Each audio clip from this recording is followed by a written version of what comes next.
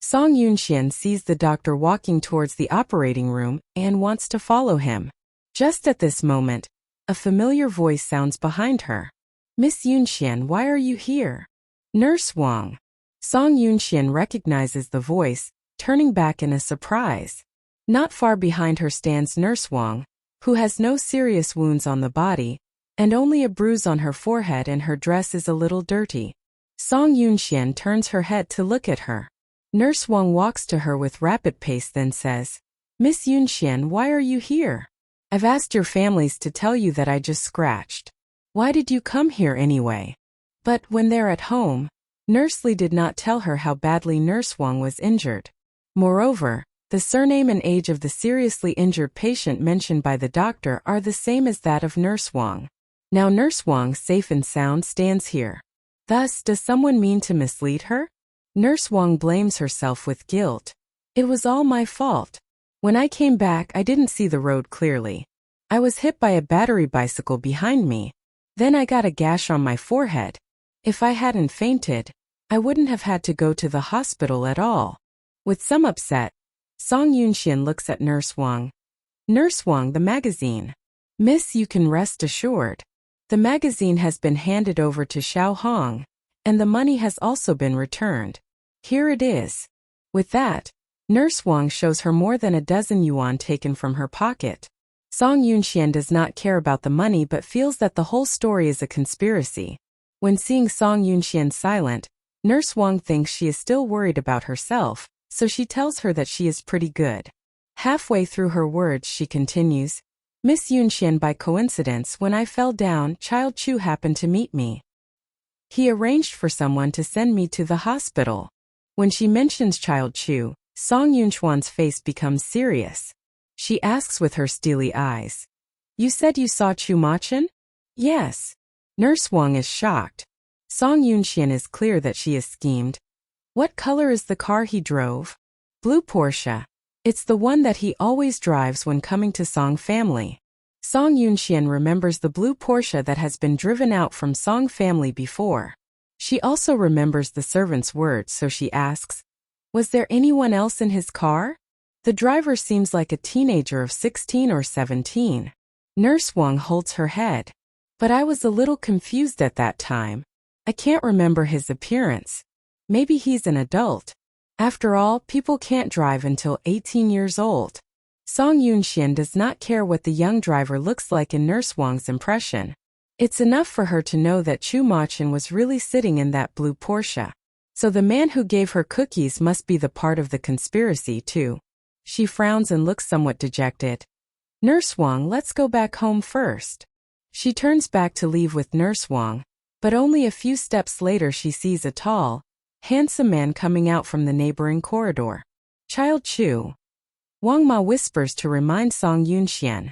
Then Song Yunxian meets his gaze as cold as an abyss. She is so clear that trouble is approaching her. She stops and Chu Machin also stands in his place. They face each other across a distance, the atmosphere becoming tense. Miss Yunxian. Nurse Wang feels worried. Nurse Wang, you go back first. It's really an incredible coincidence to meet Child Chu here. She knows that it's definitely not a coincidence, because Chu Machin does not look surprised at all. His expression seems to show that he has been waiting for her here for a long time. As Song Yunxian orders Nurse Wang, she has no other choice but to nod and leave. But every few steps she stops to look back at Song Yunxian worriedly. Song Yunxian goes straight toward Chu Machin with a cold look. After Nurse Wang steps out of the door of the hospital hall, Child Chu, why do you involve Nurse Wang in your plot? She's just a servant. She crosses him and goes on, trying to lead him out. Chu Machin, however, suddenly reaches out and grabs her wrist at this time, pulling her around. Black hair flutters in the air. Song Yunxian is dragged by his holding her wrist. She cannot help feeling angry. You'd better go out to talk to me. Chu Machin's vision is not clear, as if it is blurred by ink. She cannot see how many expressions are mixed in his eyes. Song Yunxian raises her head to glare at him. She feels that the look in this man's eyes is definitely not pure anger. There are many expressions and feelings. They are surging like the torrential tide, however, No matter how intense they are, one thing always suppresses them. That is the reason. Song Yunxian feels his fingers grasping her wrist with vigor. He is so vigorous as if he is about to crush her wrist bone. She frowns and reminds him, "Too hard, you hurt me." After looking at her for a long time, he suddenly feels funny. He looks at her with sharp eyes and asks coldly, "Do you feel pain?" Song Yunxian feels weird and frowns. Of course. Of course she feels pain because she's still alive and very sober. Chu Machen's eyes staring at her gradually become less indifferent and grow weary, and his hands holding her gradually loosen. Song Yunxian escapes trying to rub her wrist. But at this point he grabs her again and drags her to walk forward. "I can go myself, child Chu." He keeps silent, but he stubbornly holds her wrist. Song Yunxian is pulled out by him and crammed into that blue Porsche. Seeing a young girl being stuffed in, the teenager sitting behind is surprised at first, and then he watches Chu Machen, who is striding to open the door at the driver's seat, after closing another car door. "Brother Chu, or go down first."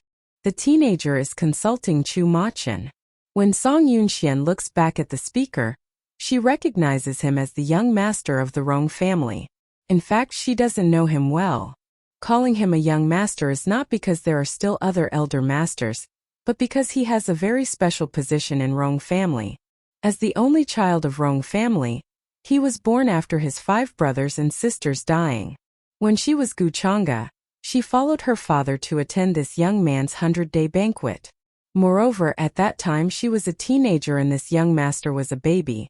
She was lucky enough to hug him for a few seconds, although he was born pretty but really wayward. She just hugged him but didn't smile at him in accordance with the babysitter's instructions, and then the baby couldn't help crying. At that time her father also advised her, "Changa, you scared him. This child is treasured. Be careful and don't drop him. Return him to Mrs. Rong." She was still young at that moment.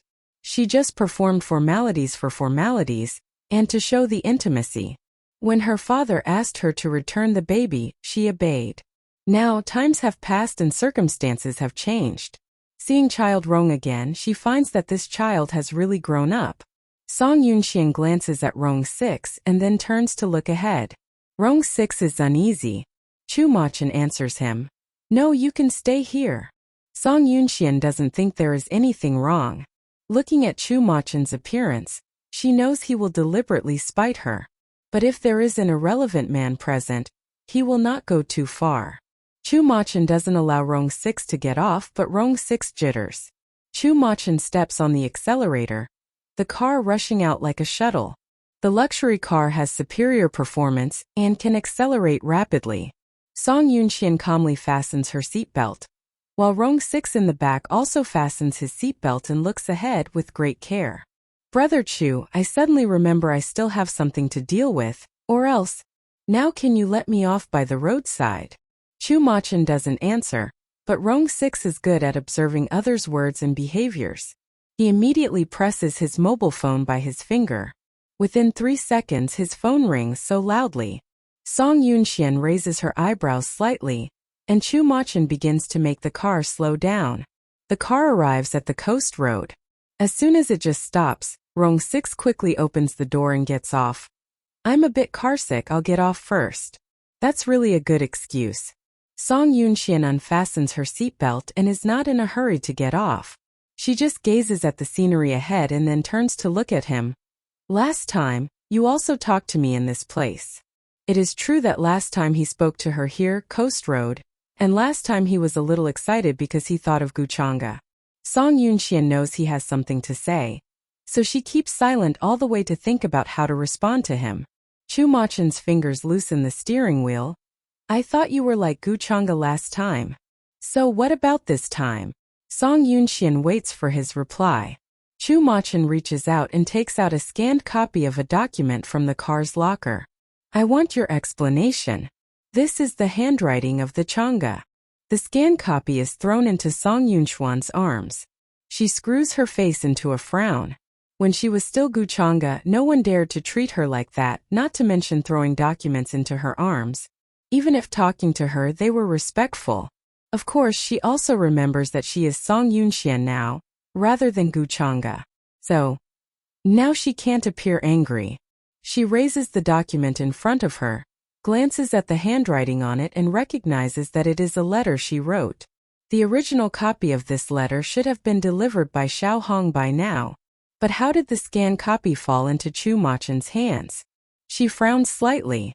Unconsciously, she fixes her gaze on the figure of Rong 6 reflected in the mirror. He's the young master of Rong family, and also Rong family's secret agent.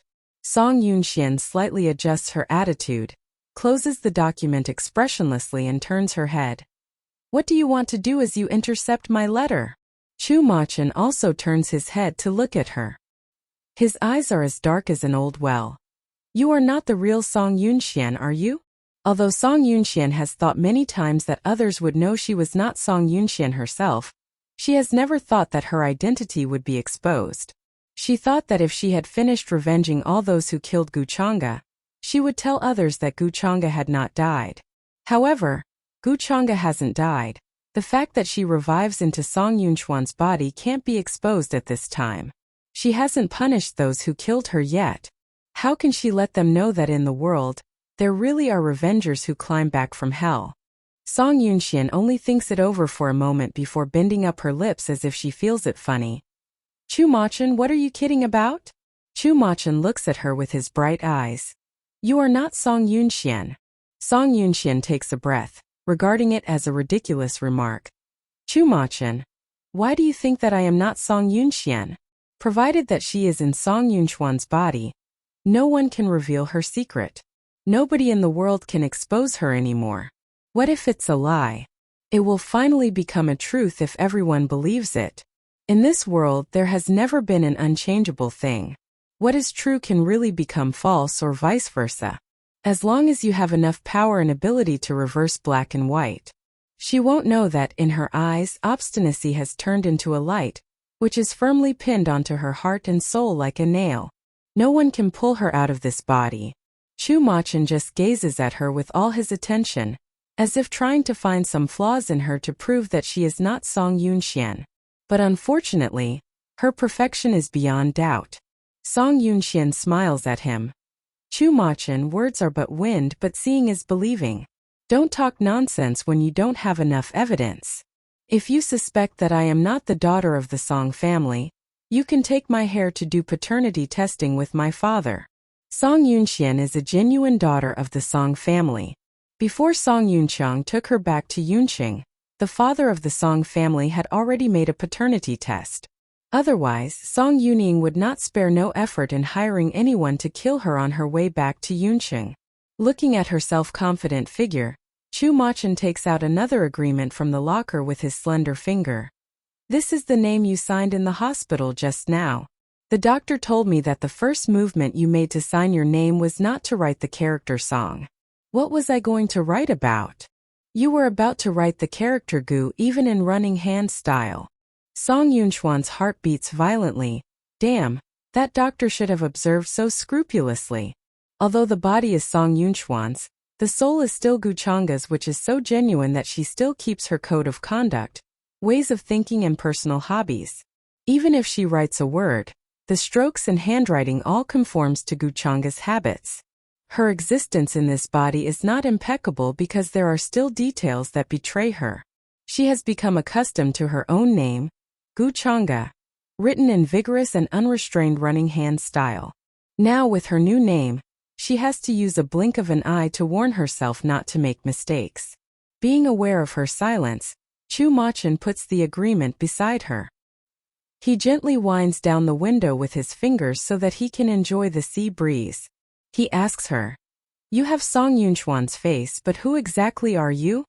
She does not speak, but the tips of her fingers begin to freeze. "If you do not want to marry me, you can just abandon me. Why do you find such an excuse to frame me?" There is a sudden storm deep in her eyes, but she slightly lowers her eyes, trying to pretend to be calm.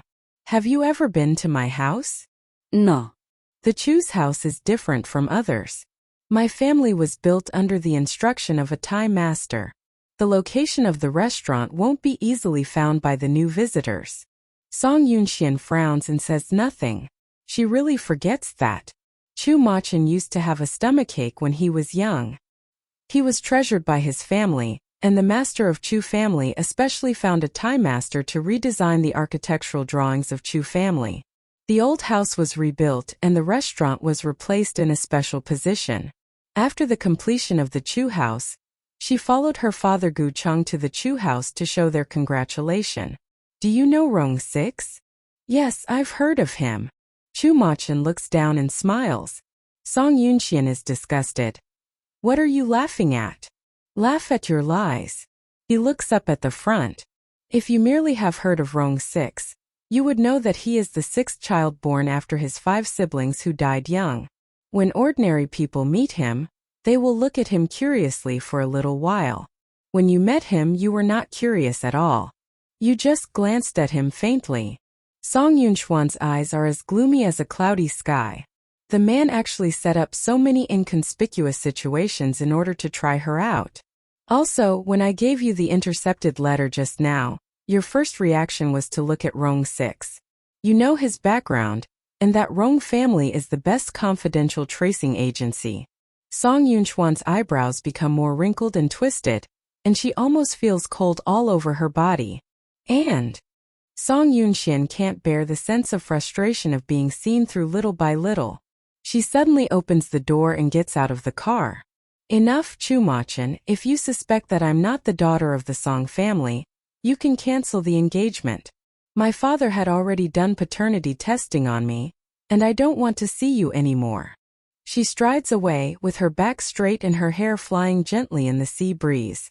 Rong 6, who is enjoying the seascape all the time, feels shocked when he finds her angrily get out of the car. Miss Song, are you leaving? Song Yunxian ignores him and puts the strap of her handbag on her shoulder, moving forward. She isn't irritated at all, but she needs to leave the man right away and think about how to deal with the coming problems. If Chu Machin has already begun to doubt her real identity, she will surely be checked up thoroughly. She's not afraid to go through paternity test. However, when she deals with Gu in the future, Chu Machin may not help her at all, so she needs to change her plan. It is her greatest mistake to mess with Chu Machin, a troublemaker. It is God's preference that Gu Chang'e was not entangled with Chu Machin in her previous life. She goes forward against the sea breeze without paying attention to the movement behind her. Private cars pass by one after another on the coastal highway. She raises her hand to stop a cab after quite a while of waiting for it. Suddenly she is held by someone on her wrist, and her body is jerked into his arms without any warning.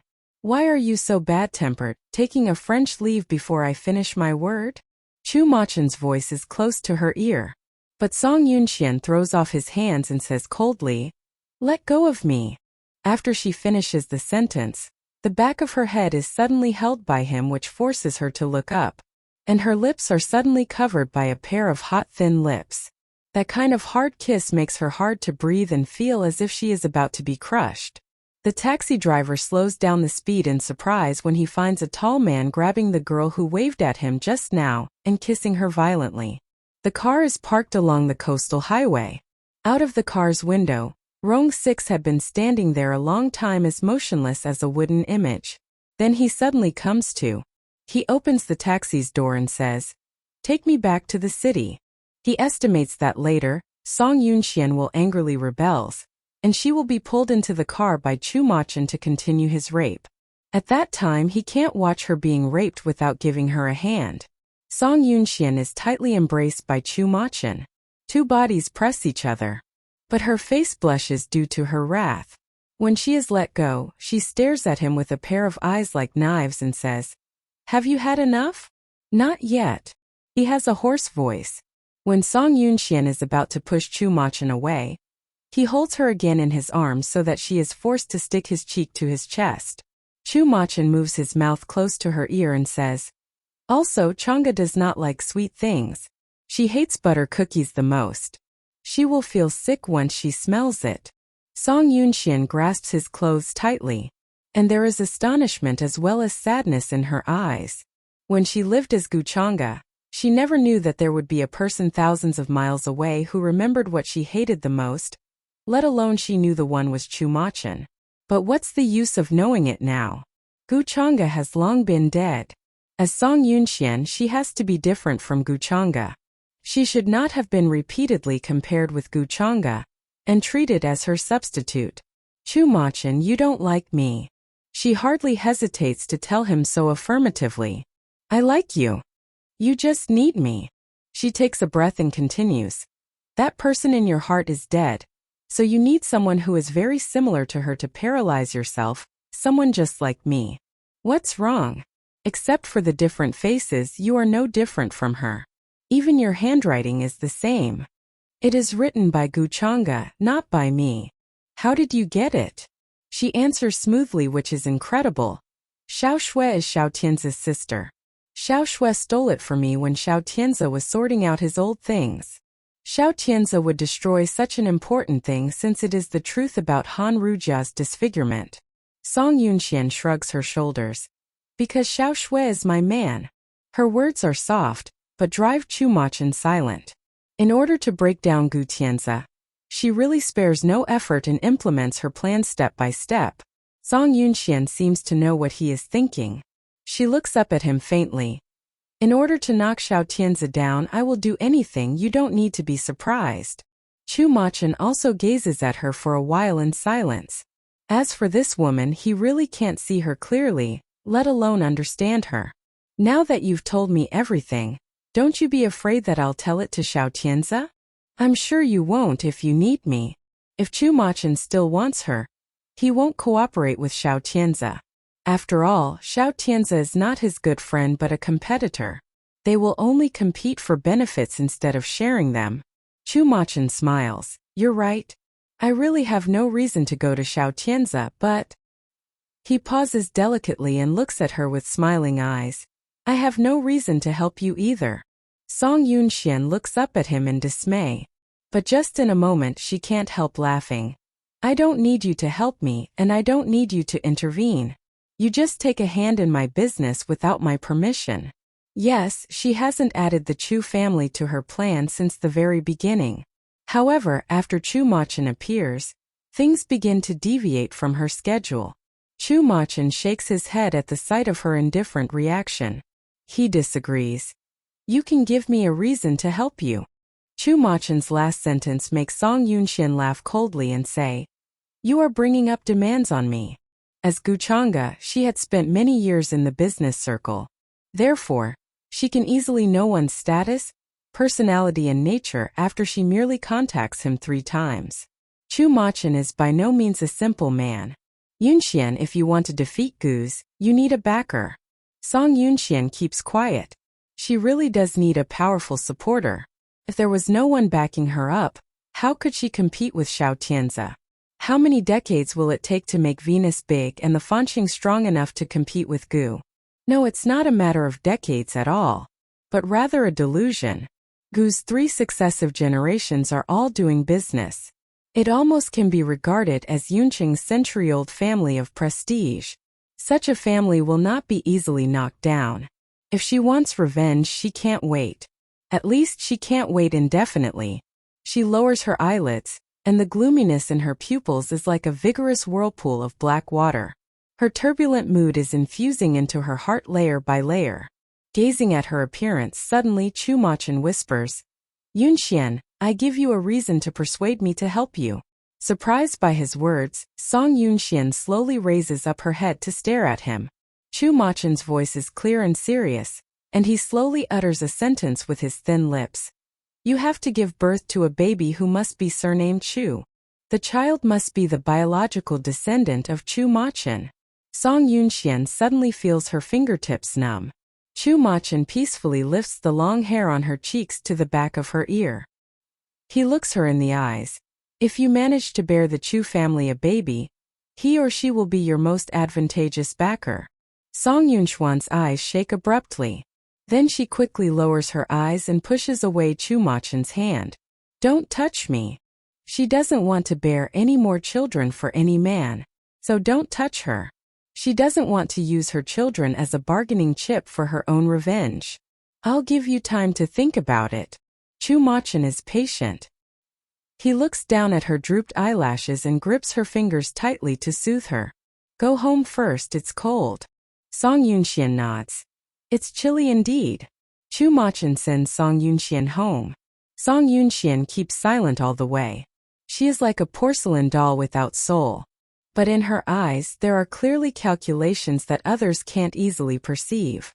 After she gets off the bus, Song Yunxiang comes out to welcome them. He glances at Song Yunxuan's face before he runs to Chu Machin and says, Child Chu, so coincidentally, you met Yunxian. I just went to the hospital to visit a friend and met Yunxian when I came out of the hall. When Nurse Wang came back, Song Yunxiang forced her to confess everything about her stay at the hospital. When Nurse Wang said that Child Chu had a blue face when he met Yunxian, Song Yunxiang felt that something might go wrong and hurried to call Chu's family. But the servant who answered the phone told him that Child Chu had not returned yet. So, he made a phone call to them every half hour impatiently. The last time it was Rong 6 of the Rong family who picked up the phone. On the phone, Song Yunxiang was impatient, but Rong 6 kindly comforted him.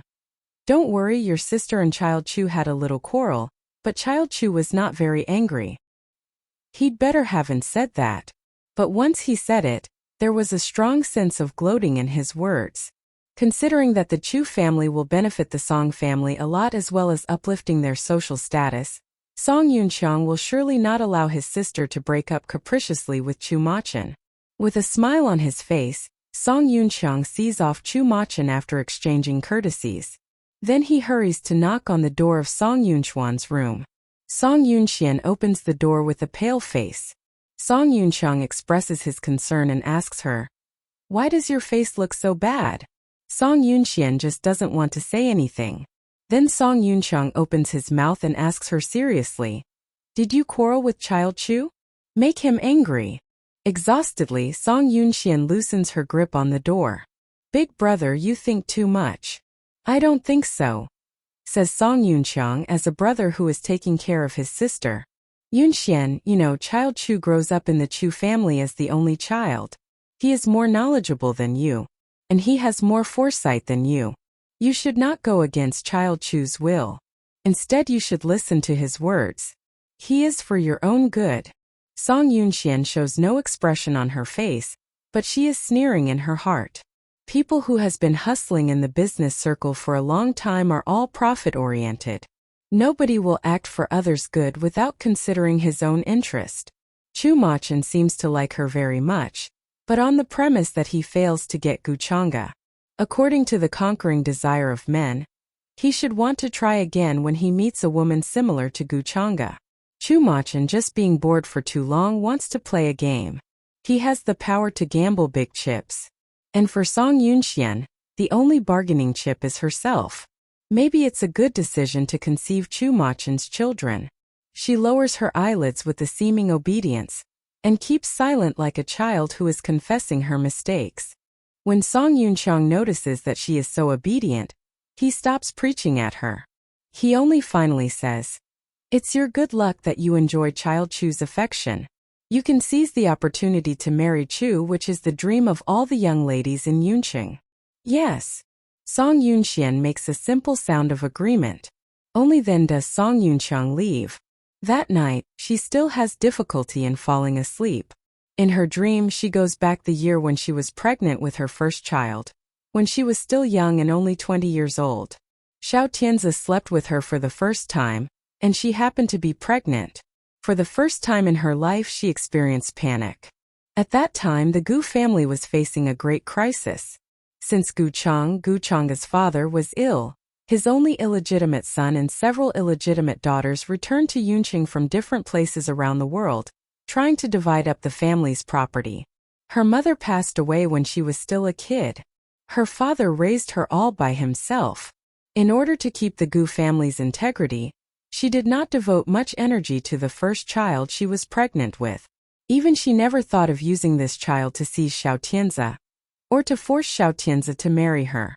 Her pregnancy was kept secret until one day when she accidentally dined with Xiao Tianzi, and when she vomited, being stimulated by the food she had eaten. As she recalls, that day, Xiao Tianzi was just surprised to see that she could not stop vomiting, but showing no intention to help her. Then he restrained his emotion and asked her, "Are you pregnant?" She zipped her lips and kept a straight face, trying to hide all her fragile emotions. However, Xiao Tianze held her hand tightly, kissed her eyebrows and soothed her with a gentle voice. "Don't be afraid, I will marry you." She frowned. "I will not get married."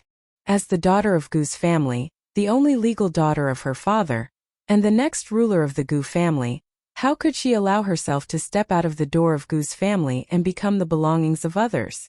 But Xiao Tianze seemed to see through her mind. He said, "It doesn't matter. It's all yours. As long as you are willing to give birth to a child, he or she will follow your surname." According to the Chinese traditional culture passing down the generations, the action of marrying into the bride's family has been regarded as a symbol of humiliation and dishonor for the bridegroom. She never thought of letting Xiao Tianze marry into the Gu family. But when she was at the darkest time, facing enemies from all directions, he said he would like marry to the Gu family. At that time, she felt that she was not alone on the way forward. People around her began to be willing to accompany her on the trip through the jungle. But after all, Xiao Tianze eventually failed her. Now she thinks about it carefully, and finds that Xiao Tianze's plot is really meticulous since he had been patiently waiting for many years. He is a medical student and a renowned medical scholar. It's easy for him to get her pregnant. He calculated her pregnancy, the time when she would be pregnant, and even the things that could make her vomit when she saw or smelled it. Xiao Tianze is indeed an elite in medicine. Slowly, she opens her eyes in the dark night. She stares into space with her eyes narrowing inch by inch. Xiao Tianze succeeded in starting the plan of stealing the Gu family because she was pregnant with a child. Why can't she start her revenge of destroying Xiao Tianze from a child? As the old saying goes, a real man will adopt ruthless practices to achieve his destination. Since she had been nurtured by her father for many years in the Gu family, she kept that saying in her mind, which she had never applied on herself yet. Now her eyebrows slowly show a trace of cruelty. As her silver teeth clench, she tells herself, "Just a child. It's just a child, that's all right." She bets. As long as she can let Xiao Tianze down, she will gamble. Unlike in Gu's mansion, the night is still young for Chu Machin in his house. He sits in front of the bar in his blue pajama, drinking by himself. The golden liquor makes a soft sound when it is poured out of a precious and exquisite bottle. The coming footsteps makes Chu Machin looks up slightly. "Wanna a drink?" The teenager is reflected on the glass cabinet at the bar's opposite. He goes to the bar chair next to him and sits down with a smile. "Brother Chu is so stingy. I seldom come to Chu's house. Why do you have to drink in the middle of the night? Are you afraid that I would rob you of your drink?" Chu Machin smiles and takes a clean hexagonal glass of crystal to pour him the liquor. "No, I'm just afraid that you are not used to it." Feeling being despised, Rong 6 raises his beautiful long eyebrows. He reaches for it and takes the shot. Then the expression on his face changes. After he manages to swallow the drink, the first sentence he speaks is the name of the wine. "Smirnoff." Chu Machin nods and asks him, "How does it taste?" Rong 6 wipes his mouth and pushes the glass forward slightly. "My father says that I haven't reached the age of 18, so that I am not supposed to have such a strong drink. You should drink it yourself." Chu Machin can't help but simmer with laughter, and drinks the spirits originating in Moscow and enriched in the United States. This kind of liquor tastes mild and pure, but it's very strong. People who can't get used to it will feel choking instead. Chu Machin began to like it the second year after he went to the United States.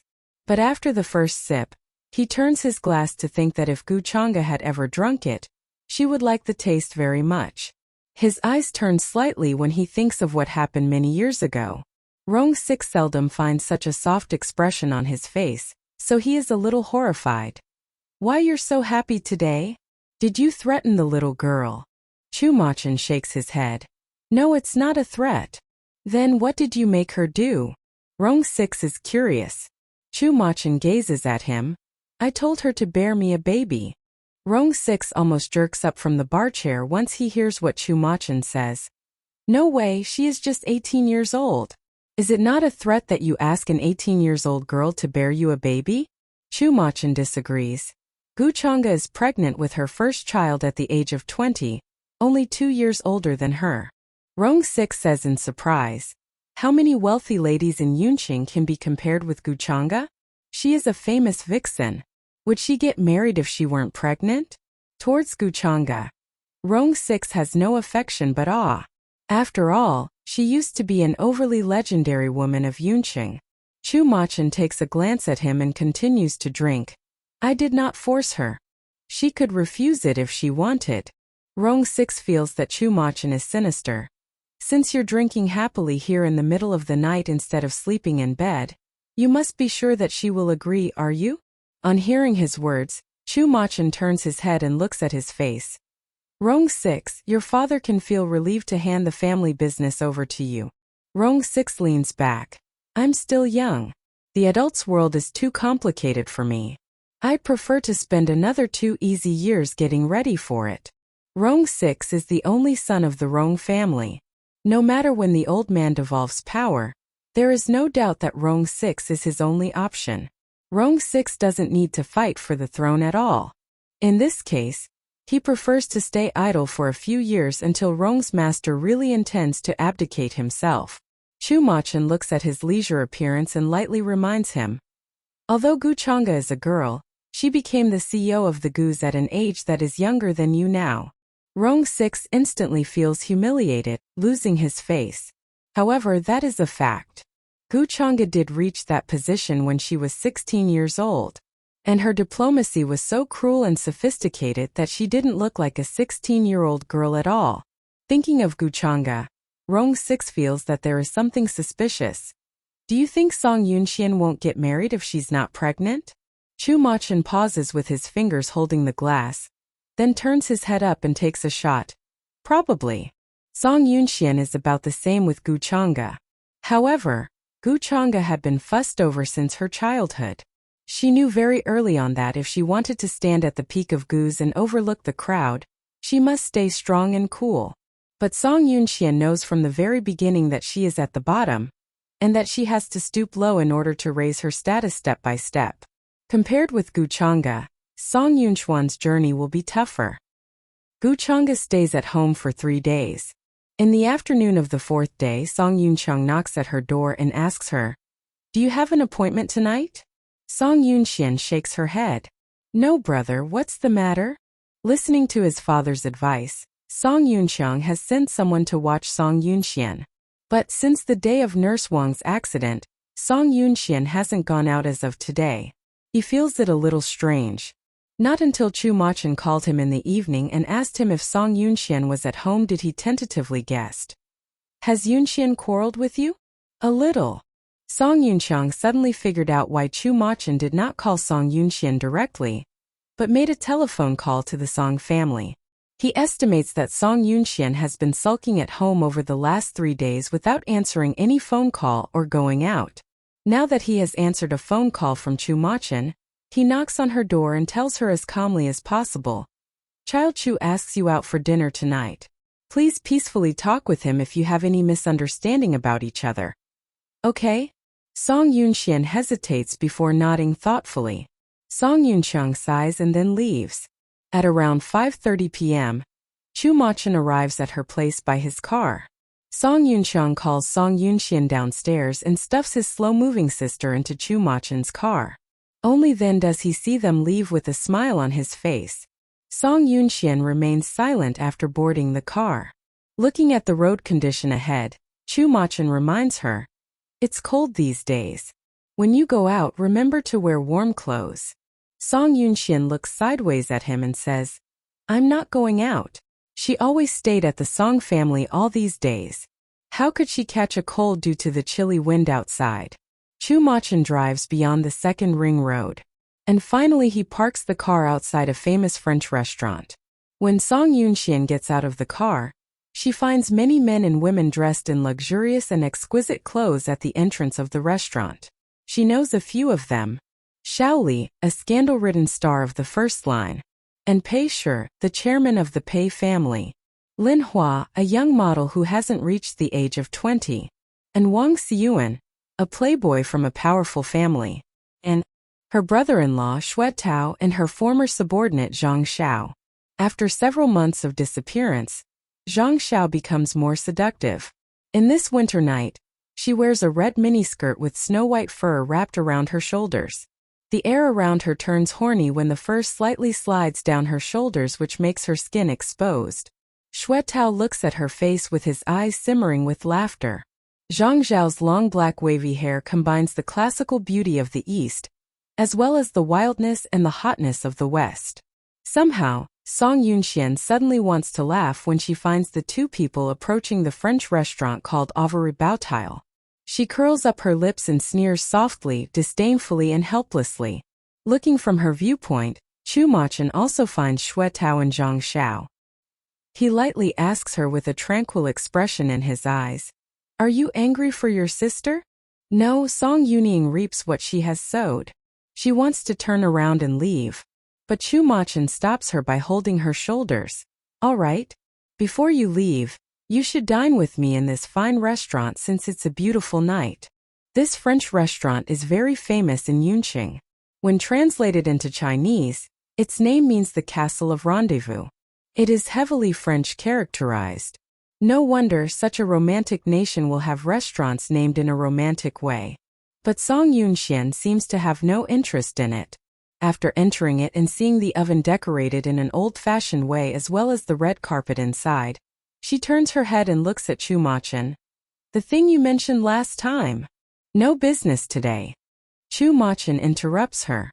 There comes a foreign waiter greeting him in fluent Chinese. After exchanging several sentences, he politely welcomes them to upstairs. "The room on the 3rd floor, please." Out of curiosity, Song Yunxian takes a glance at the downstairs, finding Zhang Xiao and Xue Tao unfolding their napkins after they get settled. Then she sees someone come in and walk a few steps before turning back. The person who leaves is exactly sent by Song Yunqiang to watch her. Having been aware of being watched, she winks and turns her head around to look at Chu Machin. Chu Machin smiles lightly. "What's wrong?" "Nothing, it's all right." She follows him upstairs and into an elegantly decorated room, in which the dark red delicate patterns on the carpet make it feel like a chamber in a magnificent castle of a medieval European aristocrat. However, the main characters are neither the delicate food placed on the long table in the room nor the candlelight to be lit. Song Yunxian stands in the room for 3 minutes. Chu Machin comes to the long table and lights the candles on the silver candlestick. "The Venus affair is not finished yet. You have been monitored closely over these days so that you couldn't handle it. But today you'll be free. I'll let you go for 10 minutes. Song Yunxian frowns with doubts. "You let me go?" Chu Machin lights the candle and goes to the light switch in the room. He presses it lightly. Suddenly, the room is plunged into darkness. He raises a gift bag up from the sofa and takes out a big red scarf from it. Before she steps back, he grabs her shoulder and wraps the scarf around her. "It's cold, watch your body when you go out." Song Yunxuan's fingertips begin to heat up. She has a strange feeling about the scarf around her neck. Chu Machin, however, keeps a natural face, and the smile on his lips turns milder under the warm candlelight. "Do it quick. I hope you can come back before the candle burns out." Song Yunxian raises her hands to cover the red scarf around her neck, gazing at him with clear and thoughtful eyes. She used to think that she had fully understood what type of guy Chu Machin was because of their acquaintance of decades. But today she finds out that she never knows what kind of person Chu Machin is. Seeing her looking at himself thoughtfully, Chu Machin pinches her nose tip with his hand and says, "Do you like me now?" "You think too much." Song Yunxuan's voice is extraordinarily calm. Chu Machin is supposed to be angry and embarrassed for such an unexpected irony, but he does not do so. Instead, he suggestively turns his head to look at the big soft bed in the room. "Whether to come back or not, it's up to you. But I'll wait for you." Looking from his viewpoint, Song Yunxian finds the big bed covered with roses, which makes her widen her eyes in surprise. Then she habitually droops her eyelids and turns around with a look of indifference that covers her pupils. Don't wait for me, I've always been slow on important issues. She turns around and goes away. Yet when she closes the door, she seems to have touched Chumachan's fingertip with her fingers. Hearing the door close, she stands in front of it for a second. Then she takes off her red coat and strides out with half of her face covered in scarf as well as her loosened hair. Probably because she has been living a busy life after returning to the Song family, Song Yunxian begins to blur the concepts of season. She arrives at her destination by taxi. When she stands at the door of the person she is looking for, she realizes that it is surprisingly cold. Yunqing is a typical southern city with 4 distinct seasons. Winter is not as cold as it is in the north. But when she stands at the door of the house tonight, she finds out accidentally that the air she breathes out has turned white. She knocks on the door. Within 30 seconds, someone opens the door. The woman on her opposite is pale and graceful, but her features on the face of the goose eggs make people feel cold after looking at them. She has no eyebrows, and there is a long scar stretching from her nose to her left ear, and a big seam on her forehead. No matter how beautiful a person is, as long as there are 2 surgical scars more than 10 centimeters left on her face, she will look ugly. The statement above is still in full effect even when it comes to Han Rujia, an English major student from the school next to the medical college. Song Yunxian gazes her scary and frightening face in the night without any panic or screaming.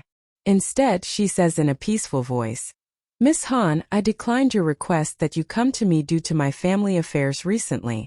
Now I come here by myself to make an explanation for you, hoping that you won't blame me." Han Rujia smiles and says, "No." Then she adds, "I've been waiting for you." On hearing this, Song Yunxian puts a smile on her lips. Han Rujia isn't kidding. She has been indeed waiting for the letter writer's presence. She wanted to find the person who wrote the letter when she first received it, and she couldn't wait to see that person, because the writer broke what she had believed for years. Moreover, her anger is kindled from the bottom of her heart, which is like a fire that almost burns her brain. Song Yunxian is ushered into the room from outside. Song Yunxian finds that her room is small but warm and tidy. She smiles innocently. "Miss Han, what's on that letter?" Han Rujia is shocked. "Didn't you write this letter?" Song Yunxian shakes her head. "Miss Han really overestimates my ability. I am the youngest daughter of the Song family. I just reached the age of 18 this year. I was picked up from a small town a few months ago." Gazing at her, Han Rujia becomes gloomy, and her beautiful eyes are covered with bleakness. "Then who wrote this letter?" Song Yunxian wonders. "Hasn't the letter a signature? Miss Gu signed her name when she handed it over to me." Han Rujia frovens. But her forehead is still naked and smooth since she has lost her eyebrows. She always stays in her house where there even hasn't been a mirror at home since her disfigurement. Now she frowns without eyebrows, which makes people feel wired.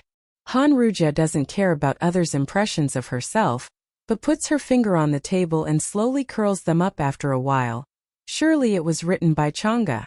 Song Yunxian pretends to be puzzled about her words. "Miss Han, do you know Gu Chang'e?" After a moment of silence, Han Rujia nods without saying anything. She stops talking, just staring at the letter with her eyes fixed on it, her fingers clenching, and her nails seeming to be cutting into the wooden table. As she keeps silent, Song Yunxian also considerately stops talking. In fact, Han Rujia really knows Gu Chang'e, because strictly speaking, Gu Chang'e is Han Rujia's rival in love. At that time, Xiao Tianze was well known in medical college, which made countless beautiful girls take the initiative to chase him. Han Rujia was one of them. Xiao Tianze was a very moral person with excellent academic performance as well as a peaceful personality. His smile is as warm as the sun in winter. Any girl who had met him would have a deep impression of him, because Xiao Tianze at that time was like the star actors in the soap operas. It seemed that he would shine like the stars whenever the sun cast light on him. Such a cute gentleman was like a perfect jade, which attracted people's attention and made people want to own it. Unfortunately, many people suffer terribly from this good and harmful piece of jade. Gu Chang'e is one of them. Han Rujia too.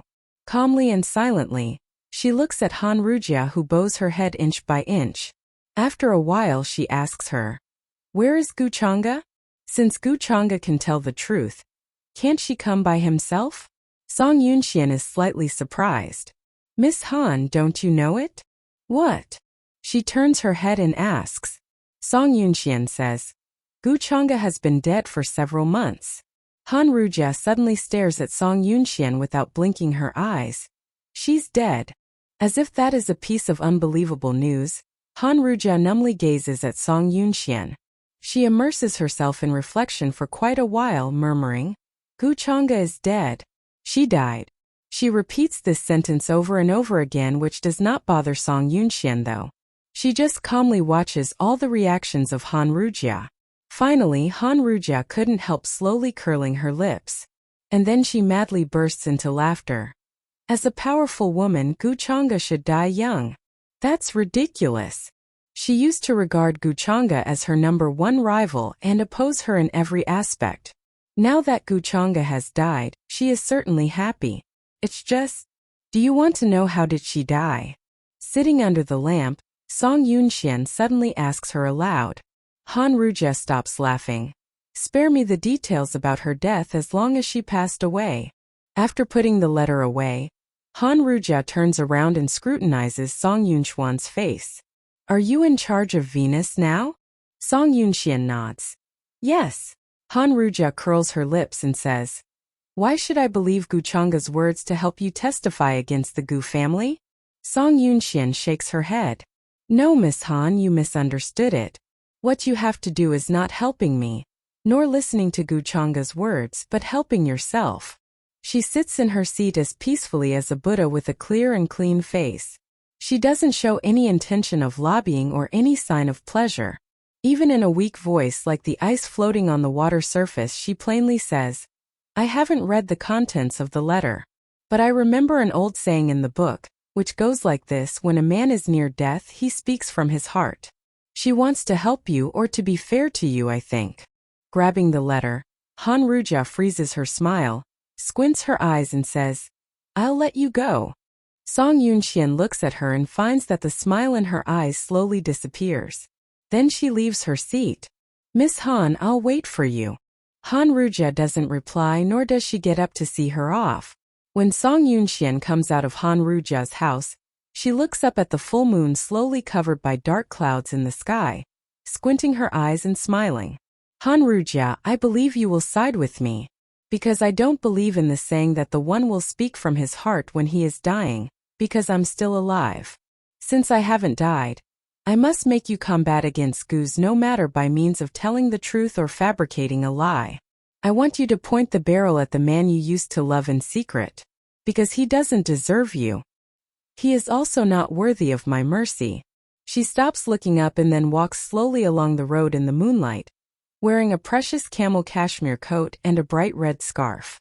In the cold wind, her figure slowly contracts into a tiny point on the well-lit road as she goes far. Although the point is small, it seems to be fixed on this picture of the winter which can't be removed. Late at night, the candle burns out, and the last light dies after several struggles. Just in the fading light, the gentleman with a handsome face stops his knife and fork and raises his head. "Aren't you coming?" In his eyes, there is an expression as tranquil as the water in a cold well. But his lips bend up slightly with pleasure. Just then there rings the sound of swiping a card. The man who opens the door is holding a small flashlight, the beam of which hits Chumachen's face like a sword. Chumachen is shown into his eyes by the dazzling light. He raises his hands helplessly to cover his eyes. "Is it done?" She nods, and her voice is still cold and distant. "It's done." "Then what about the next?" he asks. She closes the door behind her and walks towards him. "Although the candle burns out, you shouldn't let me accompany you with an empty stomach." Chumachen puts his hand around her waist and pulls her into his arms. He lets her sit on his lap and puts his chin on her shoulder. "You'd said that you wouldn't come back, had you? It's cold outside. I don't have a car. You have money. It has been run out. And then, if you take me out, you should send me back." Chumachen can't help laughing. He takes away the flashlight in her hand without any explanation before he slaps it off and kisses her cheek. His voice is as seductive as magic spells. Do you want me to send back a mother pregnant with her baby? Song Yunxian does not speak, but in the next second she reaches out to hold his neck and uses her lips to block his words. The man's body stiffens for a moment in the dark. The girl's kiss is passionate but strange and lack of proficiency, but he can still feel that all his blood is flowing fast. He puts his hands on her back and holds her. He throws her onto the big bed, which was not supposed to be used for sex. Outside the window, the night breeze blows and the neon lights flash on the streets of Yunqing. Something is brewing in the darkness. A lot of things may change over that night, which can turn the Yunqing city upside down.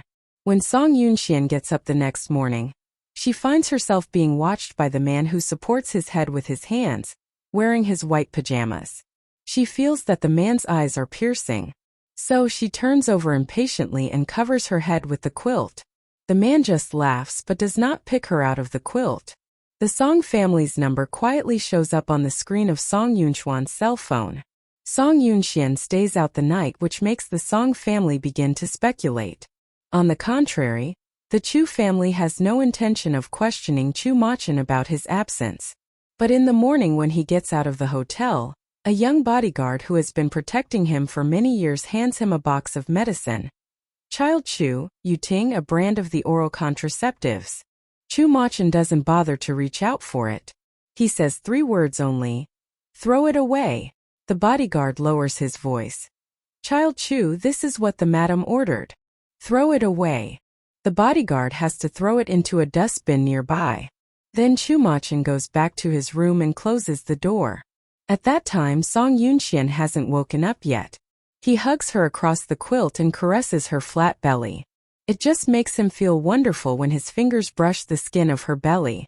Making Song Yunxian give birth to the child of the Chu family may not be the best idea but the fastest one. Didn't Guchanga marry Xiao Tianzi just because she was pregnant with Xiao Tianzi's child? If a woman can use and abandon her children, she must be really steely-hearted and have no weakness. If Song Yunxian was such a woman, it would be very kind of him to merely break her fully grown wings. Thinking of that, he reaches out to pull her hair from the tip of her nose to the back of her ears. Then he leaves the bed and gets washed up in the bathroom. After coming out of the shower, he turns on the LCD TV in the room. As soon as he opens it, he hears the host announcing the morning news. According to the latest news from Xinyu News Agency, 2 women uploaded audio and video on various internet forums in this early morning, citing evidence to reveal the truth of the disfigurement of Venus Salon 3 years ago. After the later investigation of them, it is confirmed that they are victims of the Venus disfigurement 3 years ago, Yi Xiaoning and Han Rujia. Both said that the disfigurement was manipulated by the chairman Gu, who bought them for deliberately framing Venus Salon.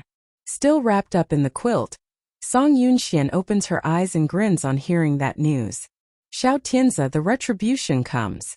Song Yunxuan's smile on her lips is relaxed and happy, but no one perceives it.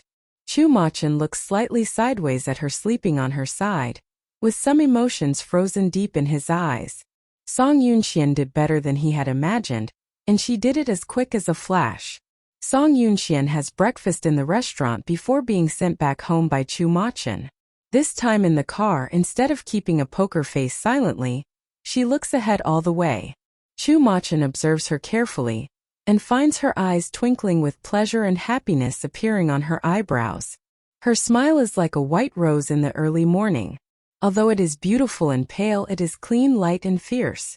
Chu Machin grabs her wrist when she is about to get off the car. Song Yunxian looks down at his finger with which he is holding her wrist, then looks up in his eyes. What's wrong? You seem to be in a good mood. Chu Machin looks at her. Song Yunxian thinks about it for a moment and does not deny it. Don't you show any gratitude to me? It is all his credit that she was able to sneak out of the sight of those who followed her last night. Song Yunxian understands what he means, but does not obediently kiss him or thank him. She just takes his finger off her wrist with the other hand. I'm not used to being blackmailed. I can give it to you on my own initiative, But you can't ask for it. Chu Machen's fingers are removed from her wrist. She strides away smartly like a breeze. Chu Machen laughs helplessly, shakes his head and drives away. Song Yunxian is arrogant and stubborn, which even makes ordinary men feel her unacceptable. But the main reason why men find it difficult to accept her is that this woman can't be perfectly mastered. Man has a primitive desire to conquer, especially to make a woman submit to him. And Song Yunxian can just arouse the conquest desire of men. She is like a graceful noble cat of charm. But she will never wear away her internal sharp spines and blades. Because of this, many people have to let go of her. But Chu Machen doesn't want to give up that easy.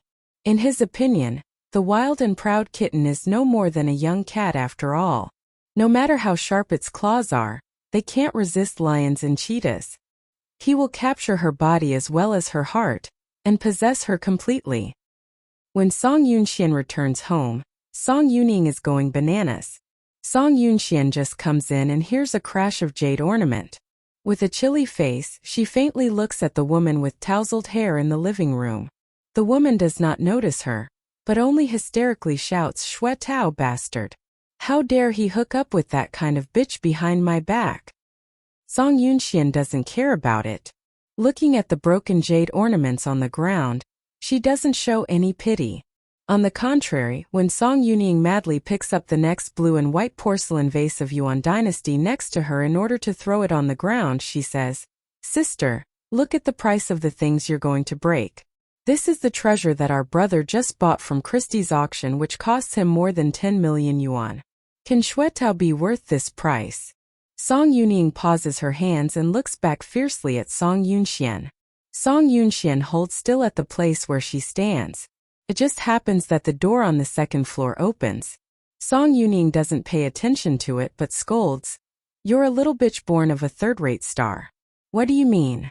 Shui Tao, he's not worth more than this vase." A low voice comes from the second floor. Song Yuning is stunned. A faint smile rises on Song Yunxuan's lips as she looks up at Song Yan, who is in his wheelchair steered out by Song Yunxiang on the second floor. Song Yan's face is serious and cold. When he notices the vase in Song Yuning's hand, his eyes are even more freezing. He orders her, "Put it down." Song Yuning was going to say that Shui Tao is worth hundreds of times more than the vases like this. But when being glared by her father, she feels powerless and puts the vase in the place where it was originally laid with tears in her eyes. Song Yin glances at Song Yunxian and his voice is still serious.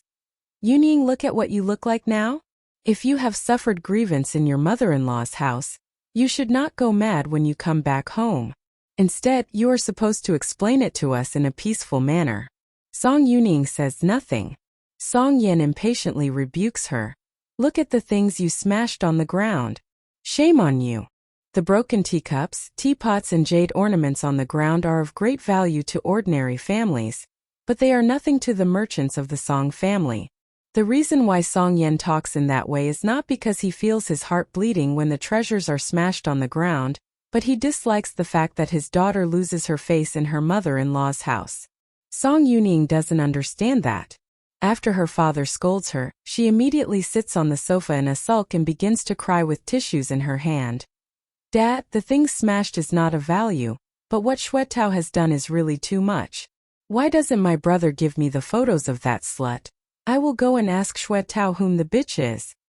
Song Yunxiang looks at Song Yin in embarrassment. "Dad, this matter still needs your advice. I think it would be too irrational of Yuning to go directly to Shui Tao." Song Yunxiang is considerate. He feels it normal that a descendant of a powerful family has a few sexual companions as long as he doesn't take them home and mess around. Her sister is really making a fuss over a trifle. But he can't say that lest it will irritate Song Yuning. He has to take the photos and videos to his father, Song Yan, seeking for his suggestions. When Song Yan saw it, his face was gloomy. So, he had to come out to teach Song Yuning a lesson. Song Yan doesn't preach at Song Yuning nor does he criticize her severely. He just speaks in a gentle voice. "Yuning, you're not a child, you should think before you leap, especially when you're pregnant now." Song Yuning looks up at her father with tears in her eyes. Song Yin looks thoughtfully at her belly. Leave alone those trivial things. As long as you have given birth to Xue Tao's child, you need not to be afraid whether Xue Tao hooks up with the chicks or not. Song Yuning bites her lower lip. Although she knows what her father says is right, she really loves Xue Tao. She doesn't want to stop at all. But Dad, what if Xue Tao makes that woman pregnant? Her face turns pale and she looks terrified. Song Yunxian knows why Song Yuning is worried, because Xue Tao is not the biological father of the baby in Song Yuning's belly. If the secret is revealed by others while the woman Xue Tao messes around with happens to be pregnant, Song Yuning will probably not be able to stay at Xue's house. Song Yuning has been in the Song family for many years, and has also taken over some industries of the Song family. Naturally, she knows that everything must be done without mistake. Seeing her biting her lips, Song Yin reassures her in a low and gentle voice. If she gets pregnant, she may not be able to bring her child to this world safely. Why do you worry so much? Listening to their conversation, Song Yunxian stands beside her with a smile on her lips which is so faint as to be invisible from a distance. Song Yuning eventually understands his father's meaning from the second half of his father's sentence. She is shocked. After a while of introspection, she looks down, wipes her tears and nods. Sorry, Dad, brother, it's my fault. Since Song Yuning takes the initiative to apologize and Song Yan also spoils his daughter, he nods and asks Song Yunqiang to drive him back into the room. Before leaving, he thoughtfully has a glimpse at Song Yunxian. Song Yunxian seems to have noticed it and looks up at Song Yan with a poker face. Song Yan looks at her clear pupils, then he averts his eyes without saying anything. Recently, he always feels that this little girl may not be as simple as she appears. But when he finds her clear pupils, he thinks they are so clean and pure that its owner shouldn't be a calculating person. He really dislikes this little daughter. If Chu Machin had not fallen in love with her, he would never have let her stay in the Song family anymore. After Song Yan enters the room, Song Yuning plunges into the sofa like a deflated balloon. When Song Yunxian is about to turn around and leave, Song Yuning suddenly looks up and says, "Are you laughing at me?" Song Yunxian does not have a smile on her face, and her voice is faint and very cold. Sister, you can only blame yourself for your blindness when choosing your spouse. Song Yuning does not speak with hatred growing deep in her eyes, and she bites her lower lip. Song Yunxian doesn't talk to her sister much. She still has more important things to do today. As for Song Yuning's issue, her father has given her a succinct instruction about what to do next. If Song Yuning is not a fool, she can prevent Zhang Xiao from giving birth to Xue's child, or even prevent her from becoming pregnant. Song Yunxian goes upstairs, opens the door and enters the bedroom, which is very neat. Song Yan and Song Yunqiang leaves her aside in order to deal with Song Yuning's affairs. Anyway, they don't need to talk to her. Song Yan and Song Yunqiang should have known that she spent the night with Chu Machin. Their real purpose of making so many phone calls is just to show that the Song family cares about the little girl, so that Chu Machin may think that this girl actually matters in the Song family. If she had picked up the phone, the Song family would have questioned her about her being at that time. They would prefer her not to answer. Song Yunxian knows a lot about their hypocritical code of conduct. After returning to her room, she washes her face and turns on the computer. What's shown on the screen is an email from Xiao Hong. Only 3 words appear after she clicks on it. It's all right. As Song Yunxian observes the words, her eyes are shining with gloom as if they are shrouded in mist, which is extremely chilly. She smiles slyly and clicks the mouse to delete the email immediately. When she browses the web, she finds a lot of news on the topic of Venus Salon and Gu's. Overnight, Yi Xiaoning and Han Rujia issued news reports suggesting that Gu bought them up and framed Venus, which have been posted on the homepage of major websites. Everyone wants to see how Gu's, the absolute power in Yunqing that never has any scandal, will deal with the 2 consumers who come forward to accuse them of framing their competitors. Such news has attracted so much public attention that even the news of a rich second-generation's marriage has been crowded out of the headlines. Song Yunxian is delighted by such a huge wave of public opinion when she scrolls her mouse to browse the web. She thinks that there must be a good play in the Song family now.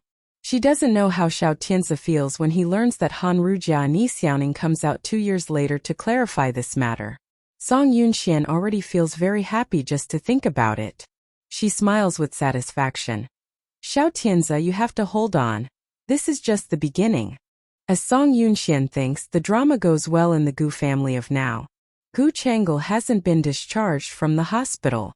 After learning the headlines of Yunqing Morning Post, she asks people to make a phone call to Xiao Tianzi from the hospital for an inquiry. Xiao Tianzi is caught off guard by this unexpected incident, but he doesn't take it too seriously. Chang'e, you don't have to worry. Let me handle it. Gu Chang'e nods. Tianzi, Yi Xiaoning is easy to get done, but Han Rujia. I know. I'll visit her in person. Yi Xiaoning can be satisfied with money, but Han Rujia is different. Thinking of this, Xiao Tianzi's handsome and elegant face turns a little cold. Gu Chang'e is astonished when he says that he will meet Han Rujia personally. There is a pause before she says in a gentle voice. Tianzi, Han Rujia is my good friend whom I haven't seen for some days. Why don't you wait for my discharge from the hospital? I'll visit her with you. Xiao Tianzi explicitly says. Now that Han Rujia dares to show up and bring charges against Gu's, she must have known the truth of that year. Chang'e, you are not supposed to visit her. In the ward, Gu Chang'e squints her eyes in which there is a vicious cold glint. But her voice is consistently gentle. I'm guilty of what I had done back then. I think if now I apologize to her and repent, maybe she will forgive me and retreat the charge against Gu. You just became the chairman of Gu's board not long ago. Now you can't suffer any scandal. On hearing that all her words are for his own good, Xiao Tianzi's attitude grows gentle. He reassures her gently. Don't worry. Let begone be begone. Anyway, it is Chang'e who was made scapegoat for getting the issue settled. But, okay Chang'e, take care of yourself. I can handle Gu's affairs. I'll call you when it is done. Well. Xiao Tianzi puts down the phone after Gu Chang'e hangs up. On the other end, after Gu Chang'e hangs up the phone, she grabs her cell phone tightly with her fingers, and her eyes are chilly. Han Rujia bitch. She's a ghost that never fades away, refusing to let go of her disfigurement. She says this sentence clearly, showing the great hatred towards Han Rujia. She thinks that the woman would never appear again since her face has been disfigured. Unexpectedly, now she shows up again. She still remembers Han Rujia's disfigurement very well. It happened in the 3rd year after their graduation, when Gu Chang'e had married Xiao Tianzi. In Gu Chang'e's opinion, Han Rujia had got a well-paid job, and the only bad thing was that she often contacted Xiao Tianzi. At that time, Gu Chang'e wanted Xiao Tianzi to try to take over some of Gu's business, so she gave Xiao Tianzi a position in the company. Han Rujia, on the other hand, gave up the good opportunity to work as a civil servant, and became Gu's employee as a foreign trade translator. Gu Chang'e joked with her. Chang'e, do you think Han Rujia still covet the love from your brother-in-law? Gu Chang'e smiled gracefully. Yes sister, you should be on guard against her. Despite Gu Chang'e said so, Gu Chang'e ignored her words by personally telling her hands to recruit Han Rujia, who claimed to be her friend without consulting Xiao Tianzi. Gu Chang'e's face was smiling, but her heart the opposite. She's already suffocating when Xiao Tianzi was robbed of by Gu Chang'e, let alone Han Rujia. As long as she saw Han Rujia's contact with Xiao Tianzi, she would feel the blood of her fingers boiling fiercely. But on the contrary, she had no just reason to be jealous, and couldn't even make any bad remarks on Han Rujia in front of Gu Chang'e. Because Gu Chang'e was a very sensitive person, as long as Gu Chang'e said that Han Rujia was not good, she would not only think about Han Rujia, but also thought about why she said that she is not good. She dared not speak or show jealousy. So, after being tormented by jealousy day and night, she took the initiative to approach Han Rujia, and invited her to go to the beauty salon and go shopping with her. At last, she succeeded in letting people rob Han Rujia on the street. The gang not only robbed her of her money but also raped her and destroyed her face. She was sent to the hospital for treatment, which was exactly the plastic surgery department of Tianxiang Salon. Gu Chang'e came to visit her once hearing about her accident. She frowned when she saw her face. and advised her to go to Venus Hospital for treatment. At that time, Tianxiang Salon couldn't perform the best plastic treatment for Han Rujia's face, which was known by all Tianxiang staff, because the elite plastic surgeons hired recently hadn't taken office yet. Han Rujia, consoled by Gu Chang'e, turned to Venus for cosmetic surgery. Then, her face was completely destroyed in Venus. At that time, all people Yunqing watched Han Rujia fighting a lawsuit against Venus. But only Xiao Tianzi knows that Gu Chang'e bought a cosmetic surgeon from Venus to destroy Han Rujia's face. Xiao Tianzi deliberately concealed Gu Chang'e's work and advised Gu Chang'e. Chang'e, Venus is definitely able to perform a successful plastic surgery for Han Rujia, but they just ruin her face, which may be because they know that Han Rujia is one of the Gu's employees. Gu Chang'e had no intention of intervening in this matter. But because of that sentence, she still hired a lawyer group to help Han Rujia win the lawsuit. Gu Chang'e, however, told Han Rujia when she won the lawsuit, "Thank you for helping my elder sister's Tianxiang Salon. Because of the lawsuit, Venus can no longer compete against Tianxiang Salon." Han Rujia realized then. She insisted that Tianxiang Salon was totally competent to restore her face, but from the very beginning they just bought insiders of Venus to make her disfigured so as to damage Venus' reputation. Han Rujia was very angry at that time, but she clearly knew that she could not fight Gu Chang'e, who was in a high position. She can only hide herself in Yunqing, waiting for the opportunity. Gu Chang'e destroyed Han Rujia and successfully transferred the blame on Gu Chang'e. Gu Chang'e only knew about it before she died. But Gu Chang'e now thinks it over again. It is Gu Chang'e whom Han Rujia hates. Since Gu Chang'e has passed away, there is no reason for her to retaliate against Gu's. But now she shows up again fighting against Gu's, so it is obvious that she really knows the truth. However, only she and Xiao Tianzi know the whole story. Apart from Gu Chang'e, who is deceased, she and Xiao Tianzi would never tell the truth about this matter. So, how could Han Rujia know the truth and suddenly testify against Gu? Gu Chang'e can't figure it out. And Xiao Tianzi also feels that it is very strange. When he arrives at Gu's office building, there have been several old shareholders waiting for him outside his office. Seeing him approaching, they come up to him and asks, "Chairman Xiao, why are Venus affairs suddenly linked with Gu's?" "That's right. Chairman Gu just passed away not long ago." "Chairman Xiao, such a thing should have happened right after you took over the Gu's. What's your idea about it?" These old men just use different utterances to obscurely imply that he is not qualified to master Gu's. He glances at the old men. He finds that all these old men are shareholders who had a good friendship with Gu Chang'e when she was in Gu's. Today, although Gu Chang'e is dead, there are still her henchmen in Gu's shareholders. In the eyes of these people who are pessimistic about Xiao Tianzi's leadership, he should be blamed for the shitty issues of now. Stopping at the door of the office, Xiao Tianzi looks at them without a trace of anxiety and confusion. As soon as Chang'e deceases, these people are thinking of beating Gu's.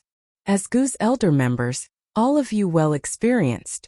Since I am a new leader, I need you to join me in solving this problem. Only by doing so can we live up to Chang'e. The old guys go silent for a moment as they are complimented. One of them says slowly, "Chairman Xiao, you really elevate us. You are Chairman Gu's husband. You should know her way of doing things the best. According to her ability, she can solve this problem within one day. I believe Chairman Xiao will do the same." Xiao Tianzi wants to get the old guys involved. In case of a failure, he will take the opportunity to weed out these old men. On the contrary, these old guys really are sophisticated enough. On hearing him saying so, the several other shareholders nod in agreement. Finding that their opinions are unanimous, Xiao Tianzi nods with a smile on his lips which is as warm as jade. Chang'e is gone. As her husband, I will fight to keep her industry. You can rest assured. He says it in a seemingly honest manner, but he does not invite any shareholders along to the office. Several old men stand at the door for a while, then turn around and go outside sighing and chatting. Gu's husband is indeed an elite who has extraordinary wits and sophisticated diplomacy. He knows how to kick us out of the game. I think Gu's will soon change its name to Xiao's. Another one says with a bitter smile, "Unfortunately, Gu Yun has a daughter who has a short lifespan even though she has managed to make her own way to the throne. Gu Chang'e spent so many years managing and expanding Gu's, but now it turns out to be a tasty cake she has made for others." Their words are right. However, it's really not easy to drag Xiao Tianzi down from the chairman's seat. The shareholders leave with sighs. It looks like they are sold as slaves to another master. But one of them suddenly says, "Although Chairman Gu is dead, her sister is still alive." "You mean Gu Chang'e?" He nods.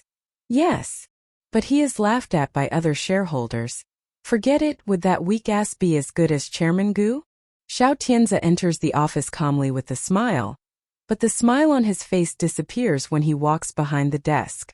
With his poker face, he calls the secretary outside to come in. The secretary reports to him on the situation of today. "Chairman Xiao, we have made phone calls to the leaders of the major websites and forums as you said, hoping that their websites could block these messages, but only a few of them answered our calls and refused our request." "Which ones?" "Chuanshou, Juing, Meihu, Haijiao, Zhongtu." The secretary lists all the internet forums that refuse to retrieve the relevant information about Gu's defamation of its peers from their homepage. Xiao Tianzi's voice is cold without any trace of anxiety. "Find some hackers." Indeed, at this time, if the other parties won't friendly withdraw the information or delete them, Gu's has to employ hackers. The secretary's face is even grimmer. "They have good firewalls. The hacker group we used to employ is now working for the Chu family, so they just politely decline our request." On hearing the secretary's words, Xiao Tianzi's handsome face becomes cold. "Which website first uploaded content?" After thinking about it, the secretary says, "Chairman Xiao, several large forums started to upload at the same time. There is no order of it. And once the information got uploaded, it would get high-frequency clicks immediately. Within an hour, it had reached 100 million clicks."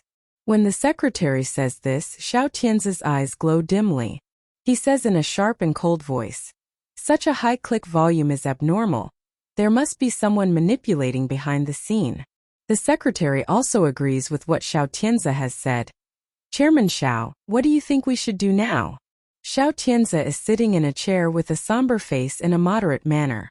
He is really familiar with Gu Chang'e's way of dealing with company affairs since they had been married for many years. And he is also a smart man who learns a lot from Gu Chang'e, a business genius. The secretary is worried. "Chairman Xiao, if we don't stop the fast dissemination of the public opinion now, it will have a considerable impact on Gu's reputation." Xiao Tianzi raises his head and looks at the secretary coldly. "It's not that bad as you think. Tianxiang Salon is just a small industry under Gu's control. It can't represent Gu's as a whole. Even if we abandon the Tianxiang Salon now, it won't have a great influence on Gu's reputation." But the secretary is in a dilemma. "But the turnover of Tianxiang Salon is very considerable. Chairman Gu attached great importance to Tianxiang beauty in her lifetime. Chairman Xiao, would it be appropriate if you abandon it in such a casual way?" The secretary is doubtful and uncertain about Xiao Tianzi's abandonment of Tianxiang Salon. Xiao Tianzi's face is tightened up little by little. His soft and beautiful face turns cold and solemn. Looking at his eyes behind the glasses, the secretary feels that he has said something wrong.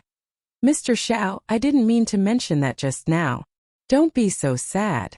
Xiao Tianzi's left-hand finger has been clenched into a fist which hangs naturally on his side. Because his left hand is not on the table, the secretary can't see the movements of his hands. Otherwise, the secretary would know how hard Xiao Tianzi's clenched when he mentioned the word Chairman Gu. For a moment, his pale hands had clear bulging green veins on the back. The secretary is cautious. Xiao Tianzi still says with a peaceful tone, "Tianxiang Salon is not only Chang'e's industry but also Gu's inseparable industry. I certainly will not give it up because of some public gossip." The secretary nods and says nothing more. Finding his nervousness, Xiao Tianzi tells him to go out and continue his work. "Since the websites refuse to withdraw this matter from their homepage, we'd better keep silent first. Sometimes some things need not be explained urgently, otherwise, they will be more and more obscure. The secretary nods modestly. Yes, Chairman Xiao. After the secretary goes out, Xiao Tianzi squints bitterly. The clenched fingers are loosened one by one, but his chin is tight, and his face is not as soft as usual. He always repeats that word, Chairman Gu. Although Gu Chang'e is dead, these are people still remembering her. Why? Just because Gu Chang'e is surnamed Gu, the original owner of Gu's?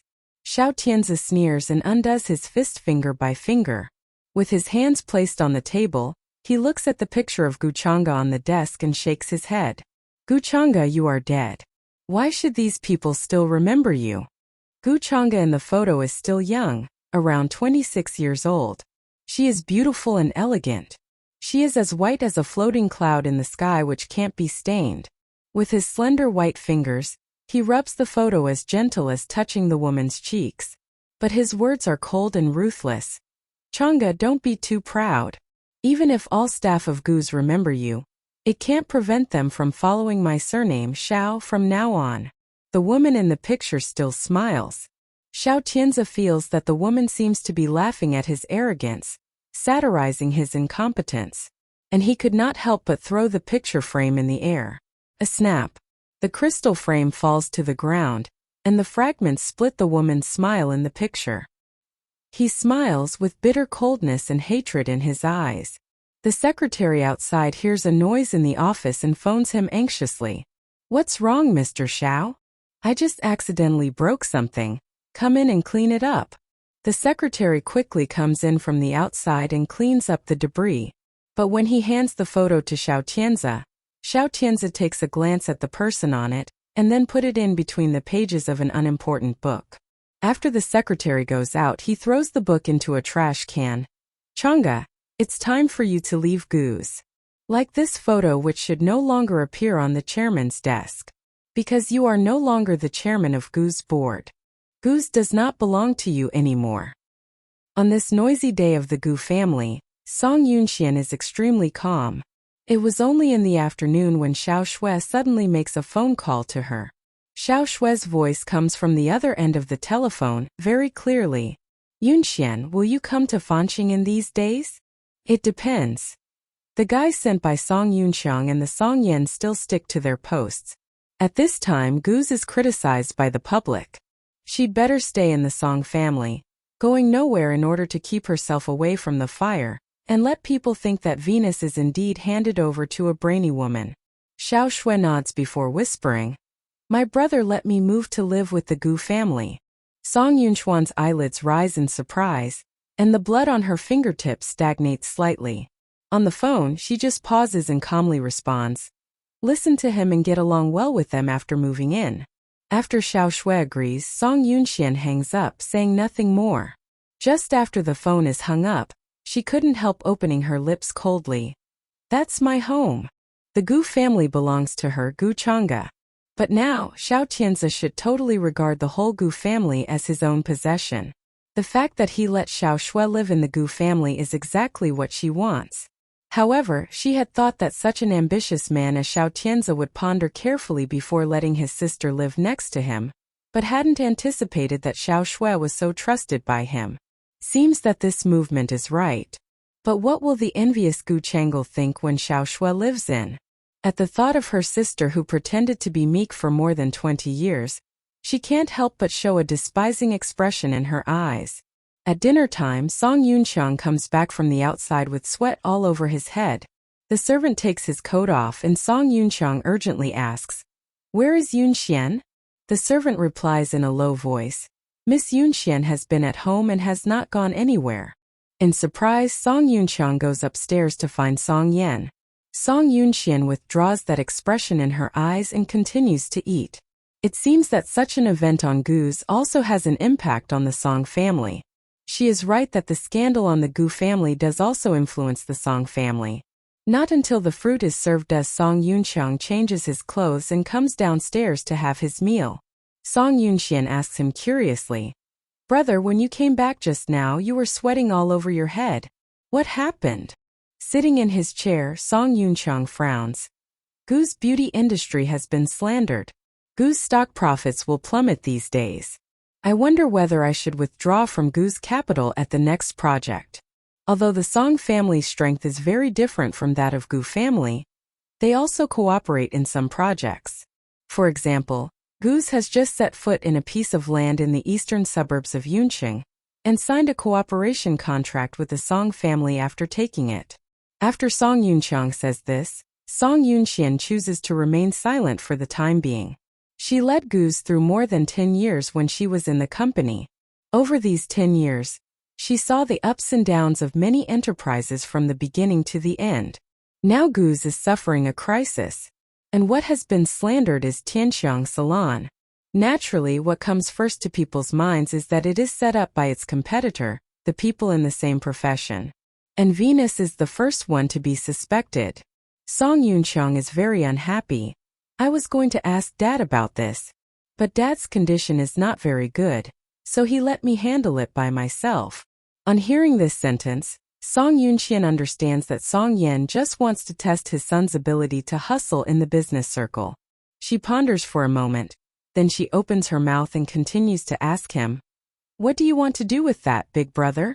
Song Yunqiang also talks explicitly, but he looks at her feeling strange. Although the Gu family is big, the fact that Tianxiang Beauty uses consumers to slander Venus is indeed evident. According to the current situation, within a few days, Gu's reputation will be seriously damaged. If it is true, there will be lawsuits against the Gus. Song Yunqiang takes a sip of the thin soup served in front of him. Then he continues. The Song family and the Gu family just began their cooperation several months ago. I think Xiao Tianzi's appointment is not stable. There is no need for the Song family to continue to cooperate with him, otherwise we may suffer losses. Song Yunxian pretends to be doubtful. Brother, if something happens on the Gu family, why will we suffer? Song Yunqiang sighs. Yunxian, this is definitely not an accident. Some people show up to fight against Gu's out of what they had done 2 years ago. Probably, someone wants to knock Xiao Tianzi down. Song Yunxuan's eyebrows stretch at ease. Who does brother think should be the one? Song Yunqiang frowns and wants to say something. But when he looks at Song Yunxuan's face, he holds his words back. Brother, you can say anything to me. I will keep it a secret. Song Yunqiang frowns and his expression is complex. The information gets spread so fast, and many websites have put the message on their homepage for more than 24 hours. All these symptoms can't be done without the support of the Gu's competitor. It suddenly dawns on Song Yunxian. Brother, are you suspecting the Chus? Throughout Yunqing, it is well known that only Chu has the power to compete with Gu's enterprises. Towards Song Yunxuan's question, Song Yunqiang simply does not hide. Yunxian, you know, Chu's ability is similar to Gu's, and Chu Machin is just the person who bought Venus. If one wants to make Venus rise again, he must rehabilitate it first. Song Yunxian pretends to be confused. But Venus is now mine. Song Yunqiang is amused. Child Chu gave you Venus only as a show for the public. It is impossible for you at such a young age with little experience to prosper Venus. Of course, Child Chu would not watch Venus dying in your hand. So he helped you secretly. Song Yunxian feels it incredible, frowning and looking at Song Yunqiang in horror. If that's the case, don't you have to choose between Gu and Chu to have cooperation with? Song Yunqiang nods sadly. That's why I am distressed. Song Yunxuan's voice becomes a little lower. Sorry, elder brother, for I having a relationship with Child Chu that makes elder brother so embarrassed. Song Yunqiang shakes his head. You think a lot, Yunxian. Even if our father hopes that Yunjia may marry Xiao Tianzi, but their marriage is not something that can be settled overnight. But, Song Yunxian retorts, if I have nothing to do with Child Chu, the Song family can cooperate with Gu family and give up Chu family. Maybe Xiao Tianzi will change his mind and marry my elder sister. Song Yunqiang sneers. I heard that Gu Chang'e, Gu Chang'e's sister, has a good relationship with Xiao Tianzi. Whether he can marry Yunjia or not depends on Chang'e. Song Yunxian is puzzled. Gu Chang'e? Haven't you said that she is just Gu Chang'e's sister-in-law? If her brother-in-law wants to marry someone, does he still need her permission? Song Yunchang takes a sip of water, and his expression is cold. The fact may not be what you're thinking. Gu Changel and Gu Changa share no kinship at all. Gu Changel was brought back from the orphanage by Gu Changa's father. I heard from the hospital that Xiao Tianzi has an affair with Gu Changel. Then Song Yunchang stops gossiping about their relationship. But from Song Yunchang's words, Song Yunxian hears the implication. Song Yunchang wants to become a member of Chu Machen's team because he thinks that his younger sister will marry Chu successfully, while he regards the older sister marrying into the Gu family as an unreal illusion. After eating the fruit after dinner, Song Yunxian has a chat with his eldest brother again. And then she goes upstairs to get washed up in a confused manner. She doesn't need to be too smart in front of her eldest brother, or even consult him about any action to interfere with the family. She just needs to be in the dark, guiding the Song family little by little. Yes, she does not want the Song family to stand by the Gu family. As for those who support the Gu family, to be more precise, who are Xiao Tianzi's subordinates, she will make them all pledge loyalty to herself. Let Xiao Tianzi finally become alone. After 48 hours of speculation and criticism from its competitors, Gu's holds a press conference at 8 a.m. on the third day. At a press conference, a well-known corporate entity is entrusted to claim that Gu has been defamed, and to prosecute the two people who defame Gu's. If the two consumers do not apologize to Gu's Tianxiang salon within 72 hours, they will get sued. For a while there are a lot of talks in the beauty industry. Xiao Tianzi, who controls the whole Gu family, after looking through all the remains of Gu Changa and the documents she had handled, and finds out in distress that none of the documents are about Yi Xiaoning and Han Rujia. Standing in front of his desk, he scans through the last few unseen documents line by line. Then he throws the papers aside and sits down behind the sandalwood desk. Gu Changa, as a matter of fact, never leaks her secrets. Even her husband can't find any information about it. If Gu Changa had deleted all her secrets, then, where did the two consumers who accused Tianxiang Salon of framing Venus get their papers? Xiao Tianzi makes a phone call to Gu Changel. She thinks about it before replying. You have been sleeping with her for so many years, don't you know her habits? What habits? Gu Changel opens her mouth. I also overheard that my elder sister is a person who likes doubting. Her confidential information is kept by the international confidentiality agencies of the Rong family. So, might the case about Yi Xiaoning and Han Rujia also be filed into that agency? The Rong family is not strange for superior business families. It is a family that keeps secrets for generations as a service for others. Now, this century-old family has passed down to the third generation. It is heard that the fourth generation only has a 17-year-old boy. On hearing Gu Changel's words, Xiao Tianzi has a plan in mind. I'll contact the Rong family. Gu Changel makes a sound of agreement, then gently opens her mouth. I'm recovering very well, Dr. Wang said. I could be discharged tomorrow. Are you coming to pick me up? Of course, you have a good rest tonight. Tomorrow I want to see your healthy appearance. Gu Changel responds shyly, then hangs up the phone. No sooner than Xiao Tianzi sends someone to check the Rong family's information does he get the number. Only when the servant gives him the number he says, Chairman Xiao, Child Rong has a close relationship with Chu Machen. When Xiao Tianzi hears this, his heart trembles slightly. But he nods his head with a peaceful expression on his face. Then he asks the servant to go out and makes a phone call to Rong 6 alone. Rong 6 picks up the phone very soon as if he has expected that he would call. He says with a smile, Sir, do you need Rong's service? As long as it respects other people's privacy and the rules of the Rong family, I can help you solve it. Rong 6 knows that it is Xiao Tianzi on the other end of the phone. Because the Rong family's confidential agencies are all over the world, they clearly know the private mobile phone numbers of high-level business people in Yunqing. Xiao Tianzi wants to talk straight. Mr. Rong, I am Xiao Tianzi of the Gu family. Gu's. The other end of the phone repeats it, and then suddenly asks, why doesn't Gu Changa call me in person? Xiao Tianzi won't know that Rong 6 winks at Chu Machen beside him after he has finished that question. With a poker face, Chu Machin takes a sip of the black coffee in a bone china cup. Xiao Tianze hesitates for a moment before he says, Gu Chang'e was my wife. She died 3 months ago. Dead. Rong Six's tone and voice are very exaggerated, as if he was Gu Chang'e's good companion who was unaware of her death at all. Xiao Tianze nods. That's it. That's a pity, Mr. Xiao. May she rest in peace. Rong Six's voice obviously becomes a little gloomy. Xiao Tianze asks for the information he needs step by step. My wife had a close relationship with your company in her lifetime. I hope you can decrypt my wife's confidential information stored in your company and show them to me.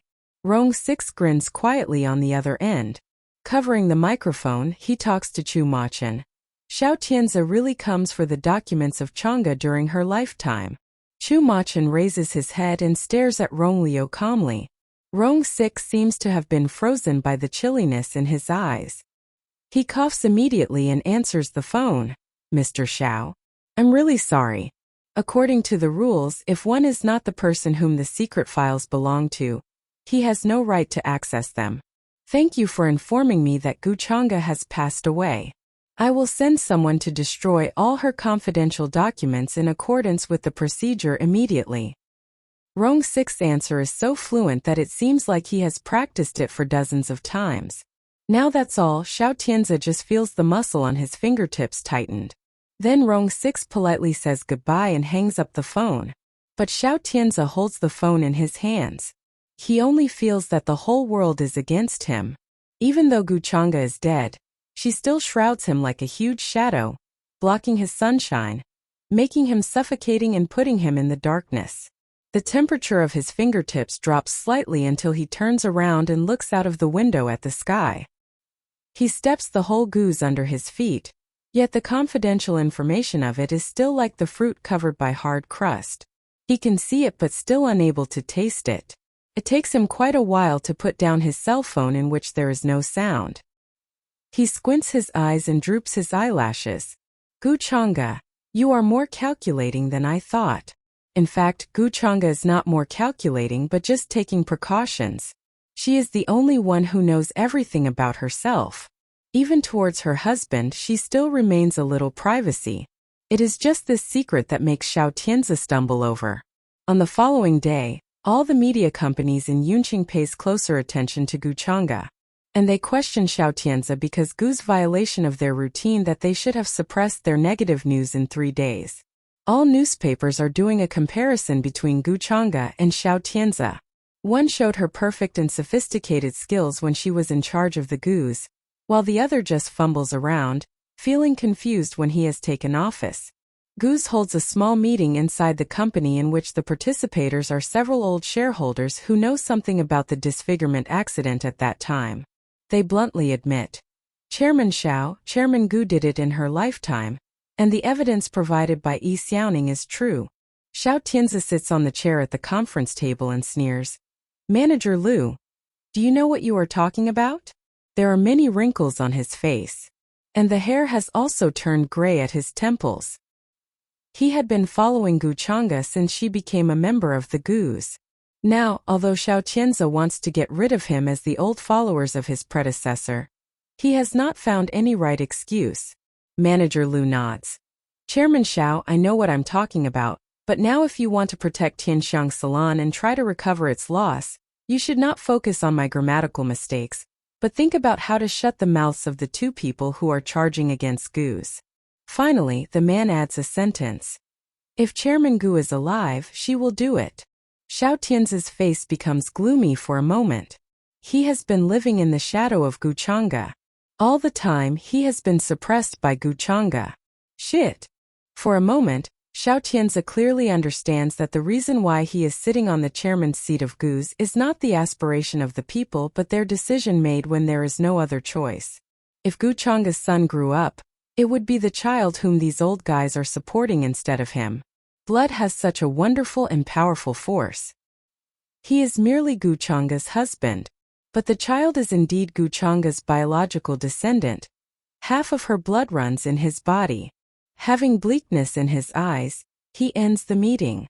After a sleepless night, Some shareholders complain that Gu's stock exchange has fallen sharply, and many people rush to sell Gu's shares in a frightened fashion.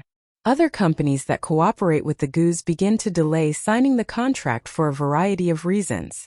Overnight, people's falsehood even develops to the extent that such a large group as Gus will collapse in an instant. Looking at the Yunqing Morning Post on the breakfast table the next morning, Song Yunxian carefully examines the recent photographs of Xiao Tianzi posted in the newspaper. And then she puts on a sarcastic smile.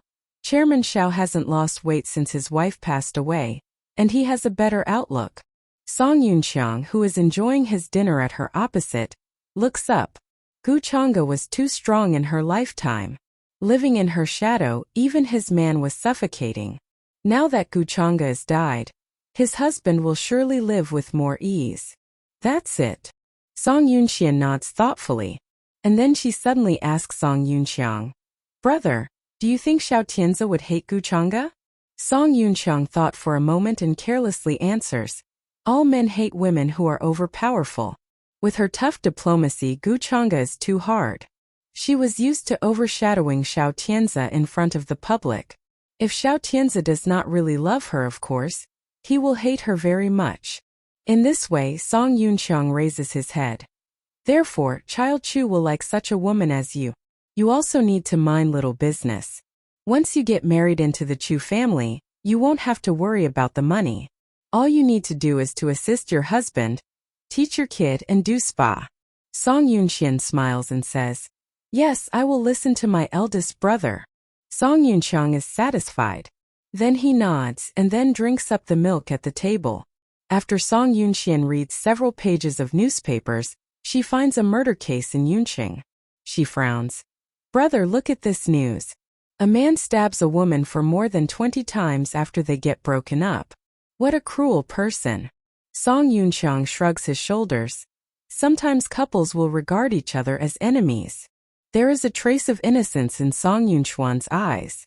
Looking at Song Yunxiang, she asks Song Yunxiang as if she was guessing, "Brother, in your opinion, will Xiao Tianzi be against Gu Chang'e?" Song Yunxiang is shocked, feeling somewhat confused. And even his eyes are momentarily strange. He is an adult and of course he understands what Song Yunxian means. "Do you suspect that Xiao Tianzi murdered Gu Chang'e?" Song Yunxian quickly moves backward, and she makes the explanation as if demonstrating her innocence. "Brother, don't talk like that. I just wonder if Xiao Tianzi would quarrel with his beloved wife." Although Song Yunxiang is satisfied with his meal, he suddenly feels a little creepy under the guidance of Song Yunxian. Gu Chang'e has no hereditary disease. There are even bodyguards following her when she usually walks on the street. How could a car accident suddenly happen on her which would cause her to get amputated? Obviously, many people had visited Gu Chang'e after the surgery, but they said that Gu Chang'e did not feel negative and world-weary after the amputation. Instead, she tried very hard to survive. But why did she suddenly agree to transplant her heart to her sister Gu Chang'e? In this way, Song Yunxiang thinks it is very strange regardless of her psychological condition. But, "Yunxian, you can just think about it. But you must never mention it when going out. Gu Chang'e is Xiao Tianzi's wife. How could Xiao Tianzi murder his wife?" Sitting in her seat with her eyes looking down, Song Yunxian drinks the water. Song Yunxiang suddenly goes upstairs to find Song Yin as if something occurs to him. As Song Yunxian hears Song Yunxiang's footsteps on its way upstairs, and her lips outline a contemptuous smile, is it strange that the couples commit mutual killing? Under some circumstances, even siblings will want to finish each other. As long as there are disputes of interest that are tempting enough, some people will not care about feelings, but become ruthless. She slowly calms down her angry and steely eyes. Grabbing the cup with her finger, she drinks up the milk in it. This breakfast is very enjoyable. She thinks Song Yunxiang will soon turn what she has said just now into his own words, and tell it to Song Yan. Then he will ask Song Yan for ideas about which big tree should the Song family should cling to in the future. After all, they have to make a choice between the Gu and the Chu. However, this choice represents that the Song family will have a long way to go, so that they must be very determined. Otherwise, the left one will always have hatred in their hearts.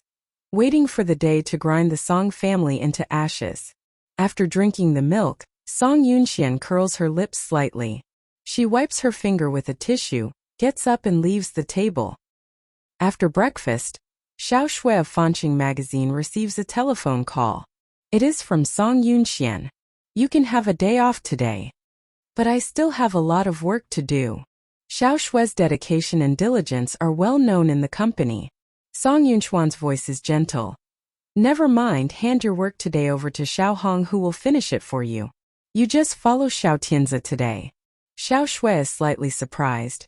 But Xiao Tianzi hasn't dated me since he will go to the hospital to pick up Chang'e who is going to be discharged today. When will he take you to the Gu family?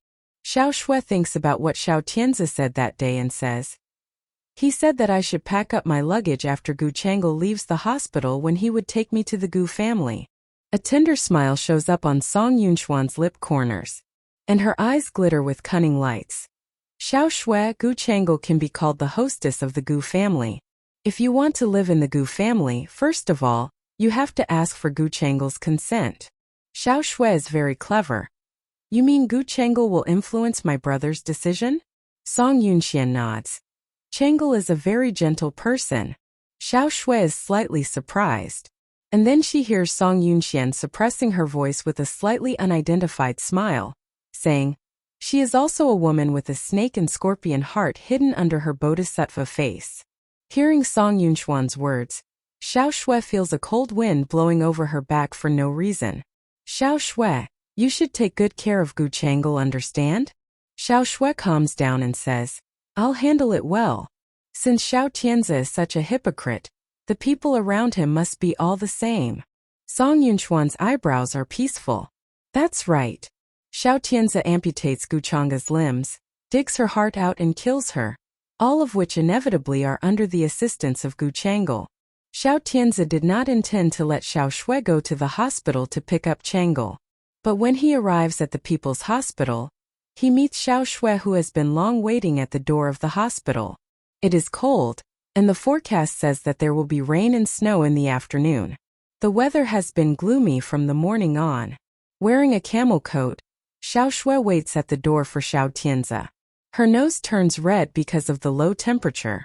After Xiao Tianzi gets out of the car, she trots to him quickly, and she looks very happy.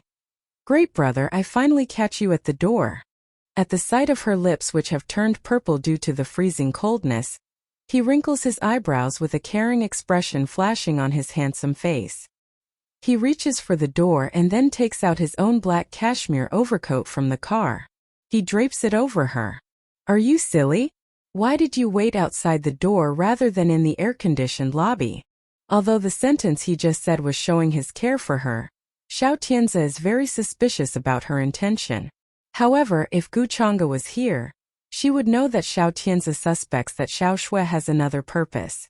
The smile on Xiao Shui's face is sincere. I think when my eldest brother comes to the hospital, he may be directly guided to the ward when he enters the door. There are so many people in the hall. You can't see me at a glance. But if I wait for you at the doorway where it's cold so that there are few people, you can notice me as soon as you arrive. In fact, the reason why Xiao Shui does so is that she overheard by coincidence Song Yunxuan saying that it is easy to recognize someone at a glance in places with fewer people, while crowded places will dazzle people's eyes, making a camouflage for you. Now what Xiao Shui has done really makes Xiao Tianzi's expression slightly change. He clearly remembers that Gu Chang'e chose to stand on the central T platform for tens of seconds in order to find him at a banquet. Later he asked her strangely, don't you hate going to catwalk the most? She said lightly, there are only a few people in that place. You can see me at a glance. At that time he was stunned on the spot. Even for a moment, he was not clear whether his dislike towards the woman was deep in his bones.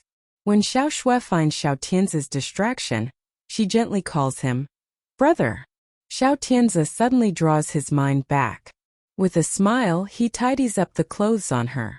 Finding her fingertips turn slightly pink due to the freezing temperature, he blames, next time make a phone call to me. Don't be so silly. Xiao Shui follows him to the hospital. I learn it from the newspaper that Miss Gu Chang'e will be discharged today. and that my brother will come personally to pick Miss Changle up. So, I want to pay a visit to Miss Gu Changle. Xiao Tianze nods. You really need to see her because you'll live together with Changle under the same eaves in the future. Xiao Shui nods and follows Xiao Tianze into the hospital. Outside the hospital, there are only a few journalists holding microphones and cameras, but they are all blocked by bodyguards. In the hall of the hospital, the situation becomes completely different. Dozens of people rush to Xiao Tianze with their equipment and questions. Mr. Xiao, as the new chairman of Gu's board, what's your explanation for the case that Gu's Tianxiang salon vilifies its competitor Venus? Mr. Xiao, had your wife, Gu Chang'e, told you anything about the competition between Tianxiang Beauty and Venus when she was alive? Mr. Xiao, since Gu's fails to bring up strong evidence to refute the testimony of Yi Xiaoning, Han Rujia, and others, does it acquiesce in the fact of defamation of its colleague Venus? Mr. Xiao, such a malicious competition has caused great losses to Venus. Would you compromise with Venus if they made a claim for compensation? The reporters point their cameras at Xiao Tianze. The different symbols on their microphones show that the reporters are from different websites, TV stations, and news programs. Xiao Shui is pushed away a little from Xiao Tianze. When Xiao Shui is about to be pushed farther away from Xiao Tianze by reporters, Xiao Tianze suddenly stretches out his arm, pulls Xiao Shui back to his chest and says, "Everybody, as for the matter of Venus and Gu's, I will ask Gu's legal representative to answer your questions. Please let me pass, I am in a hurry." He says that without any anxiety or anger but in a calm and peaceful way.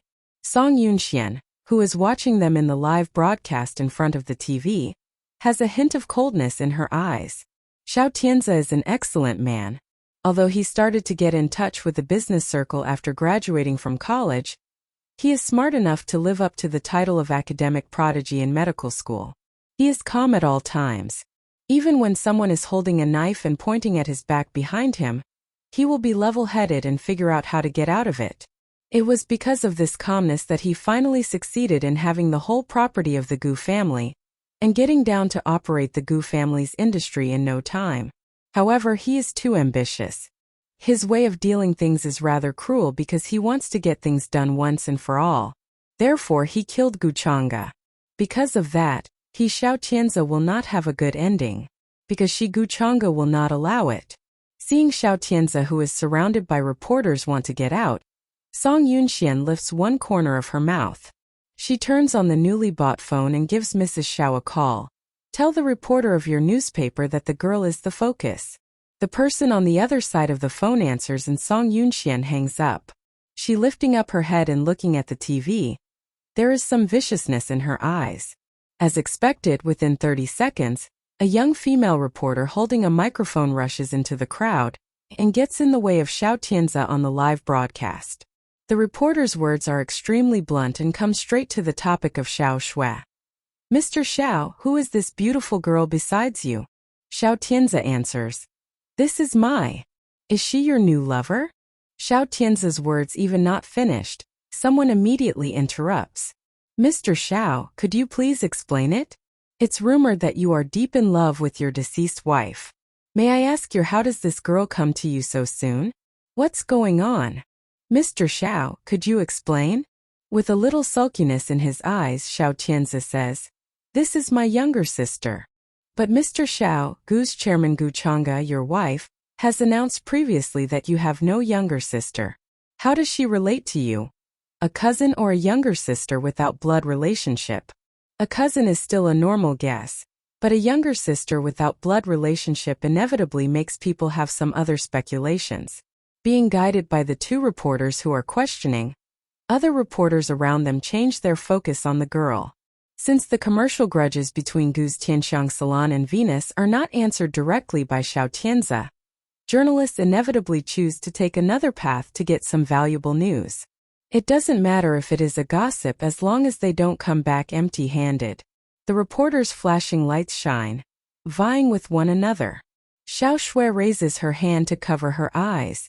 She can't help withdrawing behind Xiao Tianze. It's unsurprising that she has never been into such a situation, being photographed by so many people. She feels that her eyes are almost shown to blind. Xiao Tianze, who is sort of annoyed, pulls Xiao Shui behind him to protect her. The secretary next to Xiao Tianze is a little anxious. Seeing the anger in Xiao Tianze's eyes, he stretches out his hands and stands in front of Xiao Tianze to stop those reporters who are going to chase Xiao Tianze upstairs. Everybody, I am going to answer your questions. The reporters are not interested in the secretary. They want to follow Xiao Tianze upstairs. Those bodyguards who guard Xiao Tianze are also unable to make these reporters stop. The secretary explains desperately. Please listen to me, the girl next to Chairman Xiao is indeed his sister. She is Chairman Xiao's cousin, who had been abroad before and just returned home. To some degree, the information made up by the secretary dampens the reporter's enthusiasm. However, in the spirit of entertainment and gossip, even if people have gotten the explanation from the secretary now, it can't be avoided that someone will report that Xiao Tianze has a new lover less than half a year after his wife's death immediately or tomorrow. Xiao Tianze and Xiao Shui make some effort to get into the elevator. The accompanying secretary and bodyguards are blocked outside by the crowd. The elevator rises slowly. Xiao Shui is still in a state of shock. Big brother, why these reporters are so fierce? Xiao Tianze smooths his clothes and answers in an apathetic tone. They make a living by this. That's why they are so annoying. Gu's and Chu's are the two rich and powerful families in Yunqing. The former has been headed by a woman over 10 years, and the latter's chairman is the only son of Chu's, who will undoubtedly inherit all assets of the Chu family. The reporters are obsessed with the idea that after the death of Gu's chairwoman, whether her husband will find another new lover. They also pay extra attention to the latter, wanting to know that what an excellent woman would marry Child Chu, this pretty wealthy man. As for the latter, it seems that things have been settled. He is going to marry the youngest daughter of the Song family, while the former, he has been given close attention all the time. Because when an affectionate man who has just lost his wife falls in love with another woman, the public will criticize him severely. Xiao Tianze knows the truth deeply, so he lives alone, pretending to be an ascetic person. Except some families suspect that his relationship with Gu Changle's sister Gu Changle is not simple. There is basically no rumors about him. The elevator keeps rising. When it arrives at the floor where Gu Changle's ward is on, it jingles and the door opens. There is Song Yunjia standing outside, who is slightly flurried. Song Yunjia has shoulder-length long straight hair. She seems anxious and worried. As soon as she catches sight of Xiao Tianze, she smiles in relief. But the smile doesn't last very long before it disappears on her face. The reason is that beside Xiao Tianze there is a girl who is much younger than her, fair and beautiful. Song Yunjia looks awkward for a while. Xiao Tianze comes out of the elevator and apologizes. I was surrounded by the reporters in the hall. How about Changle? Have you packed up? Song Yunjia stares at Xiao Shui. Who is she? The look on her face is exactly the same as that of a wife seeing the lover of her husband. Xiao Tianze smiles involuntarily. Yunjia, let me introduce for you. Song Yunjia is upset. Her beautiful eyes fix on Xiao Shui like some sharp nails. Xiao Shui is still wearing Xiao Tianze's cashmere jacket. It is specially made abroad. Song Yunjia gave it to Xiao Tianze as a present. Song Yunjia doesn't wait Xiao Tianze to continue but asks, why is she wearing your jacket? Xiao Tianze is a bit surprised, and then he smiles and explains, Yunjia, this is my cousin called Xiao Shui. Probably because his secretary fabricated the relationship for him, Xiao Tianze subconsciously intends to use it. Anyway, he can't tell her or anyone Xiao Shui's true identity and that in fact Xiao Tianze is not a member of a big family in Haicheng, but an orphan from a small town. Xiao Shui looks at Xiao Tianze and feels awkward. Xiao Tianze introduces for her. This is my friend, the doctor of Changle, Song Yunjia.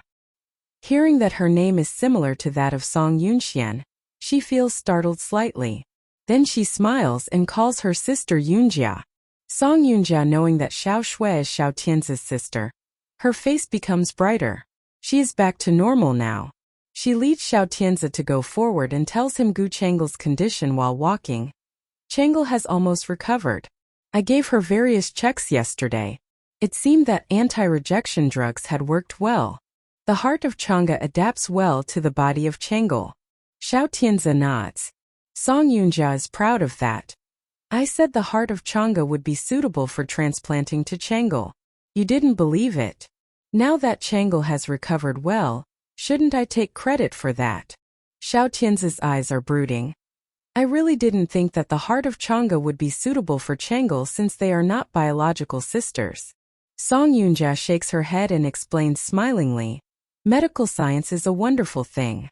You have been studying medicine for so many years. You must have seen many miracles in medical history. Maybe the heart of Chang'e exists to save Chang'e. Otherwise, why didn't Chang'e die immediately in the car accident? Xiao Tianze looks calm, but there is a deep gloominess appearing at the bottom of his eyes unnoticeably. Chang'e is a tough woman. Song Yunjia does not agree. She is dead now. Xiao Tianze stops walking for a moment. It seems that his heart suffers premature beat at that moment and then recovers. The three of them walk together towards Gu Chang'e's ward. Song Yunjia walks side by side with Xiao Tianze. It is rare that she actually enjoys it. However, Xiao Shui behind them is a little confused. She lowers her eyes and thinks, the heart of Gu Chang'e is very fit for Gu Chang'e? Gu Chang'e and Gu Chang'e are not biological sisters?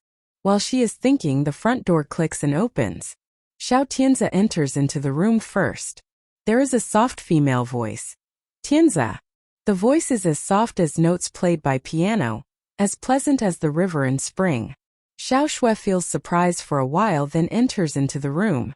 Gu Chang'e inside has already changed the patient clothes and got dressed. She is 29 years old. However, you can't see it from her face at all. Instead, she is as charming as a girl of 18 or 19 years old. Xiao Shui stands there and feels astonished when she sees that Xiao Tianze holds Gu Chang'e, who is blushed, in his arm and kisses her forehand. He asks her with concern, do you feel happy to be discharged today? Gu Chang'e's long eyelashes are like black fine feathers. She looks at Xiao Tianze's face and her beautiful face beams with an attractive smile. Yes, very happy. Can I kiss you? Xiao Tianze holds her chin and takes the initiative to kiss her. Xiao Shui, for a moment, feels that she is struck by the thunder. Xiao Tianze kissed his wife's sister? Next to Xiao Shui, who is shocked, stands Song Yunjia, who is frustrated. Her hands clench slowly with clear blue veins on the back of them, which seems like that they are going to break through the pale skin. But after a while, the owner of the hands relaxes them gradually. It's not the first day that Xiao Tianze and Gu Chang'e behave like this. Although it seems impossible for her to become Xiao Tianze's wife, Song Yunjia firmly believes that Gu Chang'e may die soon and she still has a chance. Previously, she dug Gu Chang'e's heart out to save Chang'e. Now Gu Chang'e is alive. But how long can she live with Gu Chang'e's heart? It can't be foreseen. Maybe because of the remaining hatred in Gu Chang'e's heart, Gu Chang'e will die in a few years. As long as Song Yunjia thinks in this way, she feels better. Well, we outsiders are still here. Could you restrain yourselves for a while? You two are so lovey-dovey that we single people might be jealous. While joking, Song Yunjia turns her head slightly and stares at the shocked Xiao Shui thoughtfully. The expression on Xiao Shui's face is rather unnatural. Having kissed Gu Chang'e, Xiao Tianze finally let her go. Gu Chang'e wears a sweet smile on her exquisite face. Reminded by Song Yunjia, Gu Chang'e turns around and sees Xiao Shui. She is surprised to find that there is another woman in this room, who, moreover, is wearing Xiao Tianze's coat. Gu Chang'e pauses for a while, and then buries her face in Xiao Tianze's arms deeper. It's so embarrassing. Why didn't you tell me that there is another person? Xiao Shui frowns. She thinks to herself that Gu Chang'e is a gorgeous woman who must be an excellent social butterfly, and that her voice is so sweet that makes people intoxicated. Xiao Shui, come here. Xiao Shui hears and steps forward towards Xiao Tianze. Xiao Tianze introduces her to Gu Chang'e. Chang'e, this is my cousin Xiao Shui. Xiao Shui. Gu Chang'e's beautiful eyes shine. It seems that she likes this name so much that she can't help exclaiming, what a beautiful name. In fact, Xiao Shui knows that this is just a common name. In her opinion, Gu Changel just wants to please Xiao Tianzi by saying that. Xiao Tianzi then introduces Gu Changel to Xiao Shui. Xiao Shui, you can call her Sister Changel. Xiao Shui calls sweetly, Sister Changel. Gu Changel nods friendly. You are good looking. Do you have boyfriend? Xiao Shui shakes her head. I was dispatched to work in Yunqing a few days ago. I haven't had time to find one yet. Gu Changel covers her mouth with hands and then smiles. She looks at Xiao Tianzi affectionately. Tianzi, Xiao Shui is a beautiful girl. How about letting her settle down in Yunqing in the future? We will find her a good husband. Then she can live closer to us so that I can also have a sister to talk with. Xiao Tianzi nods. Xiao Shui just arrived in Yunqing. Everything is unfamiliar to her. Since the house she rents is a bit far from her workplace, I want to let her live in our house. What do you think of it? Gu Changel blinks her beautiful eyes. Really? Xiao Tianzi smiles. Would you mind that? Gu Changel shakes her head. You must be kidding. You are the head of the Gu family, not me. Do what you want to do. Besides, I really want Xiao Shui to live in our house. Now that I am discharged from the hospital, I have to live alone again. It must be boring. Gu Changel agrees Xiao Shui to live in Gu's mansion without hesitation, which slightly surprises Xiao Shui. Song Yunxian told her before that Gu Changel might not agree her to live in Gu's mansion. Now things have progressed much more smoothly than she thinks. Xiao Shui accompanies Xiao Tianzi to help Changel to leave the hospital. Song Yunjia doesn't seem upset at all now. When Xiao Tianzi gets in the car with Gu Changel, she says, if Changel feels unwell, be sure to call me immediately. I will rush there. Gu Changel nods and looks at Song Yunjia gratefully. Thanks to you that I can have this operation. I will never forget the thing you have done for me. Song Yunjia shakes her head and smiles. We are good friends. This is what I should do. Song Yunjia, Gu Changel and Xiao Tianzi have spent their days in college together. Their relationship seems not bad. Xiao Shui gets in the car first and waits for them there. Song Yunjia and Gu Changel talks for a while. Then Xiao Tianzi supports Gu Changel to get in the car. On the way back home, Gu Changel keeps burying herself in Xiao Tianzi's arms. The car's solar film is one-sided, so the scene in the car is invisible to the outside. Xiao Shui sits in the front passenger seat, while Gu Changel and Xiao Tianzi sits in the back seats. There are many reporters taking pictures when they leave hospital. When they arrive home, there are a few reporters waiting at the doorway as well. The wrought iron gate opens slowly when the car approaches. Xiao Shui, with her eyes wide open, is amazed at the magnificent mansion. This mansion is much bigger and much more beautiful than she has imagined. There are 3 5-story villas of similar height. In front of them is a Western sculpture carved out of white stones, which is about a beautiful Roman girl holding a kettle inlaid with gems to collect water. The water in the fountain flows out incessantly. Although it is winter now, it still looks like it's spring in this mansion. When they enter the main house, she can see through the window that there is a big swimming pool behind it, which is about a few hundred square meters. The water inside is clear and transparent. Xiao Shui stares at the swimming pool for a while. Gu Changel smiles and says, the swimming pool is large, isn't it? It is indeed very large, even for upper-class families. There is few of them who can build such a swimming pool. Moreover, it's winter now. Don't people go to the indoor swimming pool in winter? And why there is water in the swimming pool, and the water doesn't freeze at such low temperatures?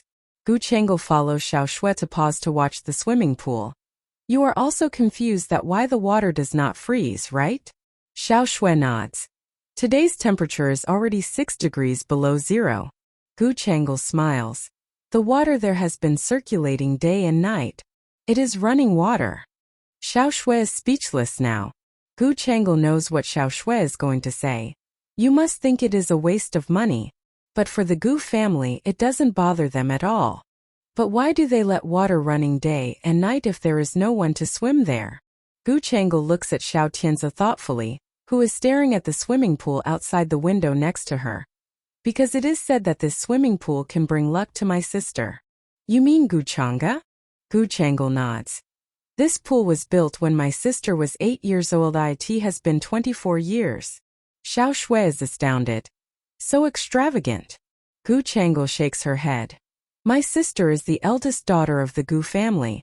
My father regarded my sister as the apple of his eye. He would give her whatever she wants. The Gu family is able to pay the water fee. It's not extravagant. As she finishes, she turns to look at Xiao Tianzi. Is it? Tianzi. Xiao Tianzi looks gloomy. He turns to hold her arm. Well, let's take a rest. We don't need this swimming pool since it's cold outside. I will ask someone to drain and fill it up with cement tomorrow. Gu Changel is a bit annoyed. You can't do it. It is built for my sister. As long as the Gu family exists, this pool cannot be filled up. Xiao Tianzi replies emotionlessly. She is dead now. Gu Changel hears his words when they go upstairs and smiles as if she is very pleased. Xiao Shui doesn't follow them upstairs. She stares at the pool through the window, being motionless for a long time. This Gu Chang'e. What kind of people she is? Xiao Shui is curious about her. Gu Changel enters into her room after they arrive upstairs. The decoration in the room is different now, but it is still the room she used to live in. Assisted by Xiao Tianzi, she gets on the bed and looks up at him with gratitude. Tianzi, thank you for always being with me. Xiao Tianzi smiles. Never say thank you to me. I will always stay by your side. He uses his big hands to wrap Gu Changel's little hands. The temperature of her body softens Xiao Tianzi's heart. In the eyes of people, Gu Changel is much more beautiful than Gu Chang'e. In fact, they are both attractive but in different ways. Gu Chang'e is a tough, vigorous and determined person. People get nervous when they see her. However, Gu Changel is very gentle. She is as pleasant as the breeze in spring. She is easygoing. Gu Changel takes her hands out of Xiao Tianzi's hands, puts them around his neck, leans her body forward and then kisses him with her luscious lips. The kiss lights them like a fire. The surroundings become obscure to them. The big and soft bed is the only comfortable thing. Xiao Tianzi's lean body presses on Gu Changel, and in order not to hurt her, he uses his arms to support himself. Gu Changel holds his neck with her soft hands. Then she begins to take his clothes off slowly with one hand. Xiao Tianzi looks at her face and feels that his clothes are being taken down. Time stops for a moment. Gu Changel's voice is low and soft. What's wrong? Are you thinking of Gu Chang'e? No. Xiao Tianzi, who is fascinated by Gu Changel, looks at her face and smiles. I can finally have you after so many years. Gu Changel looks at him affectionately. I belong to you in the first place, Tianzi. The curve of her lips is extremely attractive. The door is open. Xiao Shui watches them who are tangling together coldly and squints. The view in Gu's mansion is lovely. However, Xiao Shui has left there very early. On the way back to the periodical office, she takes the initiative to call Song Yunxian. Gu Changel has agreed me to live in Gu's mansion. Song Yunxian is drinking coffee at home when Xiao Shui calls. Hearing what Xiao Shui said, she lifts her mouth. That's unexpected. Xiao Shui bites her lower lip, considering whether she should tell her what she has seen in Gu's mansion. But every time she wants to say it, she hesitates. In the end, it is Song Yunxian who brings up the topic. The relationship between Miss Gu Changel and Chairman Xiao is very close, isn't it? Xiao Shui nods awkwardly. It is more complicated than we have thought. The look on Song Yunxuan's face is still very calm. You don't have to worry about that. Gu Changel and Gu Chang'e are not real sisters. Even if Xiao Tianzi has a close relationship with Gu Changel, you don't need to feel too sick about that. On the other side of the phone, Xiao Shui can't help clenching her fists. There is a hint of empathy in her eyes. Although Gu Chang'e is dead, if she knew that her adopted sister hooked up with her husband immediately, she must feel very sad. Song Yunxuan's eyes are full of gloominess. More than that, she might be too furious to die. Song Yunxuan's jesting tone surprises Xiao Shui a little. Yunxian, do I really have to move to Gu's mansion and watch them display their affection every day? Song Yunxian nods. Yes, you need to know that he can live in Gu's mansion and have Gu's now because he has killed your parents. In other words, he steps on your parents' bones to get there. Xiao Shui becomes silent. After a pretty long time, she says, my parents won't want him to step on other people's bones to be successful. Song Yunxian doesn't respond to that. She hears Xiao Shui add, I will help my parents to teach Xiao Tianzi the lesson. Song Yunxian squints. There is some lesson that people will not learn unless they are hurt severely. Like Xiao Tianzi, he got Gu's from her Guchanga, but in the end he bore a deep hatred towards her. It was not enough for him to take everything away from her. He wanted her life as well. She hated him so much that she can't die peacefully. Therefore, she wants to tell him that he can't take precious things away from others as he wants. Oh. When Xiao Shui arrives at the office the next day, it's already 10 o'clock. Xiao Hong comes to greet her. I heard that you moved. She nods. Yes, I moved to my brother's house. Xiao Hong admires. The house of Chairman Xiao of Gu's across the street? Xiao Shui nods. Yes. In this way, the staff in the office express their congratulations to Xiao Shui. The result is that Xiao Shui is asked to take them to have a meal to celebrate. Xiao Hong blames. You are too tricky. When she moved in, you didn't give presents to her. Now you are so shameless that you ask Xiao Shui to pay for your dinner. Xiao Wang in the office jokes. If she's someone else, we may not ask. But she is Xiao Shui. You see, Xiao Shui's cousin is not anyone but Xiao Tianzi, a pretty wealthy man. Holding her water cup and leaning against the wall, Xiao Tao next to him can't help interrupting. Chairman Xiao is not an ordinary person. If we get along well with his cousin, we may get high salary to work for Gu's across the street in the future. Xiao Hong scolds. Now that you think in that way, how about packing up everything to apply for a job in Gu's right now? The crowd bursts into laughter. In the end, the staffs in the office decide to have dinner at a restaurant named Yuranju on Furong Street, Tianqiao Road.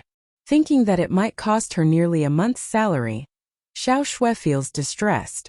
But the fact that so many colleagues are willing to accompany her cheers her up. Since her parents died, she has not felt so happy for a long time. Before setting off, someone in the office calls Song Yunxian. Song Yunxian declines. But when they arrive at Furong Street, they suddenly find that Chu's car is waiting for traffic lights there. A person, presumably Gu's driver, comes forward and asks them, You people work for Fanqing magazine? Xiao Hong nods. Yes, you are. The man smiles. Child Chu told me to ask if Miss Yunxian is going to have dinner with you tonight. The man who called Song Yunxian before replies quickly. Oh, Miss Song declined and said that there is something else to do today. Hearing his words, Xiao Hong can't wait to tear up his mouth. Song Yunxian used to ask the staff not to tell other people that Fanqing magazine belongs to her. Seeing Xiao Hong get angry, the driver leaves quickly without asking more. Seeing that driver get into the luxurious Rolls-Royce classic car, they start to wonder if the Chu family's only child, the legendary Child Chu, is sitting there. This question has been bothering them since then. When they arrive at the restaurant, they start to order food. Xiao Hong is scolding that long-tongued employee. No one will consider you are dumb even if you don't talk. Will you talk before think it carefully? That employee looks upset. Xiao Shui next to Xiao Hong wants to comfort. Child Chu gets along well with Yunxian. It might not cause trouble. Xiao Hong hasn't calmed down yet. What if he has caused us trouble? Sitting by the window, they see a blue Porsche sports car driving near. A young staff member who is fond of luxury sports car screams, Look at the car. So cool. Staff who are a little older just take a glance at the car then turns back. Only those young girls who dream of marrying a rich man someday stare through the window. The car stops. A man comes out of it. Several women shake their heads and scream. So handsome. So mature. So elegant. So gentle. The woman who is getting out of the car looks so familiar. That attracts Xiao Hong and Xiao Shui's attention. The two finally stand up and squeeze over to look at the woman outside the window. She is wearing a skirt, a pair of black leather boots and a large red cashmere coat which is fashionable and lively. With her fair face and black hair, she looks charming and cute in such a cold day. The man approaches to talk to her for a while. Then he holds her shoulders and kisses her eyebrows.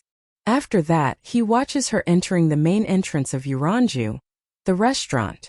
It takes them a while to react to what happened.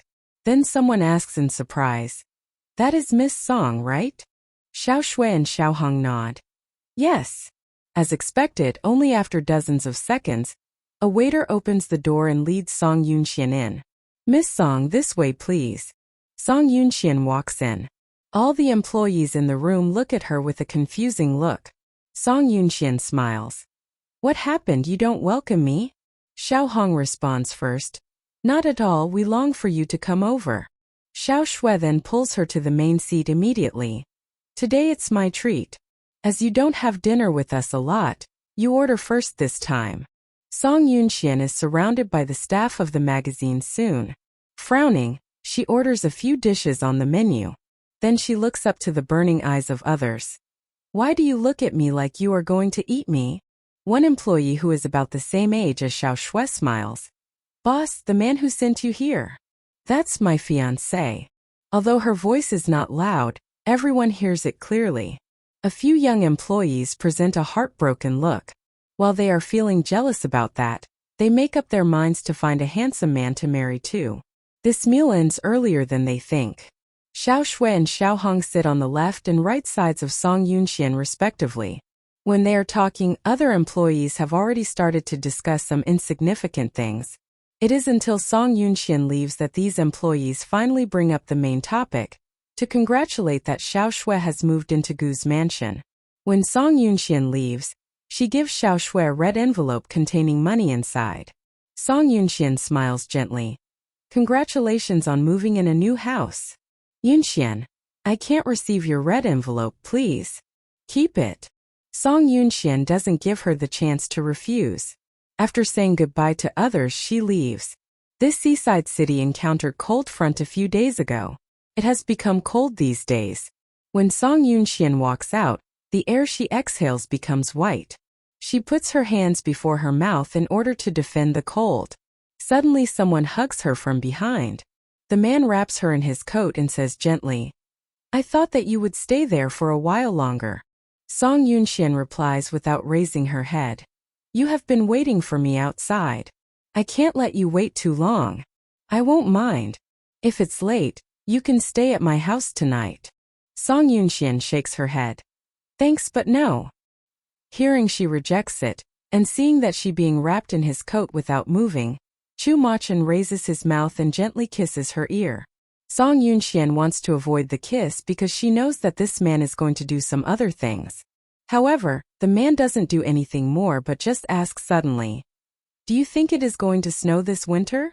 Recalling that it only snows in Yunqing every 7 or 8 years, Song Yunxian replies, "Probably won't." Chu Machin holds her in his arms and looks up at the black sky. "If it snows, let me take you to eat hot and spicy chaos ho, will you?" Song Yunchuan's heart stops beating for a second, and she recalls the scene that she has almost forgets. That year she was 16. The Gu family and the Chu family collaborated for the first time. It was a very cold winter and it was snowing. Chu Machin represented the Chu family to sign the contract. After they exchanged the contract, they shook hands out of courtesy.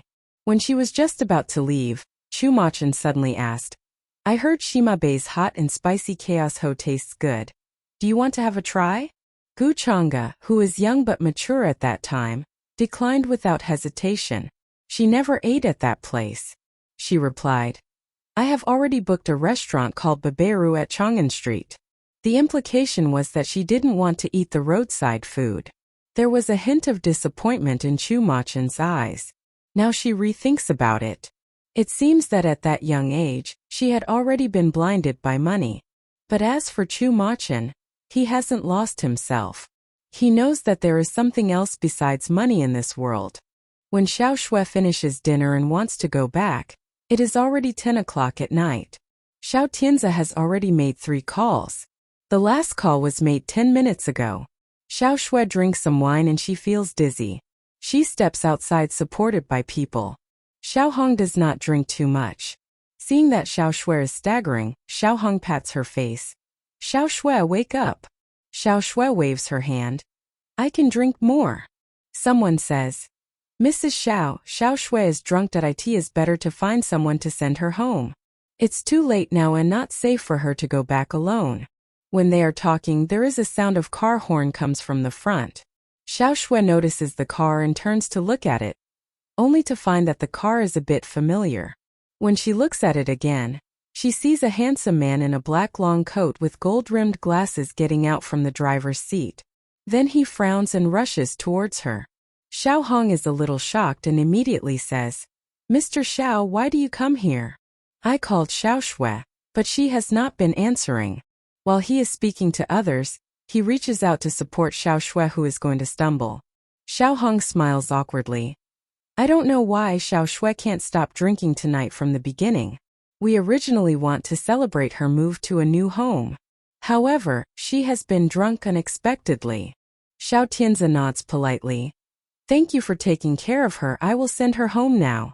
Be careful on your way home.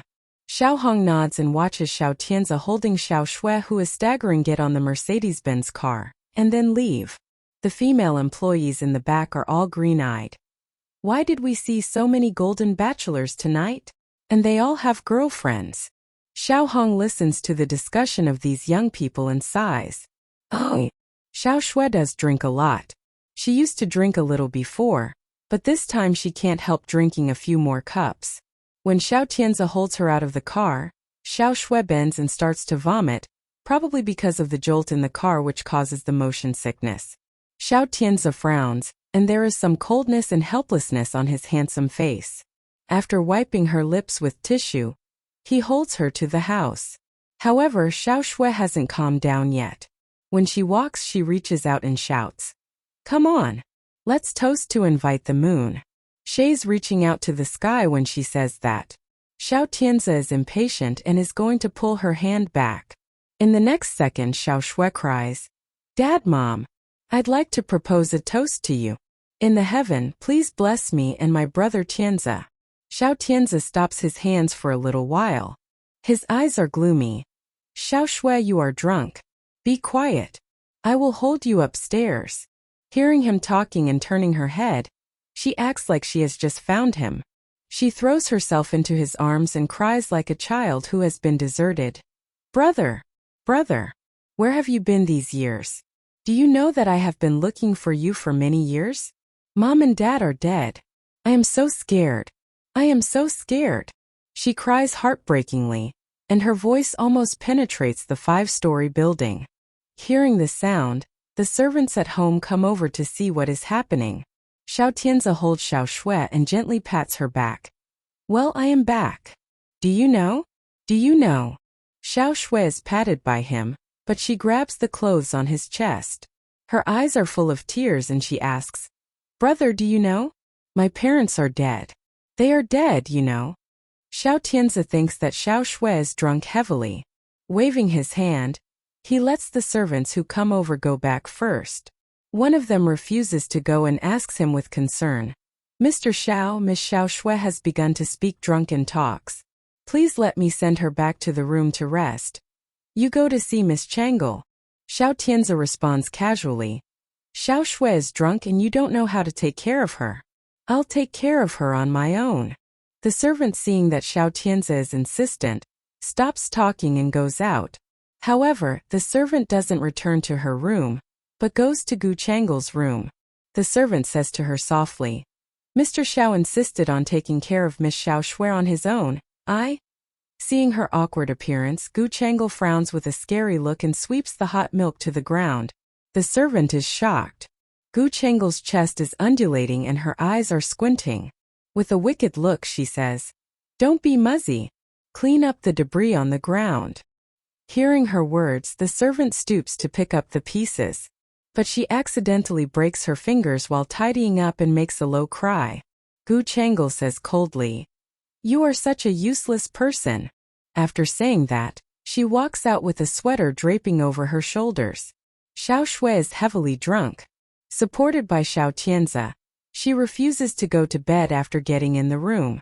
Instead, she grasps Xiao Tianzi's sleeves tightly with her hands and looks at Xiao Tianzi with eyes open.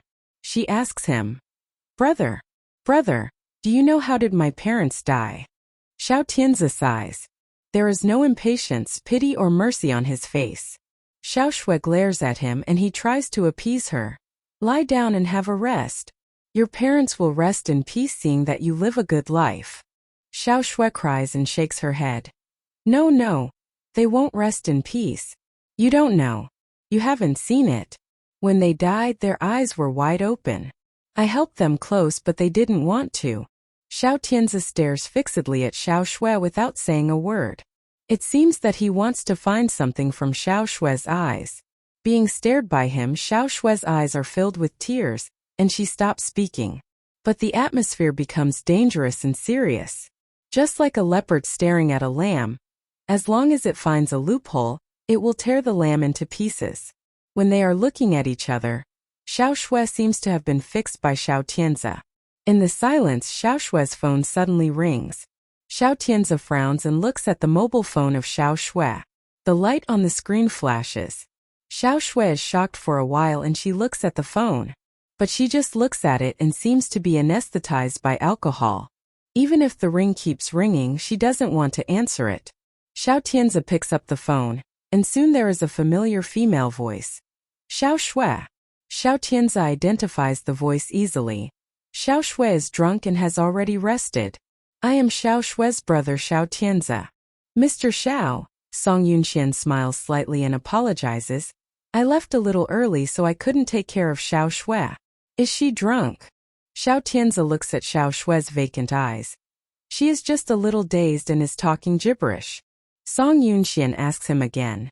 Do you need me to visit her? She has been seeming unhappy recently. Xiao Tianzi declines. No, Xiao Shui has fallen asleep. After she wakes up, I will ask her to call you back. Song Yunxian nods. Sorry to trouble you to take care of Xiao Shui. Xiao Tianzi nods and wishes her good night before putting the phone on the bedside table. Xiao Zui is still shedding tears without saying a word. Xiao Tianzi looks at her and touches her hair, comforting her. Don't cry. Although your parents are dead, I will take good care of you. Xiao Shui looks up at him with tears and can't say a word. Outside the door there is a slight footstep. The tears in Xiao Shui's eyes continue to flow down.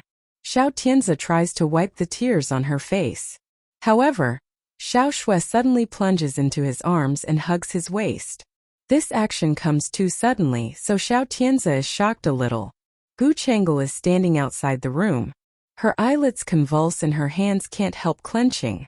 When Xiao Tianzi goes back to rest, it is already 11 o'clock in the evening. He is stained with smell of wine from Xiao Shui. Gu Chang'e sniffs, looks up and smiles softly in his arms. Fortunately, you are carrying the smell of wine. If you are carrying a woman's perfume, I will be crazy. Xiao Tianzi looks at her thoughtfully. You ruined Han Rujia's face because of this? Gu Chang'e frowns and straightens up from his arms. Are you blaming me? Xiao Tianzi shakes his head. No. Gu Chang'e softens and snuggles up to his arms. I haven't been with any man for more than 10 years. I only want to be with you. Do you know how I feel? I don't like Han Rujia at all, so you don't need to worry. Gu Chang'e whispers. Ruining Han Rujia's face was not worthless. At the very least, it let Gu Chang'e defeat Venus. But now we have been bitten back because of things at that time. Gu Chang'e's eyes are beautiful but a bit vicious. Tianzi, think about it. Everyone thinks that Gu Chang'e is a good woman, a legend in the commercial world, a good helper of her husband and a good mother. She is a perfect person when she comes into the public notice. However, today Yi Xiaoning and Han Rujia jointly testify against Gu's. That will show the public that Gu Chang'e is actually a vicious woman with a good appearance. Xiao Tianzi gives a stare at Gu Chang'e, who is smiling in his arms. Gu Chang'e continues. You can use this opportunity to expose the flip side of Gu Chang'e to everyone, so that the old shareholders of Gu's will not use her to suppress you. Am I right? Xiao Tianzi grabs Gu Chang'e's chin and forces her to look at him. You want to ruin her reputation? Gu Chang'e says softly. She is already dead. Once people are dead, there is nothing left. Reputation is useless to her. Xiao Tianzi loosens his fingers one by one, and Gu Chang'e hugs his waist. Think carefully, Gu Chang'e has always been a selfish person. She has never thought about your feelings. Now you have taken over Gu's. You can only get the position by completely overthrowing Gu Chang'e. You see, Yi Xiaoning and Han Rujia have showed up that it is a good opportunity to ruin the reputation of Gu Chang'e and let others see how venomous she is. Gu Chang'e says this and can't help smiling. There is a lasting vicious light in her eyes. Gu Chang'e was full of glory when she was alive. However, Gu Chang'e wants her to be notorious and despised by the public when she was dead. After Xiao Shui wakes up next day, she feels dizzy. When she goes downstairs to eat, she meets Gu Chang'e at the dinner table. Gu Chang'e gives her a gentle and wonderful smile. Come down and eat breakfast. There is preserved egg and pork congee this morning. It tastes very good. After that, she commands the servant next to her. Go and give Xiao Shui a bowl of congee. The servant rushes to ladle a bowl of congee. Xiao Tianzi has already been eating for a while. Seeing Xiao Shui come over, he asks her to sit down. How are you feeling now? The feeling of hangover is not good, right? Xiao Shui touches her head and feels embarrassed. I feel really ashamed. I was drunk yesterday. Did I make any trouble for anyone? Xiao Tianzi has not spoken yet and Gu Chang'e speaks first. My dear sister, what are you talking about? Tianzi is your big brother. You were just drunk and wouldn't cause any trouble. Xiao Shui looks at Xiao Tianzi and apologizes. I'm sorry, brother. I accidentally drank too much yesterday. I won't drink anymore. You don't need to worry. She raises her hand and makes a promise. Gu Chang'e shakes her head with a smile. Young girls are energetic. You become vigorous again after sleeping for a night. Am I right, Tianzi? Xiao Tianzi looks at Gu Chang'e and nods. Gu Chang'e puts the sandwich on Xiao Shui's plate. What kin is Tianzi to you? Xiao Shui turns to look at Xiao Tianzi, who just finishes eating the sandwich. He drinks the hot milk in the cup and answers. She is my mother's relative. Gu Chang'e nods and looks at Xiao Shui's face carefully. It's true that you don't look like Tianzi. Xiao Tianzi says again. She is my distant relative. Because we lived close when we were young, so we are very familiar with each other. Gu Chang'e nods thoughtfully. That's why you two don't look alike. Xiao Tianzi finishes his meal and puts on his coat. Before leaving, he asks Xiao Shui. Have you finished your meal? I will send you to work. Xiao Shui quickly stuffs the remaining sandwich into her mouth and leaves the table. Wait a minute. I am going to take my bag. The figure of Xiao Shui is printed in the eyes of Gu Chang'e. There is lasting coldness in her eyes. Xiao Tianzi looks at Gu Chang'e thoughtfully, but Gu Chang'e quickly shows a gentle smile. While she is smiling, she is gentle and kind, as if the coldness is just the illusion of others. Xiao Shui goes out with Xiao Tianzi. When they arrive at the company, there are colleagues who come over and ask her if she feels good since she drank too much last night. Xiao Shui says that she feels very good. She goes to the office of Song Yunxian a few times and sees that there is no one inside. The last time she meets Xiao Hong at the door. Xiao Hong shows her the magazine plan in her hand. This is the planning case we recently made according to the request of Miss Song. Miss Song said that the theme is urban male elites. How about the male elites I chose for the first issue? Xiao Shui opens and finds that about 7 men above are all elites who are at the top of different fields in Yunqing. There is an elite lawyer who quickly comes into power after emerging, a young architect in the construction industry, and a popular star in the entertainment circle, an heir of the company who just came back from abroad, a young pianist, a painter who returned from abroad, and a mysterious musician with a low profile. Xiao Shui looks at the photos of these people and nods. They are all very good people. Xiao Hong agrees. I think so. Miss Song said that this magazine can be named Menswear. Our targeted readers are men and then women. Xiao Shui smiles. All these handsome elites will be envied by men. Only women will buy it and read. That's not true for those who have husband. They can conceal their purchase. Xiao Hong and Xiao Shui discuss the new magazine happily, but still can't help changing the topic to Song Yunxian. How is she going recently? Xiao Hong is pulled back to the topic. Miss Song will not appear at the office recently. She contacts me and tells me all the processes. I heard that the Song family has been a bit messy recently. It is better for Miss Song not to go out. And the things about Venus are very touchy to Miss Song. Many people have known that Choose gave Venus to Song Yunxian. Now someone wants to whitewash Venus. The first thing that everyone thinks of is who the planner behind this whitewash is. Daring to provoke Goose and have Goose as an opponent, it can't be a small company. Everyone takes it for granted that Choose is planning stealthily, and some of Goose insiders are also steadfast in their belief that Choose takes Goose as an eyesore. However, only Xiao Hong and Xiao Shui know that the one who has planned all of this and misled everyone to take Choose as the planner is actually Song Yunxian. Song Yunxian takes control of this huge conspiracy, but is able to stay out of the thing when it becomes a sensitive topic. The reason is nothing but she is good at murdering a person with a borrowed knife. And since the knife has been borrowed, what she can do is to watch the changes. At this moment, of course, she will not come back to show off. It is troublesome for her to let people know that her Song Yunxian is not innocent. Xiao Hong frowns and sighs. It is difficult for Miss Song. If she doesn't hide now, people will suspect her. She is not able to cope with the enemy on all sides. The Song family regards her as a tool for marriage because Goose has a great power in Yunqing. She hasn't married into the Chu family. If something goes wrong, they will not help her. She should keep a low profile. Xiao Hong and Xiao Shui know about this matter, so they all keep their mouths shut.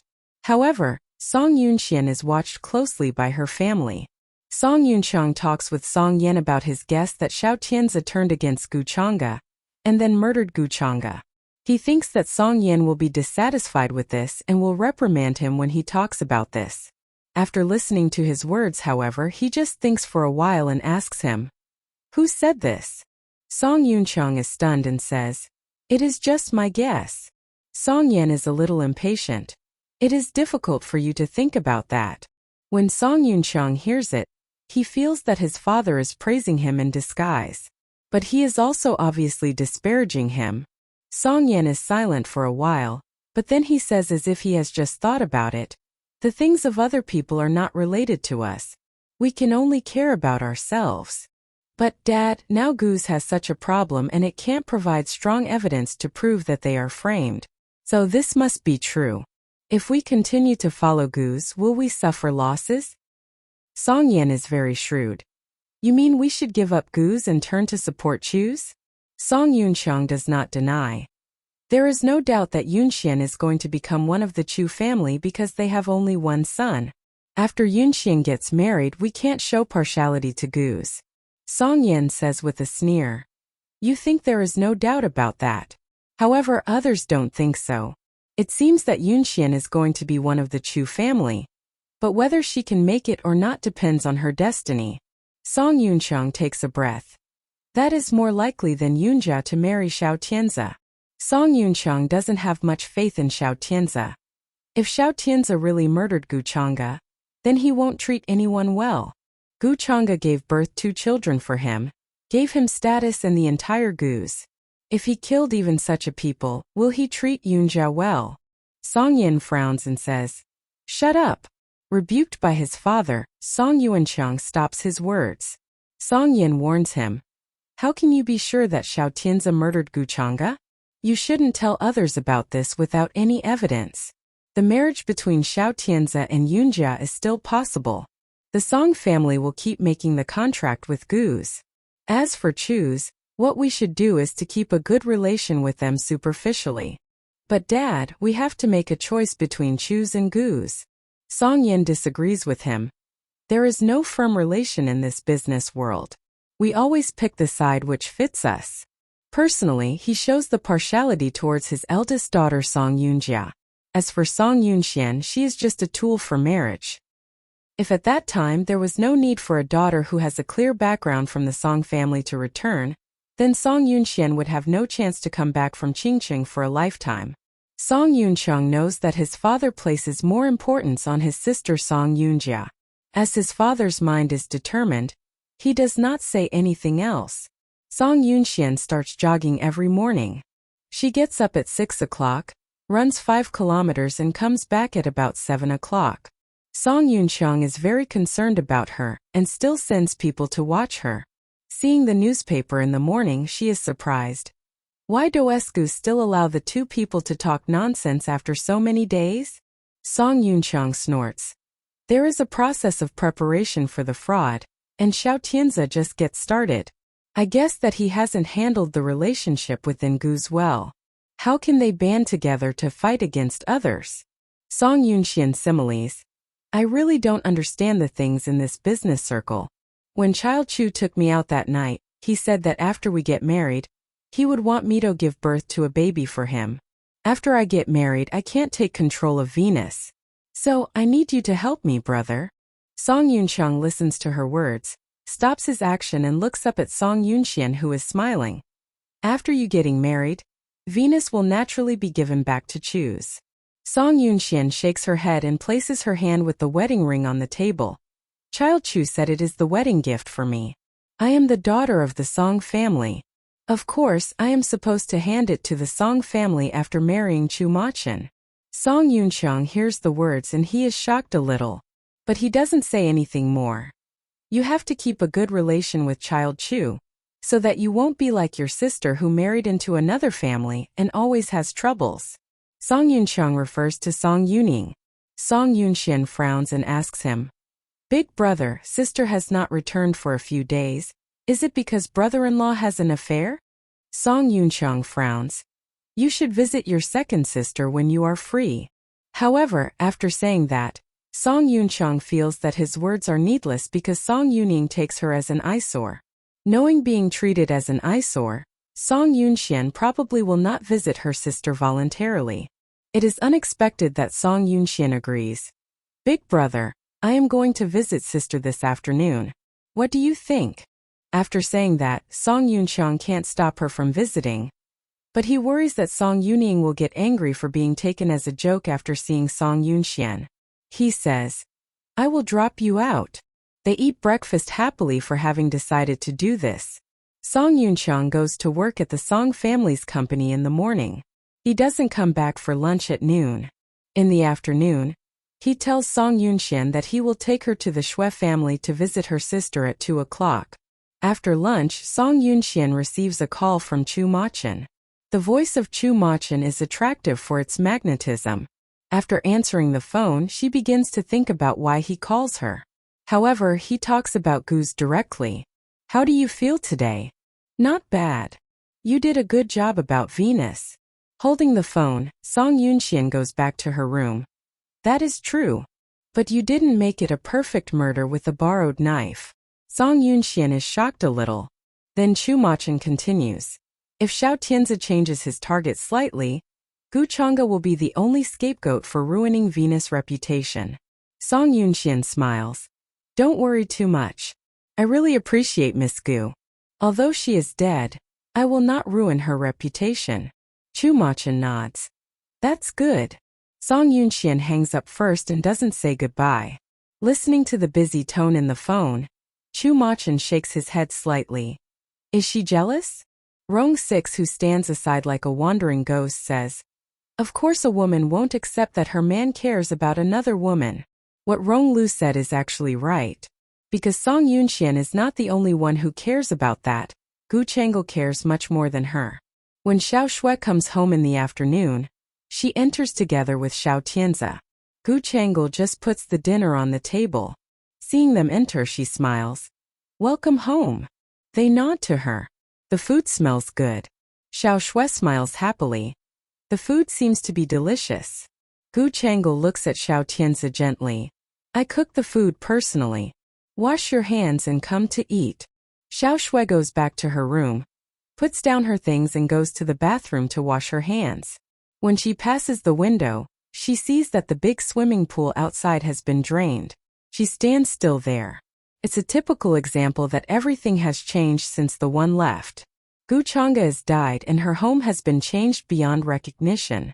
Within a week, the swimming pool will probably disappear. Xiao Tianzi also washes his hands and comes to eat. At the dinner table, Gu Chang'e puts her black hair behind her ears and introduces the dishes. This is Kung Pao chicken. You must be familiar with this dish. I added a little more sugar. I am not sure whether you like it or not. Xiao Shui picks up some for Xiao Tianzi. Big brother, have a taste of it. Xiao Tianzi opens his mouth and eats it. Gu Changel immediately clenches her hands and her eyes are full of anger. But immediately Xiao Tianzi nods. It tastes good. Changel, you taste it. After saying that, he picks some for Gu Changel. A little shocked, Gu Changel eats it. The taste is really good. Then she introduces other dishes. Xiao Shui doesn't pick up food for Xiao Tianzi anymore. After eating, she feels satisfied and praises Gu Changel's cooking. Gu Changel smiles gently. Do you cook? Xiao Shui shakes her head. I didn't learn to cook because I haven't found the man I love. Gu Changel looks at Xiao Tianzi thoughtfully.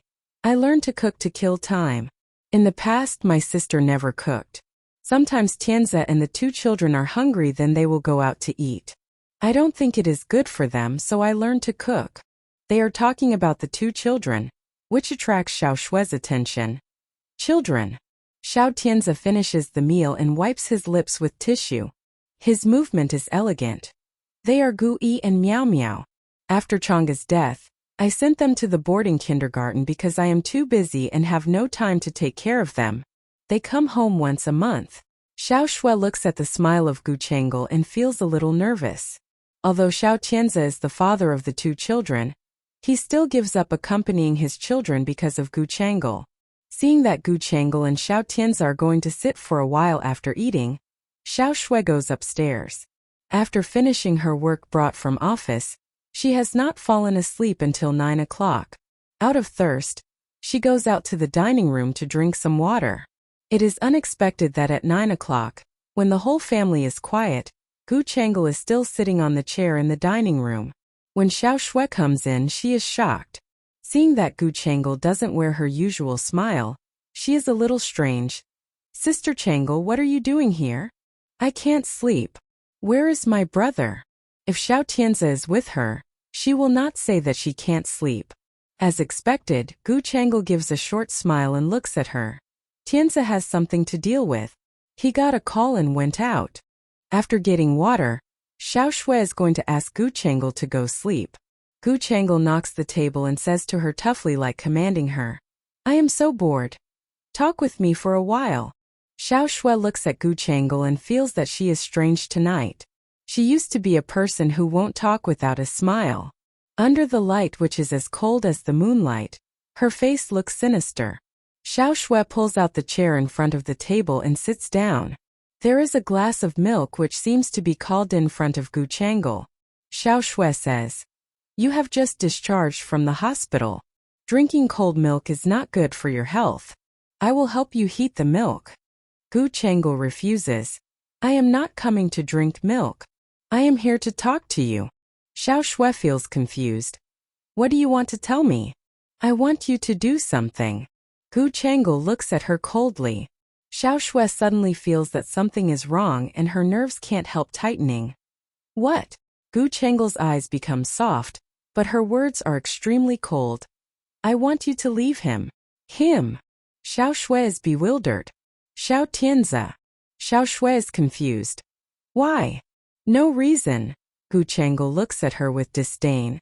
She takes the checkbook from the low cabinet next to the dining table. Then she opens the pen cap and intends to write on the blank checkbook. How much do you want to leave him willingly? Xiao Shui wants to sneer. Miss Gu, you can't command me like that. If you want me to leave, let Xiao Tianzi tell me. I will follow his words. After saying that, she stands up wanting to leave. But suddenly Xiao Shui has splashed a cup of white liquid. When Xiao Shui notices that, she has already been spilled over with a cup of cold milk. Gu Changel stands up and looks at her contemptuously. Her eyes are cold and virulent. I said I want you to leave, so you must leave. For a moment, Xiao Shui feels extremely awkward and angry. Being angry, she has a compulsion to give Gu Changel a slap. However, after calming down for 5 seconds, she completely changes her mind. Her milk-soaked hair sticks on her forehead, but her eyes are bright. She squints at Gu Changel. Miss Gu, you are angry because my brother treats me well. Am I right? Gu Changel, who turns back to her, pauses for a while. I will drive you out one day. Xiao Shui smiles. Well, I will wait for that. Song Yunxian is right. Gu Chang'e is indeed a virulent woman with a kind appearance. But this time she seems to expose herself too quickly. Why? She does that just because Xiao Tianzi treats her well? She is really a jealous woman. Gu Chang'e goes back to her room after leaving the dining room. But when she just goes to bed, she feels a pain in her heart. She frowns, slowly puts her hands on her heart and says to herself, "Sister, do you also hurt?"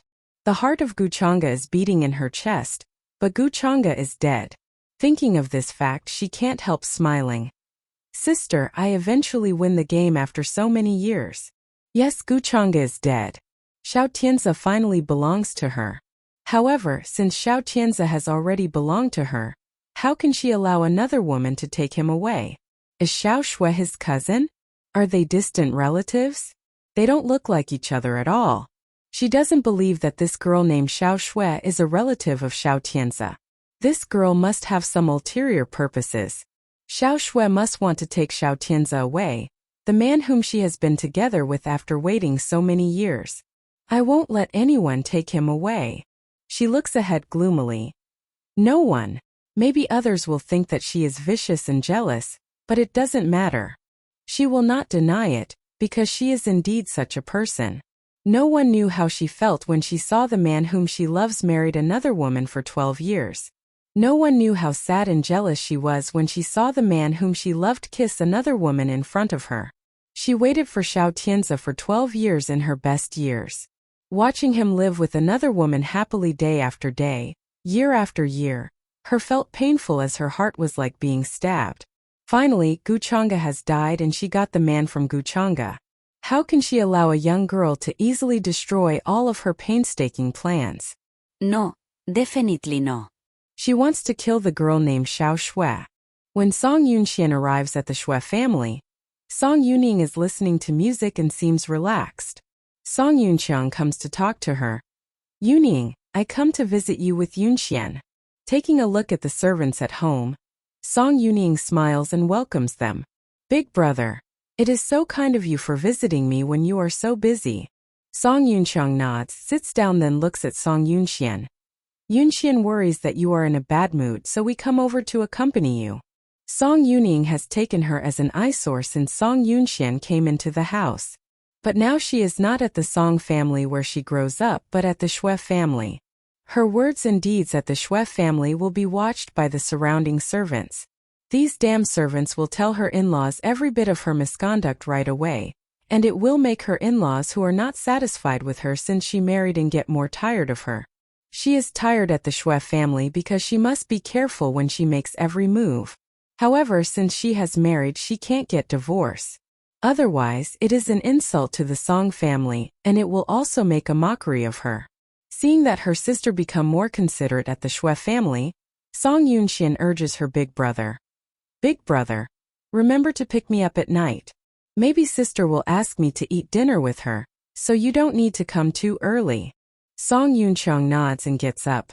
"I can't accompany you because I have something to do. You can talk with Yunxian. Don't bottle everything up inside. It is not good for your health."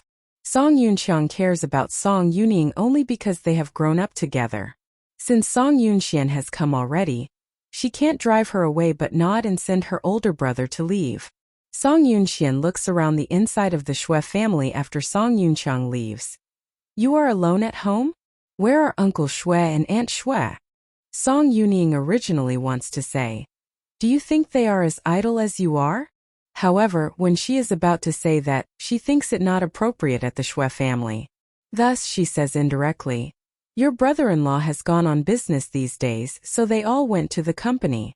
Hearing that Shui Tao's parents are not at home, Song Yunxian feels more at ease and smiles.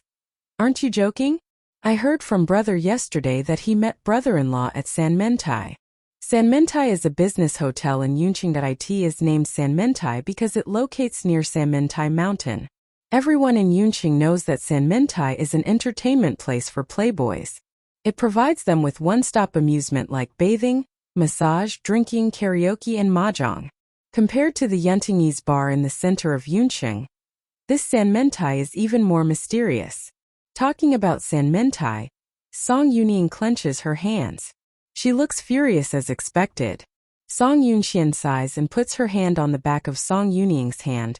Sister, don't blame brother-in-law. You know that a man will just regard it as a game and won't treat it seriously. Song Yuning does not say a word but gnashes her teeth. Xue Tao hasn't touched her from the day she got married, not to mention sleeping with her. She can put up with Xue Tao playing outside. However, he has gone too far during these days. In the past, there were a lot of women around Xue Tao. However, within a week, he would get tired of them. Since Zhang Xiao seduced Xue Tao a month ago, Xue Tao is not tired of her until now. Song Yuning is very annoyed and even begins to wonder if Zhang Xiao will put threat to her status.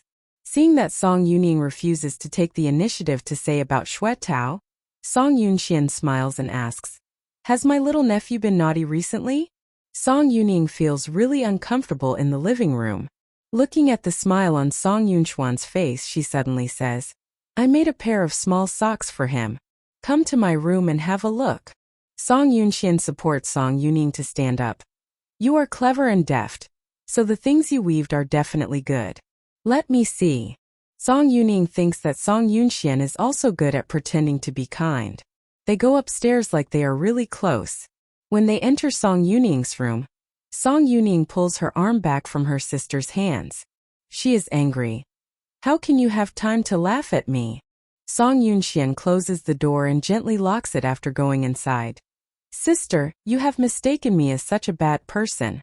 I really just come to visit you." Song Yuning sneers. "You really come to laugh at me." Song Yunxian walks around Song Yuning's bedroom and opens curtains of the bedroom, letting the sun shine into the room. "Even if you sleep alone, you don't have to make the curtains close all day. You need the ability to keep the family scandal from being known by others." As soon as she finishes, Song Yuning is so angry that she stares at her. "What the hell are you doing here?" Song Yunxian turns to look at her sister and her smile disappears. "Sister, your mother went abroad after you got married, and she hasn't come back to see you until now. You feel lonely, right?" Song Yuning bites her lips without saying a word. What Song Yunxian said are all right. At the beginning, she gave Song Yunxian 80 million renminbi. That is all the savings she has with her mother at the Song family for many years. Although it was not got in a decent way, they depend on it when her mother gets old. However, it is discovered by Song Yunxian. So many years has passed, her mother and Song Yan are indifferent to each other. Now they have lost 80 million renminbi. She is afraid that when the Song family check the account, they will find something wrong and punish her and her mother.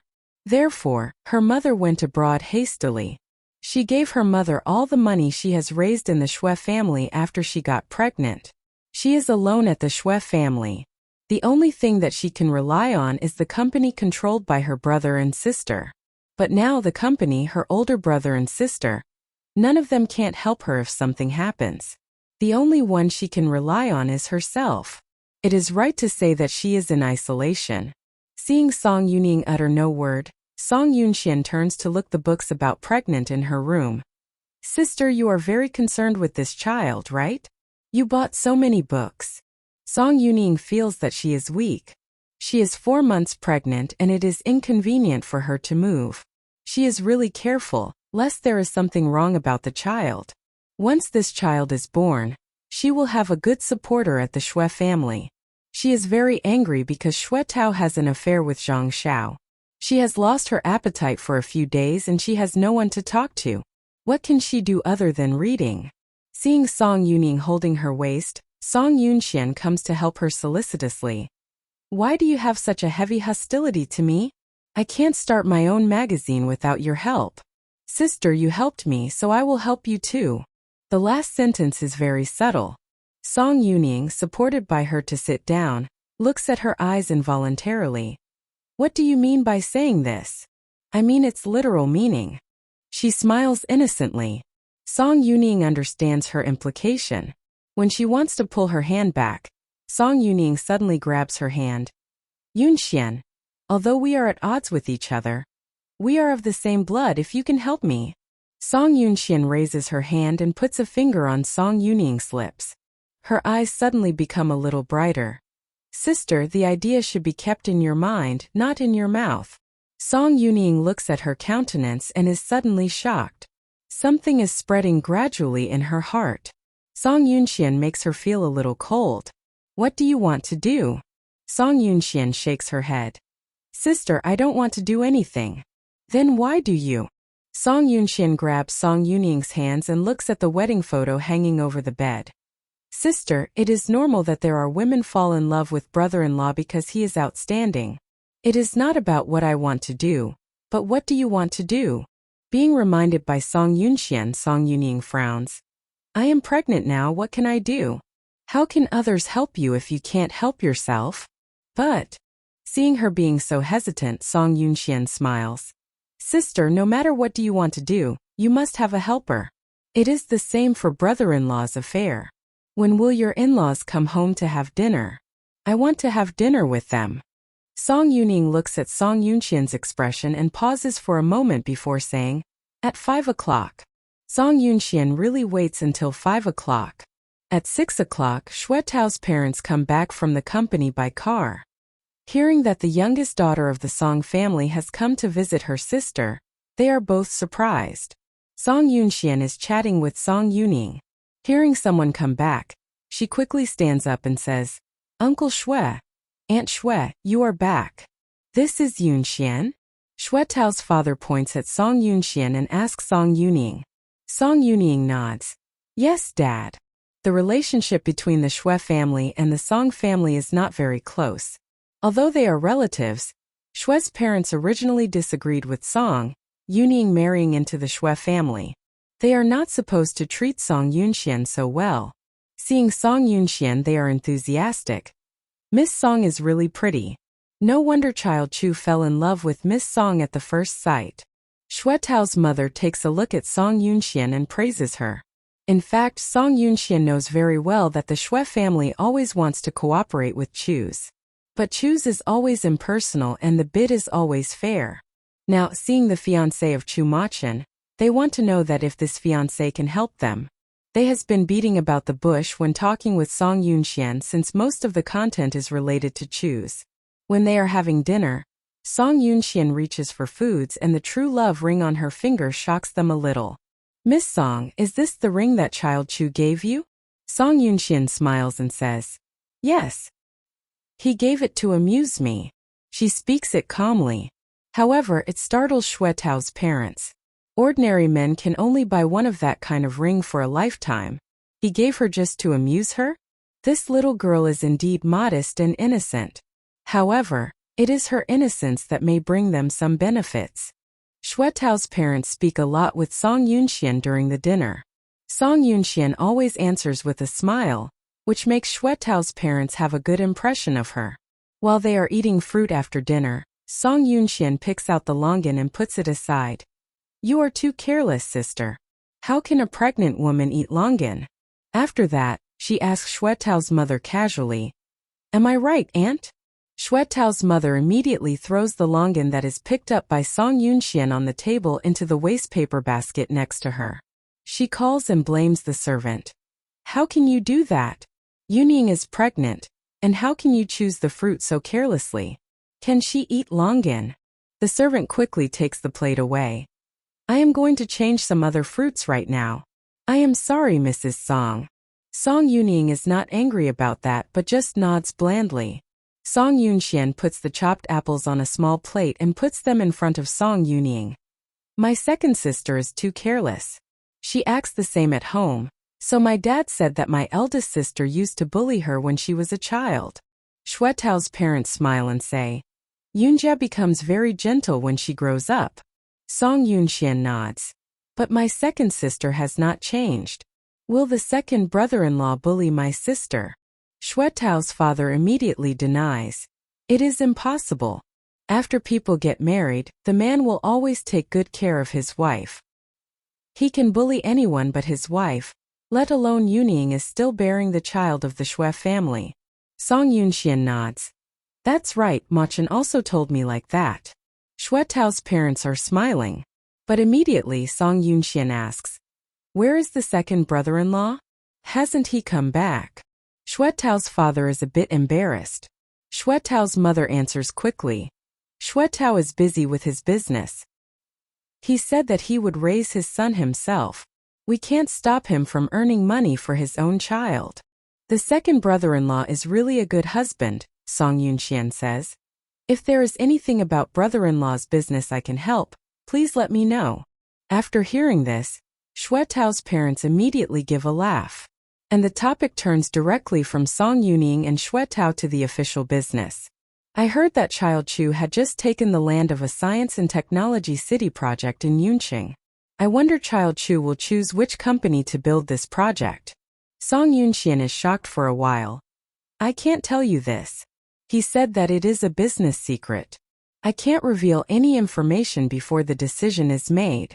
Hearing that, Xuetao's parents' eyes become bright. There is a big loophole in her words. The first half of the sentence shows the secret can't be revealed. The latter part of the sentence indicates casually that this matter has not been settled. Xuetao's father takes the opportunity to say, Yunxian, your second sister has married into the Xue family and became the hostess of our Xue family. The whole Xue family will belong to your second sister. You need to help us in front of Child Chu. We also intend to bid for the construction of this science and technology city. Song Yunxian promises. I will. It is a gift for my nephew. She says it casually, but Xuetao's parents are ecstatic.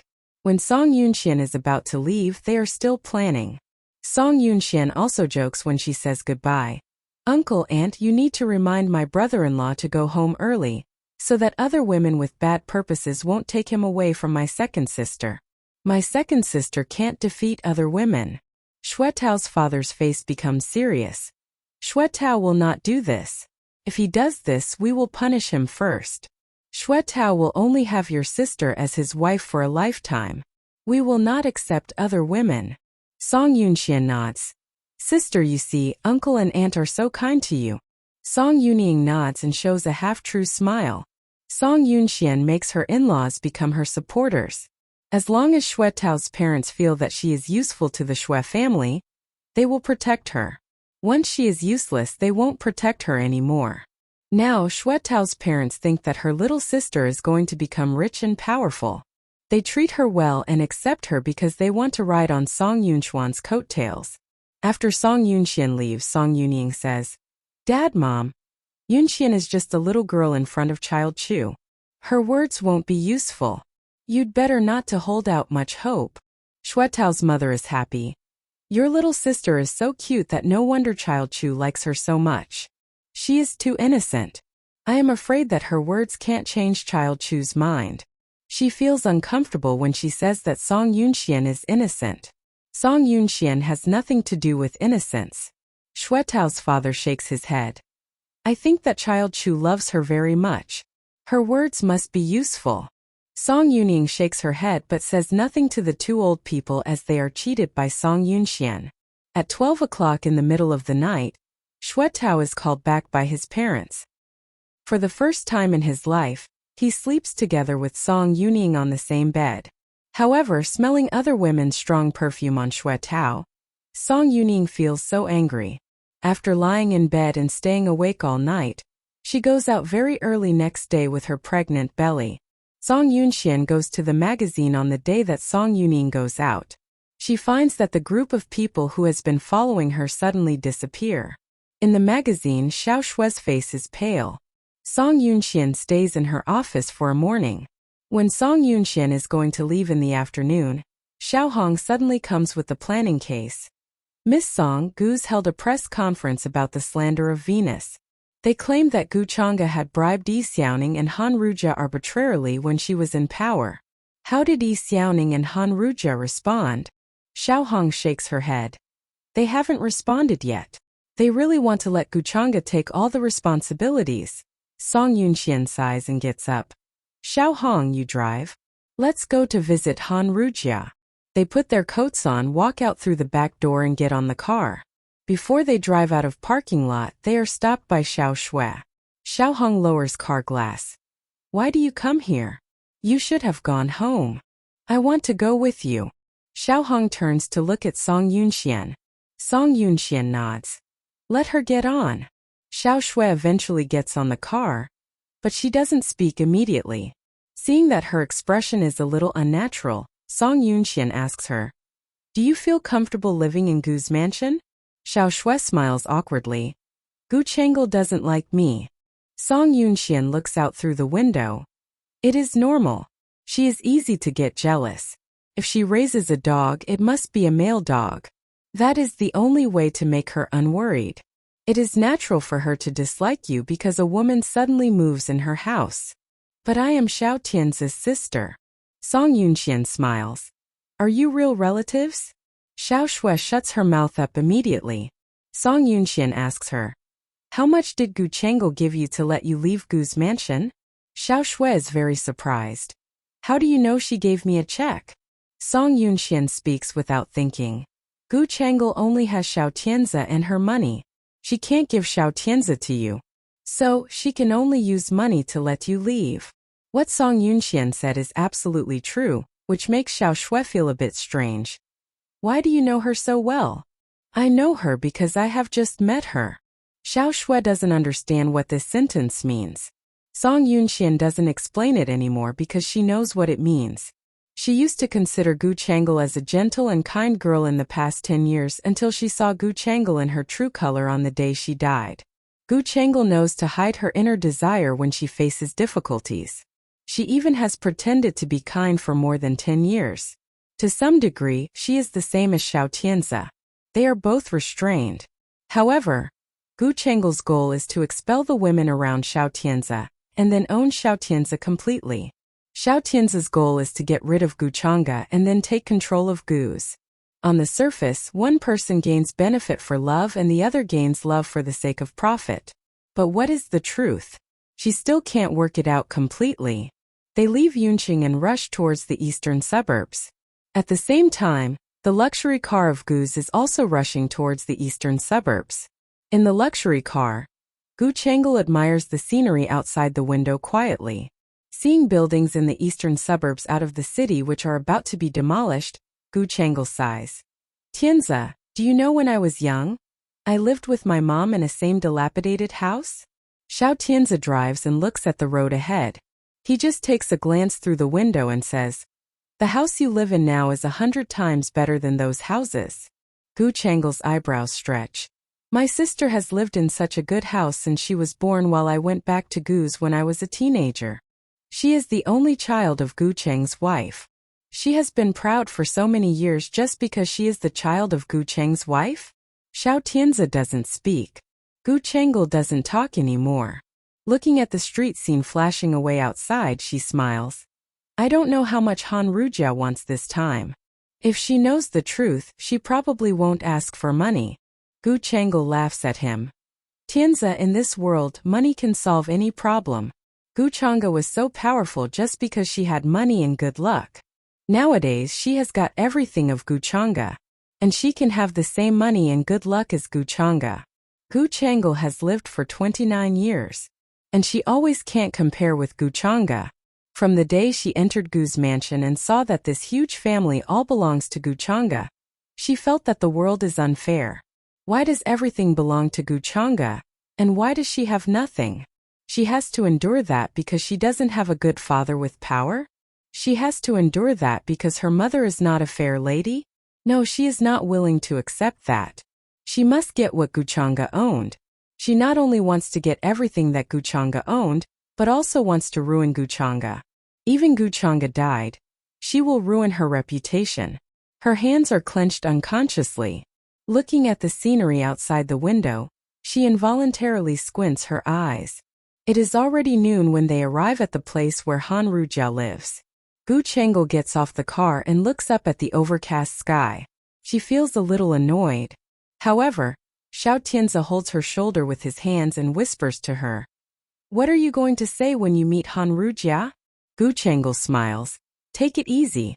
If others can bribe her to testify against Gu's, I can also convince her to target at Gu Chang'e. She is confident in dealing with Han Rujia. Gu Chengel knocks at the door gently. There are footsteps inside. Gu Chengel frowns and sneers. The soundproofing effect of this door is really bad. Didn't the people who bribed her give her check or cash? Xiao Tianzi does not answer and just looks at the door. Being blocked by his gold-rimmed glasses, no one sees the gloominess in his eyes. He thinks that the reason why Han Rujia comes forward and testifies against Guz is definitely not just because of a blank check.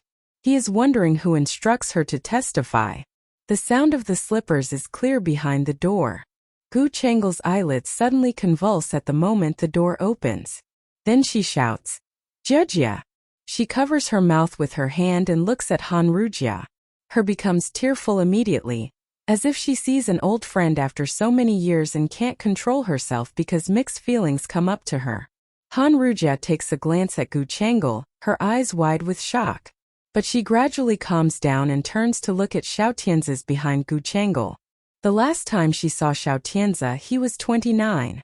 Now 3 years later, Xiao Tianzi is still a handsome and elegant gentleman. A flood of feelings come up to Han Rujia. It seems that many years has passed by in a moment. She recalls a lot of things. She looks at Xiao Tianzi calmly and quietly without any hatred. In the end, she even shows a slight bitter smile.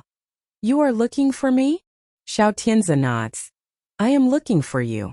Han Rujia does not immediately step aside from the front door but shows a faint smile on her ugly face and looks at Gu Chengle.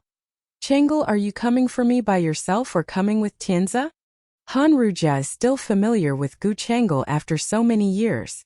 Gu Chengle is stunned and she responds vacantly, "Of course, I come to see you with Tianzi." Han Rujia smiles ironically. "I remember Xiao Tianzi seems to have married your sister Gu Chang'e. Is it appropriate for you to stay with your brother-in-law all day?" Gu Chengle is shocked because it is the first time she has been warned by others.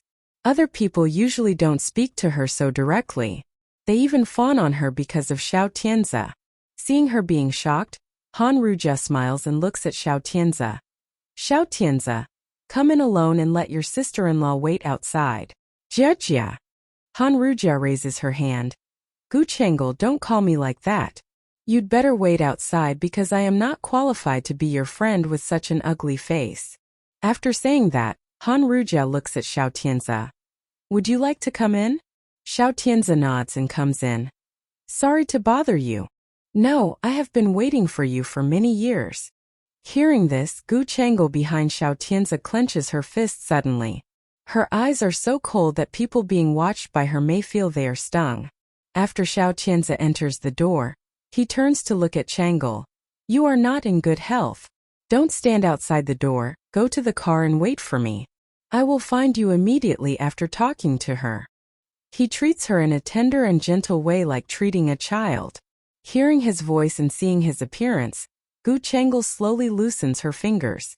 Her expressionless face is like a blooming white rose flower. She reveals a soft smile.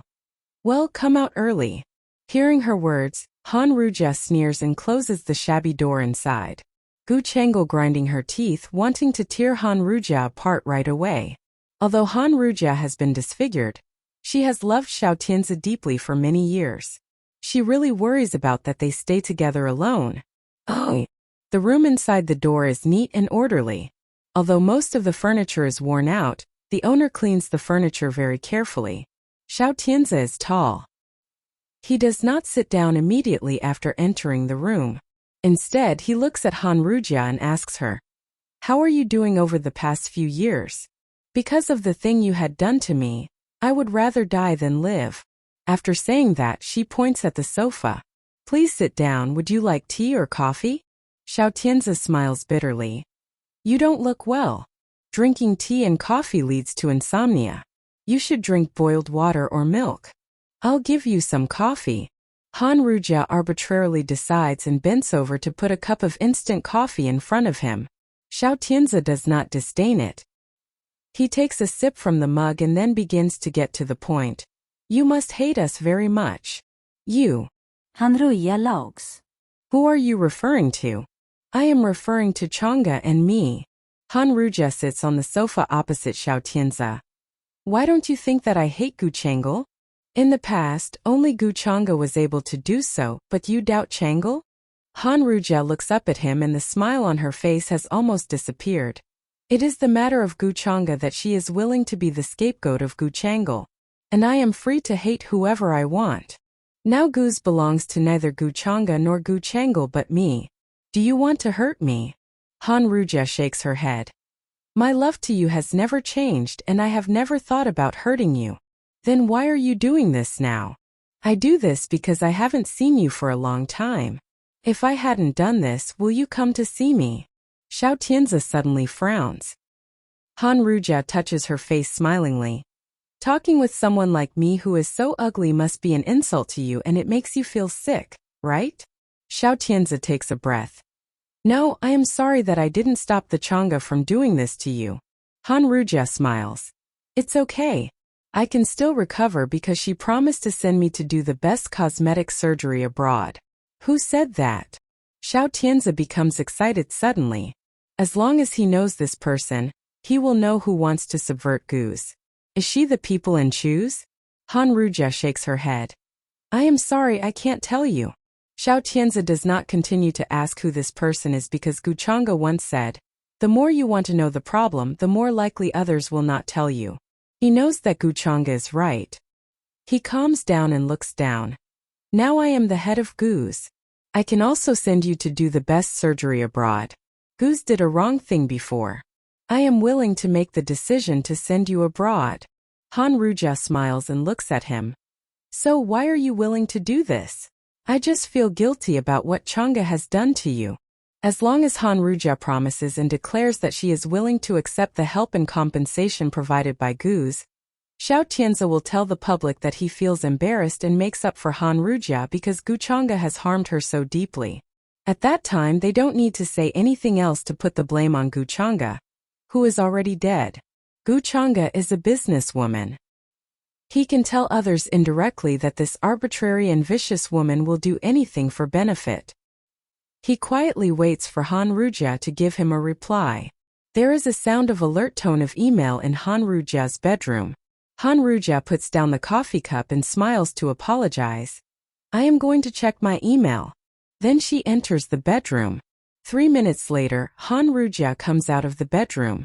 Coming out of her bedroom, Han Ruja seems even weaker. She looks at Xiao Tianzi blankly. What has happened? Han Ruja holds her head with her hands and says, I just accidentally looked into the mirror and was scared by myself. Xiao Tianzi becomes apologetic. I know that things in the past have caused great harm to you, so please promise to let me help you anyway.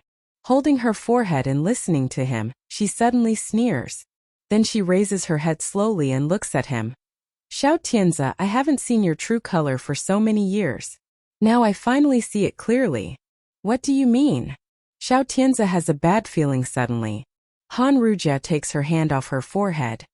I won't accept your help and I wash you leave now. Ajia you. Being called Ajia, Han Ruja stuns a little. Like suddenly recalling things many years ago, she slowly shows a bitter smile. You must think that I don't know good from bad because I let you go and reject your help. But I do have a reason. Let's take a look at my reason before you call my name again. After that, she stands up and goes to the bedroom to take out her laptop. The earphones inserted above are pulled out suddenly and a sound which chills Xiao Tianzi to the marrow comes out of the loudspeaker. Chang'e, Han Ruja's disfigurement is not a bad thing for us. We can take this opportunity to slander Venus.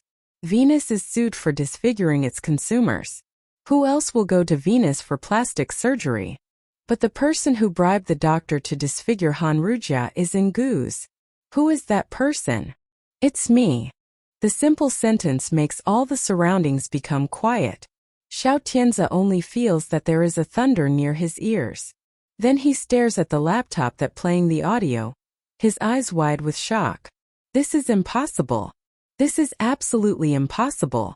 How could the dialogue be recorded and kept until now? And it happens to appear on Han Ruja's computer? How could this happen? Han Ruja presses her finger on the single loop key of the audio software and looks at Xiao Tianzi. This is the reason why I refuse you, Xiao Tianzi. She was still thinking about whether she should accept Xiao Tianzi's help to do plastic surgery just now. However, this email sent to her completely changes her mind. He is such a utilitarian man even when he tries to be kind. How can she accept his help? When Xiao Tianzi leaves Han Ruja's house, Gu Changle's nose turns red because of coldness. Seeing Xiao Tianzi, she immediately walks to him and asks, "Is Jejia willing to accept the help of Gu's?" Xiao Tianzi shakes his head tiredly, and the feeling of being shocked that all his nerves tightened is still lingering in his mind. Someone is coming to Gu's with full of enmity. That person is not Chu Machin. He feels that man is very dangerous, but he doesn't know who the man is. Hearing that Han Rujia has refused them, Gu Changle frowns suddenly. "I am going to talk to her." After saying that, Gu Changle is going to enter the door, but she is suddenly grabbed by Xiao Tianzi. Gu Changle looks back at him strangely. "What happened? Don't go. This thing can't be saved." "Why?" Xiao Tianzi raises the USB flash drive in his hand. "Because of this." Gu Changle doesn't understand. After they return to the car, Gu Changle, who is confused, inserts the USB flash drive into the car, connects the player and pushes the button. "Chang'e, Han Rujia's disfigurement is not a bad thing for us. We can take this opportunity to slander Venus. Venus is sued for disfiguring its consumers. Who else will go to Venus for plastic surgery? But the person who bribed the doctor to disfigure Han Rujia is in Gu's. Who is that person?" "It's me." This conversation breaks the tranquil atmosphere in the car. Gu Changle frowns and slams into the seat back. She is suddenly shocked from head to foot. Xiao Tianzi grabs the steering wheel with his hands. "I don't know when Chang'e recorded this audio. Once it is released, I will become more unpopular in Gu's." Gu Changle shakes her head. "No, it's impossible. I don't believe that sister would record it. Besides, you admitted it because you were afraid that my sister would attack me. You are the scapegoat of me." Xiao Tianzi takes a breath and starts the car. "Anyhow, this thing is not as easy to handle as we think. What about this audio?" Xiao Tianzi steps on the accelerator, speeds up the car and turns away from the street where Han Rujia lives. "This audio is handed over to me by Han Rujia. She said that as long as Gu's doesn't charge her with libel, she will not turn against us and release the audio." Gu Changle nods indecisively. "That's good. There is always a way. There is always a way to deal with." Although she says that there is always a way, this matter already cannot be saved. Xiao Tianzi's car gradually disappears after turning away from the street. When it almost cannot be seen, a black-haired woman in a red cashmere coat comes out from the corner. The woman standing next to her wearing professional attire pats her chest. "It is in hot haste, Miss Song." Song Yunxian looks at the car that is far away and smiles. "We finally catch up." After saying that, she turns to Xiao Hong. "Thanks for your friend who is a voice actor." Xiao Hong shakes her head. "My pleasure. He is a close friend of mine. I'll treat him with a meal." "Is it enough to keep his mouth shut?" Xiao Hong nods. "Of course he can keep the secret." Song Yunxian gives the bank card in the wallet to Xiao Hong. "I'll pay for the money for the meal. The password is 666666. Xiao Hong wants to refuse, but Song Yunxian says, "I will repay everyone who helped me. Relatively, the person who harmed me, I will retaliate against him." Song Yunxian does not say the second half of the sentence and just lets Xiao Hong leave first. She looks at Xiao Hong's figure, stands for a moment, and then she knocks on Han Rujia's door, but finds that the door is not closed. The door is not locked. She gently pushes and the door opens. After she enters the living room, she sees Han Rujia sitting on the sofa. Hearing the sound, Han Rujia raises her head. Seeing Song Yunxian, she has no expression and then looks down again. Song Yunxian takes out the checkbook and gives a blank one to her. "The truth is priceless. You are sad because of the truth. I want to make up for you. You can choose how much you want for mental compensation." Han Rujia takes the blank check and shreds it into two, and then tears it into 4 pieces. She tears it into pieces of the size of a snowflake, and then smiles and throws them. "I don't want your money. Thank you for telling the truth and Xiao Tianzi's true color during my lifetime. Miss Song, what do you want?" She slowly reaches out and touches her horrible face. "I want my face." In the end, Song Yunxian gives her a ticket to go abroad and a check of 1,000,000 yuan. She once promised Yi Xiaoning as long as she tells that Venus was framed by Goose, she will send her for plastic surgery, to leave the city to avoid debtors, give her a house and several hundreds of thousands of yuan.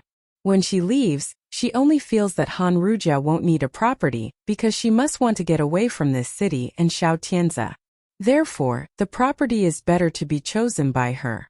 Her life can start again once the cosmetic surgery succeeds, and the black cloud won't cover her forever. When Song Yunxian leaves Han Rujia's house, Xiao Shui just arrives. Seeing her, she just asks, "Have you solved it?" Song Yunxian nods. "I have solved it. In fact, the thing has been solved successfully. It is the second day." In the Yunqing Morning Post, Han Rujia, wearing a mask and sunglasses, who is reported is going to fly to L.A. Yi Xiaoning and Venus sign a contract that Venus promises to restore Yi Xiaoning's face to what it used to be within 2 years. It is also reported subsequently. After reading the report on the table, Song Yunqiang asks Song Yunxian, "I heard that Yi Xiaoning owed a huge amount of gambling debts."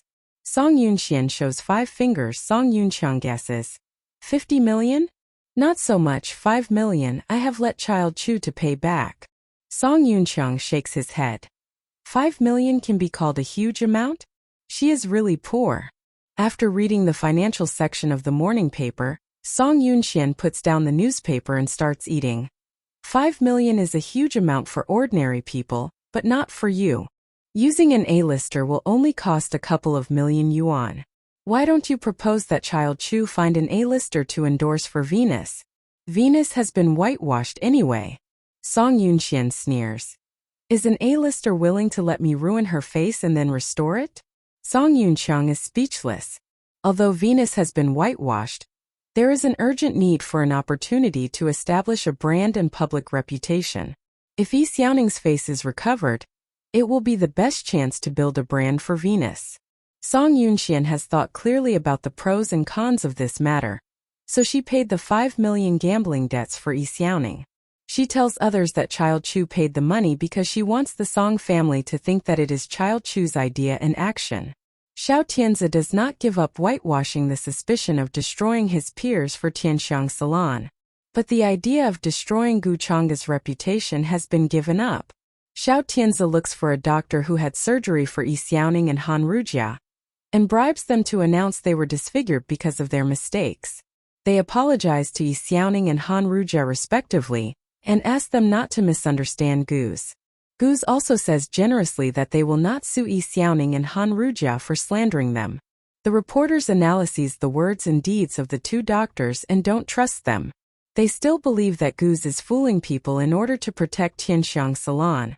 Venus was whitewashed and signed a cosmetic contract with Yi Xiaoning.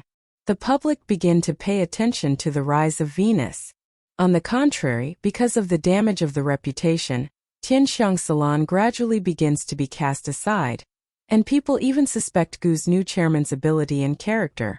In the first round, Song Yunxian did not cause much damage to Gu's, but the things she did has caused Xiao Tianzi troubles. Venus also began to rise on a free ride. 15 days later, Yi Xiaoning attracts the attention of the outside media after the first cosmetic surgery. Her face has undergone tremendous changes and improvement compared with the disfigured appearance. The media have thought that Yi Xiaoning can almost return to the appearance after the cosmetic surgery of Venus, and even become more beautiful than before. When Chu Machen has spare time, he listens to the Venus executive talking to him about Venus's recent actions. He can't help smiling. Yunxian are very good at business management.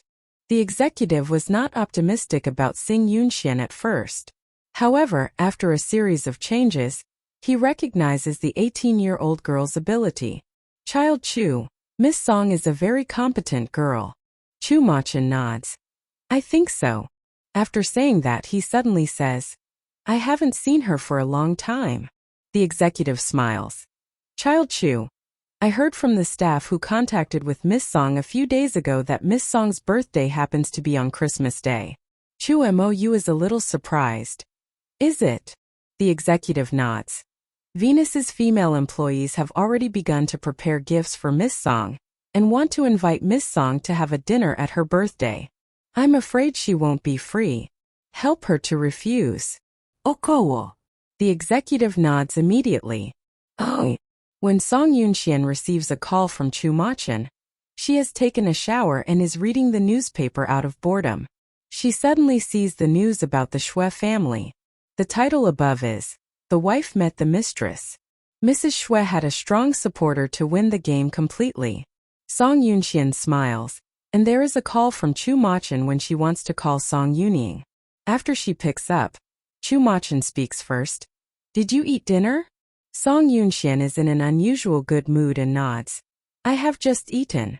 Seeing her is in a good mood, Chu Machin then asks, why are you so happy? It is my privacy. The second half of the sentence of Chu Machin is blocked by Song Yunxuan's words. There is a moment of silence over there, and Song Yunxian reads the newspaper boringly. Is there anything else? I am going to hang up. Of course there is something. Then let's talk about it. I am downstairs. Get dressed and come out. Song Yunxian suddenly frowns, slams the newspaper all at once, gets up from the bed and goes to the window to open the curtains. Downstairs, there is a man who is leaning in front of the blue Porsche and looking up at her. The silhouette of the man's face is very beautiful, because the phone near the ear lights his curved lips. Such a handsome man, even actors can't compete with him. Song Yunxian looks at him from the window. Looking at his beautiful eyes, she suddenly has a bad temper. You are really annoying. 10 minutes later, Song Yunxian is hastened by Song Yunqiang and finally goes downstairs. You are so unhurried. It's rare for Child Chu to have time to see you. And you are striking a pose here. Song Yunxian looks rather unhappy. Song Yunqiang pushes her towards Chu Machin. My sister has hypoglycemia. After having meals, she likes to take a nap as the elder will do. You see, she wasn't born in a rich family but has a costly illness. Chu Machin pushes Song Yunxian, who hasn't got on the car, says goodnight to Song Yunqiang, and then leaves quickly. Song Yunxian feels drowsy sitting on the front passenger seat.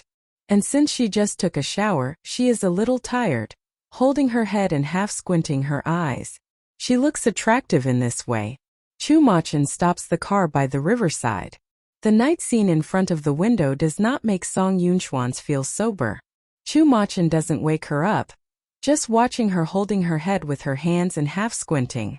The woman looks so gorgeous in his eyes. She is like a delicate flower that has just blossomed and makes people want to take good care of her. Her skin is fair. Her lips are crimson and her eyebrows are similar to that of beauties in the painting. You can pity her.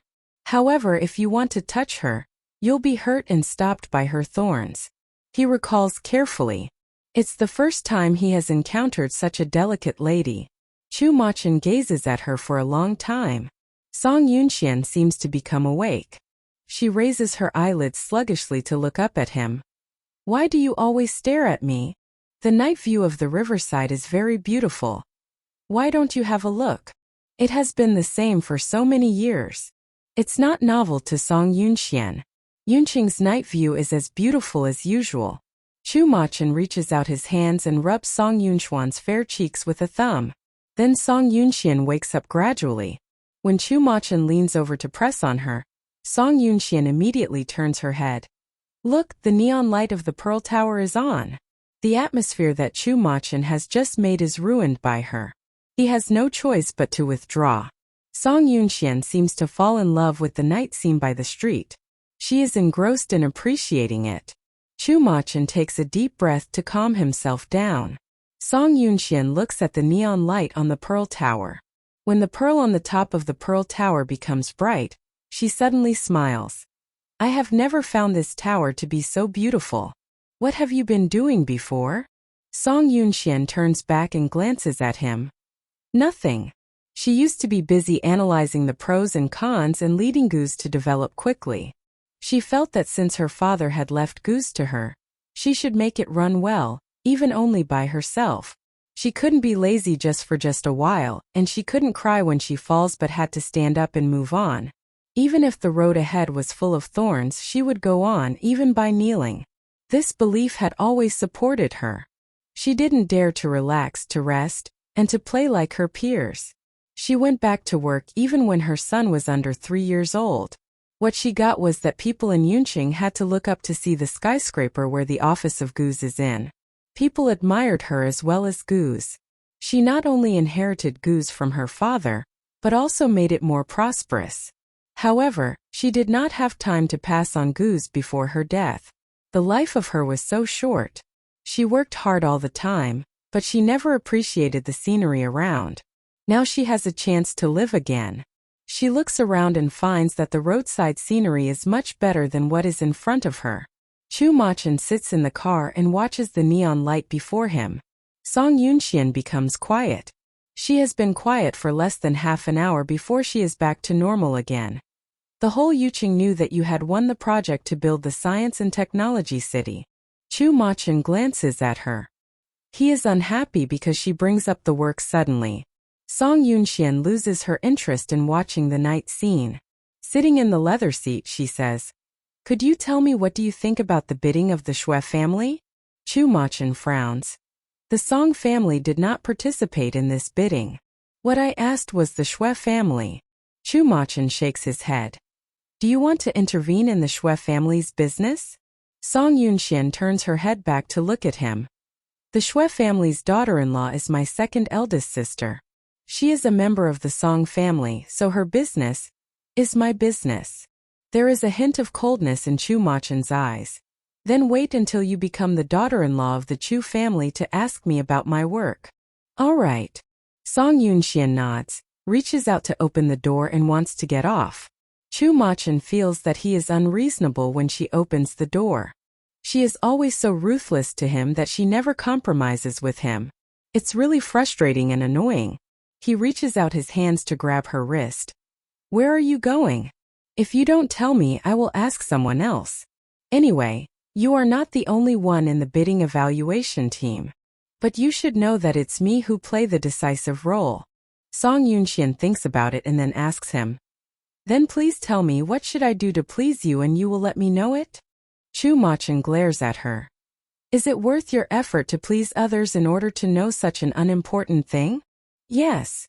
Song Yunxian nods, goes back to the car and closes the door. She moves her body slightly and rides on him all at once. How about me pleasing you like this? Have you ever pleased other men in the same way? He says it coldly. There is a hint of gloominess in his eyes. Song Yunxian shakes her head. I haven't made you feel satisfied by doing this? Chu Machun pushes her away from his body a little. His eyes twinkle when he sees her hanging hair. Song Yunxian is looking at him at the same time. Chu Machun feels the weight of this delicate woman on his body and says in a tight voice, Come down please. Why, you don't like me to do this to you? It is not like what you will do. Song Yunxian nods. Since you know that I seldom do this, please don't bring me to see the night scene at 10 o'clock in the evening anymore. I'm Busse. I have many things to deal with. If you can't give me what I need, why do you waste my time? Song Yunxian wants to move back to her seat, but she is pulled back immediately. Chu Machun uses his big hands to hold her chin, forces her to raise her head and kisses her. That scorching kiss makes her frown. She tries to push him back, but he grabs her hands and snaps. I can't help you? If I didn't help you, you would have become the daughter-in-law of the Chu family already. If I didn't help you, can you still behave like this now? Grabbing her wrists, Chu Machun begins to take off her clothes along her thin waist. Song Yunxian frowns, feeling that the man is kissing her shoulder. She tries hard to free her hand to hold his shoulder. I am not your wife now. Don't be rude to me.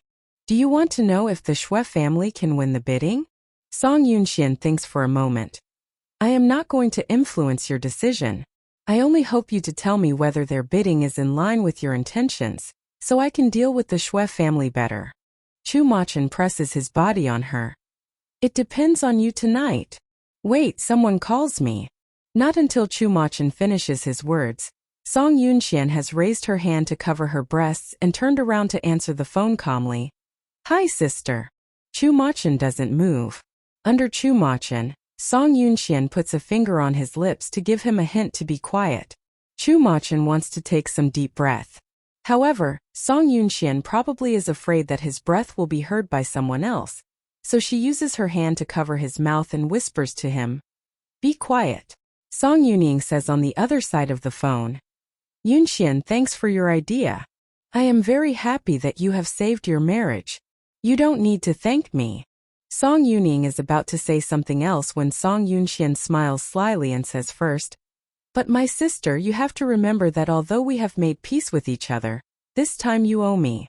Song Yuning nods there. "Definitely, I will not forget what you did for me. Don't worry." Song Yunxian finishes that and wants to hang up the phone. Song Yuning suddenly asks, "Yunxian, as for the Shui family's bidding, I will help you with the matter. How about we meeting personally to talk about this?" Song Yuning says, "Well, I actually miss our father. I will go to your place tonight." She must have known that Chu Machin had taken her out tonight. Song Yunxian looks at Chu Machin on her, whose mouth is covered by her hand, and frowns. "Well, I will wait for you at home." Having hung up the phone, she withdraws her hand. But Chu Machin grabs her wrist and throws her mobile phone to the back seat. Song Yunxian shakes her head and blames him. "What if my mobile phone is broken? Why are you so rude?" Chu Machin twists his beautiful eyebrows. Song Yunxian frees her hand to smooth his eyebrows, hugs his neck and leans forward to him. Unfortunately, this kiss is very short. Song Yunxian frees herself from him quickly. It's too late for Chu Machin to pull her back. Then she apologizes. "I forget to tell you that I am menstruating. I can't accompany you tonight." Chu Machin's face suddenly turns gloomy. Song Yunxian sees that he is fooled by her, smiles and moves away from him. She takes the phone from the behind seat and then starts to fix her seatbelt in the passenger seat. "My birthday is at Christmas. Do you want to be with me?" Chu Machin almost squeezes out a word from his teeth. "Sure." Song Yunxian nods gently. "Great. Now please send me home. I saw someone holding a camera run across the car. I hope they didn't get anything." Chu Machin sits in the driver's seat, turns to look at Song Yunxian and says gloomily, "You knew that we were followed when we set off? That's why I seduced you." Chu Machin starts the car, then clenches his hands tightly. This woman is so cunning. He thinks to himself. Song Yunxian, who is sitting in the car, is taking a nap. The one who sent people to follow them doesn't belong to the Song family. He or she probably is from the Gu family. After all, the Gu family has been competing with the Chu family. And the marriage of Chu Machin is one of the topics that the media is obsessed with. Gus suffered a lot from the matter of Venus. It's normal that Gus want to let the Chu family pay the price. If people are informed that it is not her, Song Yunxian, but someone else made love in the car with Chu Machin, it will not only be a discredit to Chu Machin but also a discredit to her, Song Yunxian. That will be no good for both the Chu family and the Song family. In this case, it's better for her to get along well with Chu Machin. She can rely on Chu Machin. She will maintain his reputation and character and make use of them for her interest. Chu Machin sends Song Yunxian back. The neon light along the way lights the face of Song Yunxian. Song Yunxian is quiet like a harmless porcelain doll. When she gets off the car, Chu Machin suddenly grabs her hand, holds her chin and leans over to kiss her. Song Yunxian does not move, letting him kiss her. When he finishes kissing, he asks her, "Why didn't you resist? It is a compensation for you." "Compensation?" Song Yunxian nods, pulls her hand out of his big hand and smiles. "This is the compensation for fooling you before." He sees her smile and his eyelids twitch a little. He does not argue with her. He has known since he met Song Yunxian that she gets acquaintance to people with intention. She doesn't change at all. However, as time goes by, he seems to get used to it. As long as the woman is not going too far, he will tolerate her. After Song Yunxian gets off the car, the smile on her face disappears. She reaches out to touch her lips. It seems that Chu Machin's kiss lingers there. He is very gentle. It is rare for him. She likes gentle people and gentle kisses. Such a kiss is neither oppressive nor aggressive. Besides, it does not make her feel tired, so she likes it. But Chu Machin's kisses at most of the time are rude and urgent. So she resists, repels, and resents those kisses. Chu Machin goes into the house with Song Yunxian. Seeing they are coming, Song Yuning, who is sitting on the sofa and chatting with Song Yunqiang, immediately stands up and says smilingly, "What a coincidence. Child Chu also comes here." Chu Machin is a little unhappy. "When we were dating, Yunxian suddenly received your call and we came back together." The implication is that Song Yuning called at a wrong time. They were enjoying their time when Song Yuning called and she disturbed the appointment. Song Yuning is clever. She knows what Chu Machin means, so she apologizes immediately. "Child Chu, I am really sorry for disturbing your date." Chu Machin doesn't reply. Song Yunxian smiles. "We were going to come back when you called. You didn't disturb us." After saying that, she looks at Chu Machin thoughtfully. Looking at Song Yunchuan's smiling face, Chu Machin feels a little annoyed. Seeing all this, Song Yunqiang asks Chu Machin to have a cup of tea. Chu Machin declines and leaves. Song Yuning sees that Chu Machin leaves and feels a little worried. "Yunxian, have you made Child Chu upset?" Song Yunxian nods. "I asked him about the Shui family's bidding. He said it's none of my business." Song Yuning hesitates for a while and then comforts her. "Most of men don't like women to ask them about their work." Song Yunxian nods. "But I asked carefully for the Shui family. Child Chu said it hadn't been decided yet. But Shiri Construction, which gets along well with Gu's, also bid for that. Their architecture drawing is as good as yours." Song Yuning is surprised. She frowns and asks, "What do you mean as good as our drawing?" Song Yunxian shakes her head. "I just wanted to ask him that when you called. So he sent me back. I am sorry, sister. I can't help you." Song Yuning murmurs Shiri Construction. She seems like being distracted and says nothing.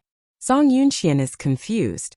She asks, "Sister, do you know Shiri Construction?" Song Yuning shakes her head. "No, not at all. But it sounds familiar." After saying it, she sees Song Yunxian, who still looks confused, and gets up immediately. "Shui Tao may come back earlier this evening. I am going to leave now. See you later." After saying that, Song Yuning leaves with a strange look. Song Yunqiang sends Song Yuning out. When he comes back to the living room, he finds that Song Yunxian has returned to her room. He was wondering just now that how did his two little sisters get along better. Now, seeing that Song Yunxian returns to her room immediately after Song Yuning leaves, he knows that they are not as close as they seem. No one will know what they can do for the Song family if they unite together. Their father has not recovered. He will make a will soon. Thinking of this, Song Yunqiang squints.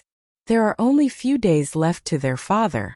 As the only son of the Song family, he must seize the opportunity to become the head of the family. Returning to her room, Song Yunxian schemes through the new magazine of Fanqing Magazine Zhenzimu. The first issue features Yunqing's superstar Luo Shi. Because of that, the magazine immediately swept the entire Yunqing once it was released. The reason why Luo Shi agreed to be interviewed by Fanqing Magazine is that Song Yunxian wrote a letter to him in Gu Chang'a's handwriting. When Luo Shi was young, he received financial support from Gu Chang'a. Other periodical office and weekly magazines of fashion all failed to interview him. But Song Yunxian just wrote a 50-word-long letter, and then got the precious opportunity to interview him. Luo Shi is a grateful man. He did not strike a pose but received the interview without pay. He also spared a whole day for the interview. This day was enough for him to take an advertisement which would bring him 1 billion yuan. At the end of the interview, he insisted on meeting the person who sent the letter. Song Yunxian asked Xiaohong to decline him. Luo Shi gave Xiaohong his phone number and then left. Skimming through the magazine, Song Yunxian thinks of Luo Shi's phone number. She finds the number and then records it in her mobile phone. Maybe this phone number will be useful one day. After all, in this world, people can be useful no matter how far he is.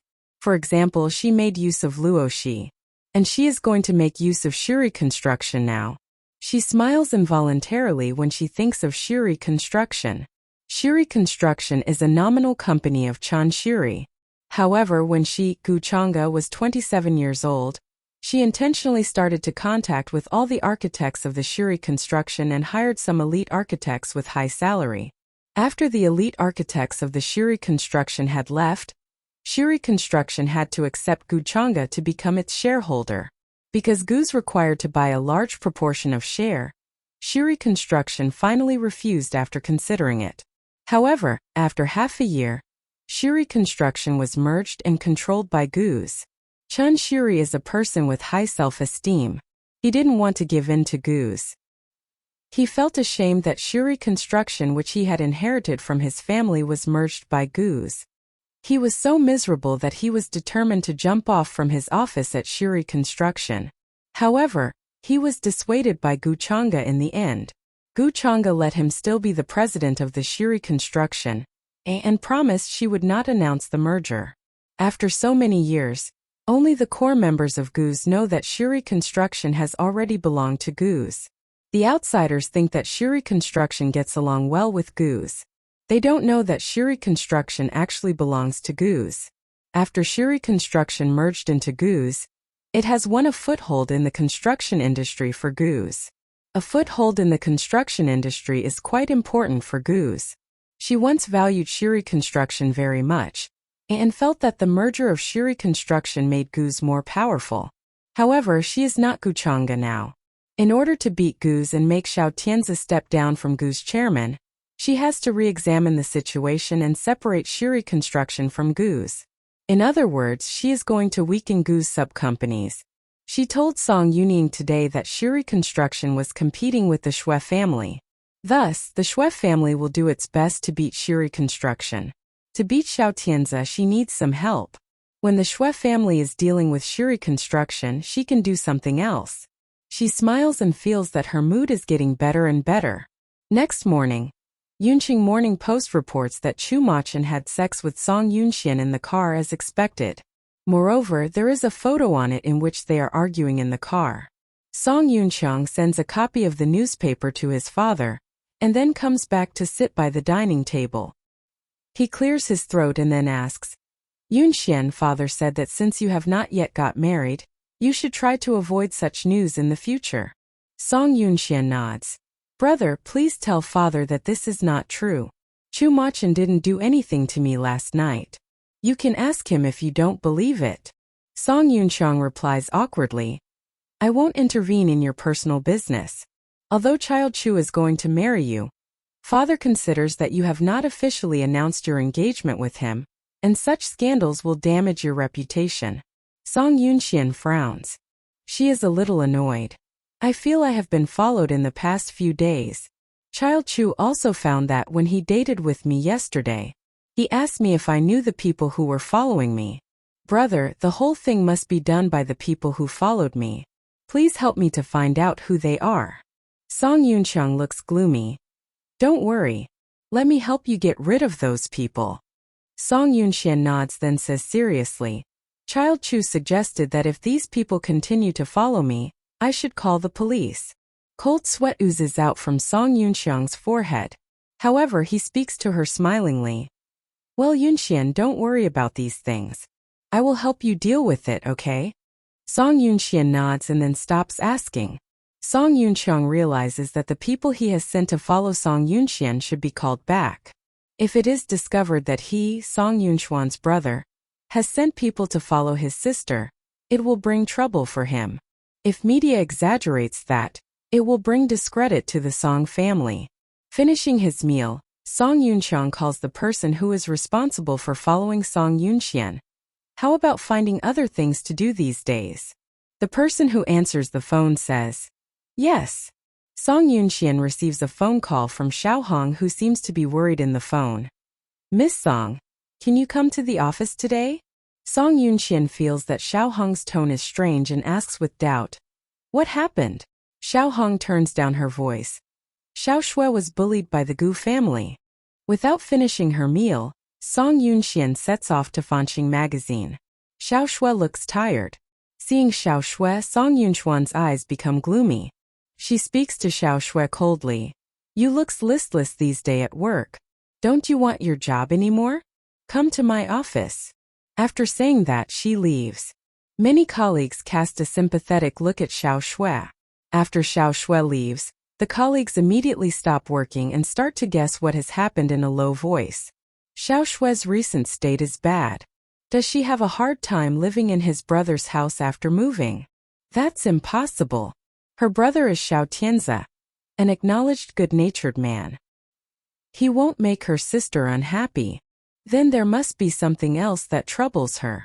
She has a pretty good job and lives in a good house. What trouble can she have?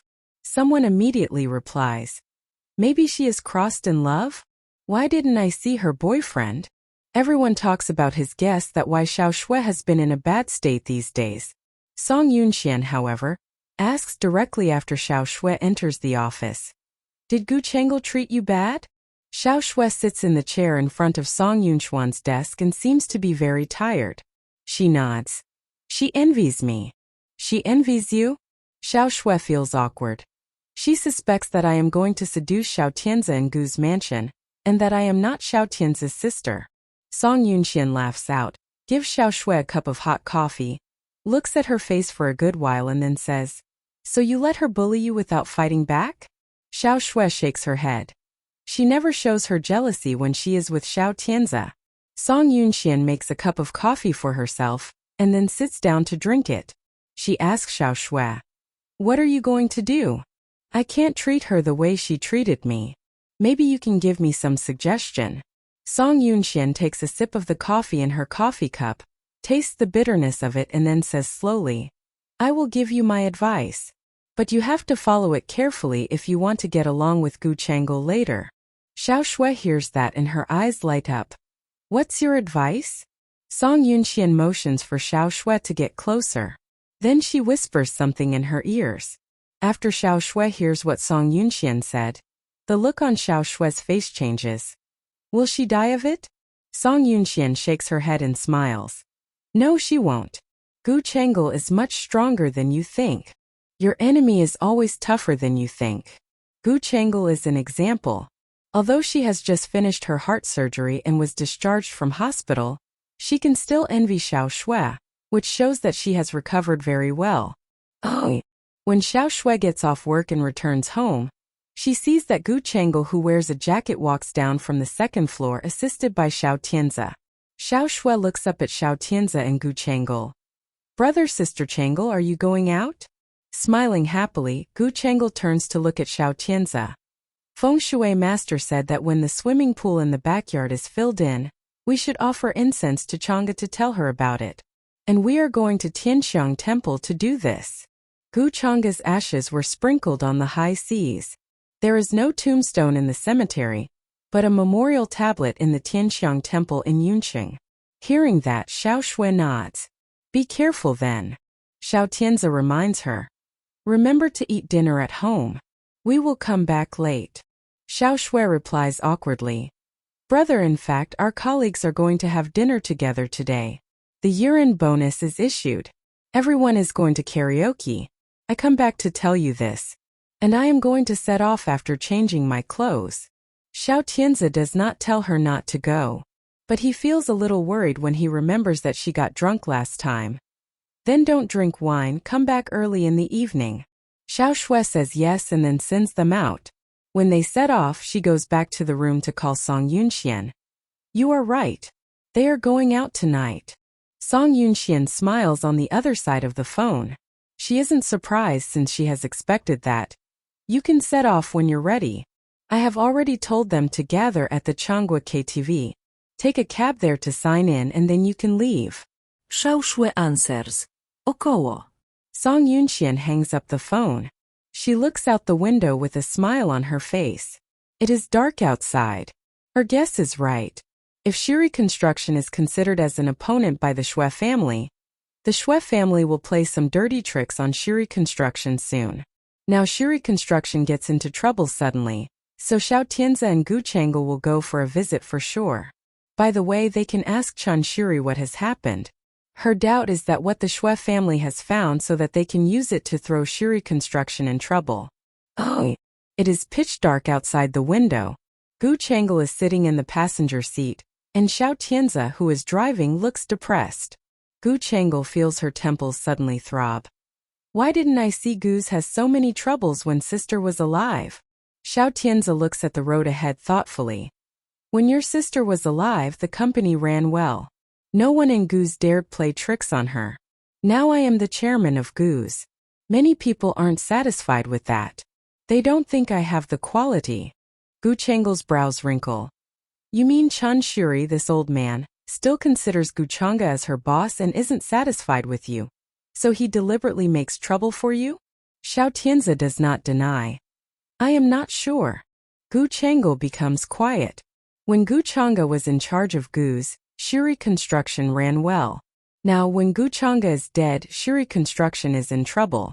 It's probable that Shuri Construction wants to separate from Gu's. Gu Changel sighs. As you know, Shuri Construction refused to join in Gu's before.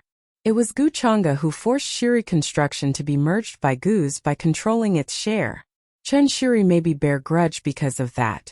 Now Gu Chang'e has died, so he wants to revenge. Xiao Tianzi shakes his head. He won't do that now.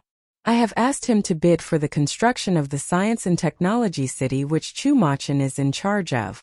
He is very interested in that project too.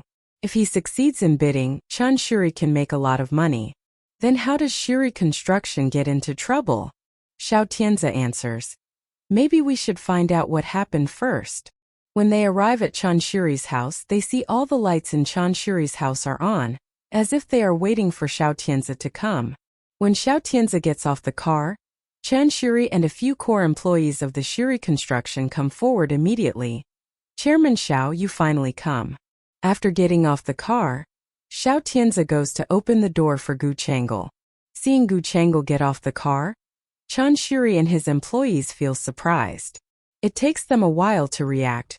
Chairman Gu's sister comes too. Gu Changel nods gracefully. Hello. Hello.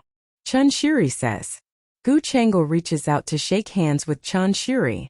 Chen Shuri shakes hands with her perfunctorily, then pulls back immediately and asks them to go into the house.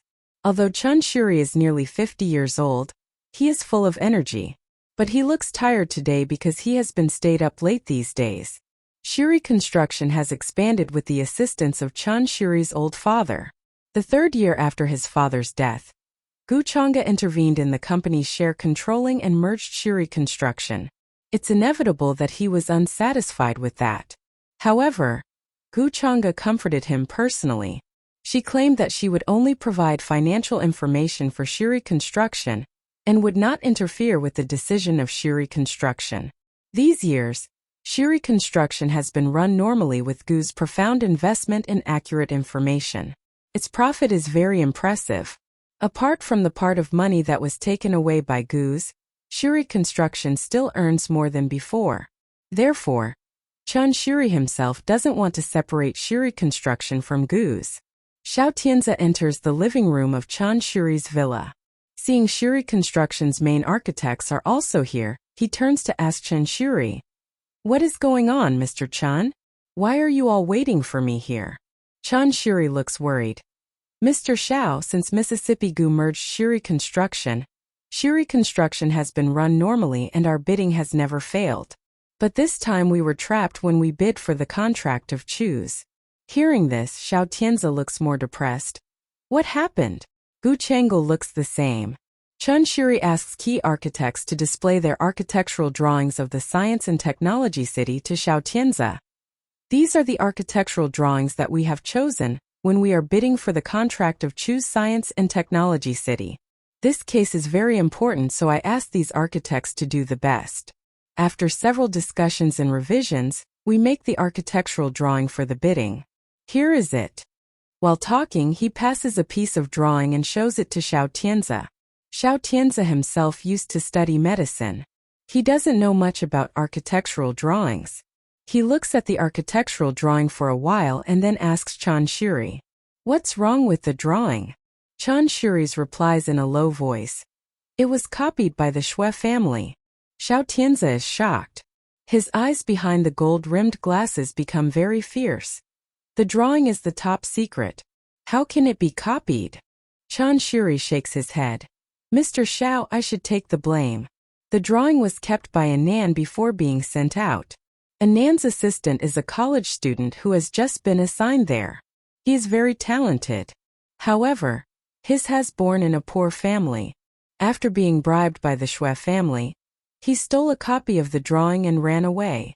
Xiao Tianzi frowns. How do you know so clearly? Anand's assistant felt guilty about it. He called and confessed to Anand before Anand resigned.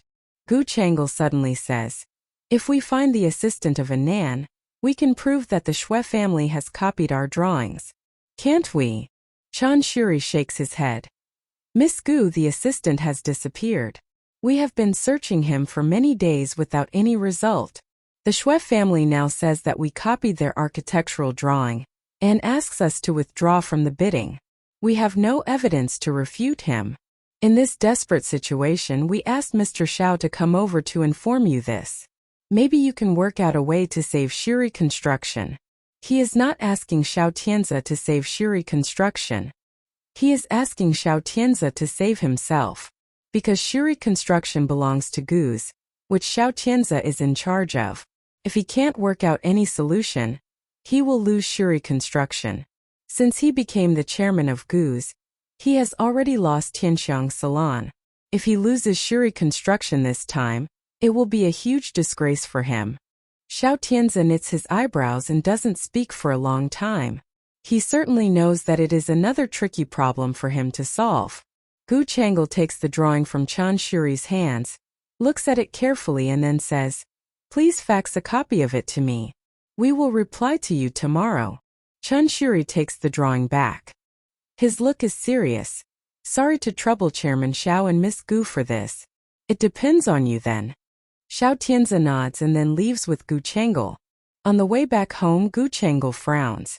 Xiao Tianzi, however, starts to consider the reason why the Xue family did this to Shuri Construction. Gu Chang'e is in a fret. Her beautiful eyes squint and she then says, Xue Tao, the chairman of Xue's, can't be so canny. The idea must be presented by his parents. Xiao Tianzi nods. Xue's has been in construction industry in Yunqing for more than 20 years. Xue's and Shuri Construction have been getting along well these years. Why does Xue's start to treat Shuri Construction as its enemy? Gu Chang'e bends her fingers and replies without considering. They were afraid of Gu Chang'e before. Now Gu Chang'e is dead. So they have no scruple to make trouble for Gu's. They don't think you are as tough as Gu Chang'e. Xiao Tianzi sneers. Really? Gu Chang'e turns to look at Xiao Tianzi's handsome face and leans over to whisper in his ear. They think that you are weaker than Gu Chang'e, so they make trouble for you. But I know better than them that you are not weak at all. After saying that, Gu Chang'e leans over to hold his neck and give a kiss on his cheek. Xiao Tianzi frowns. We are on the way home and I am still driving. You had been with my sister for so many years. She definitely would not let you kiss her in the car, right? Do you want to make love with me in the car? When she says this, she suddenly thinks of the headline in the front page of Yunqing Morning Post this morning. The 18-year-old daughter of the Song family had sex with Chu Machin in the car yesterday evening. Gu Chang'e feels upset when she thinks about that. Xiao Tianzi does not refuse her suggestion immediately. He says to her softly, wait until I stop the car at home. Gu Chang'e hears it, smiles brightly and then moves her soft body back to the passenger seat. But as she moves, a silver-white car appears in the fork ahead. Xiao Tianzi turns the steering wheel immediately in order to avoid the crash. However, he finds that car doesn't slow down at all. It almost comes straight to them. Ah! Gu Chang'e screams as the brake screeches. The two cars collide together. Because the other car drives behind them, Xiao Tianzi's car is damaged more seriously. Under the road lights, Xiao Tianzi kicks open the door of the seriously damaged car and hurries to drag out the woman who has passed out in the passenger seat. Chang'e! Chang'e! How are you? Chang'e! He drags the woman who has passed out in the seat out of the car and then starts to pat her face at the roadside. However, after being patted for a while, Gu Chang'e still doesn't respond at all. Xiao Tianzi turns back anxiously to see if there are some cars passing by. However, although this road is not far away from the bustling area of Yunqing, Most of vehicles passing by are private cars at this time in the evening. Those private cars don't stop for them. People are so indifferent these years. Xiao Tianzi is rather worried. He keeps patting Changle's face. Gu Changle, who is lying in his arms, remains motionless. Xiao Tianzi sees that her lips turn pale gradually and reaches out to check her pulse.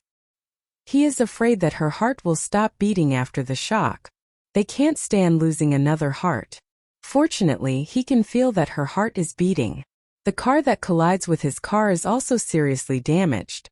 Xiao Tianzi starts to look for the mobile phone he carries with, wanting to dial the emergency number. However, he does not find it. At the moment, he suddenly hears a brake sound comes from the roadside.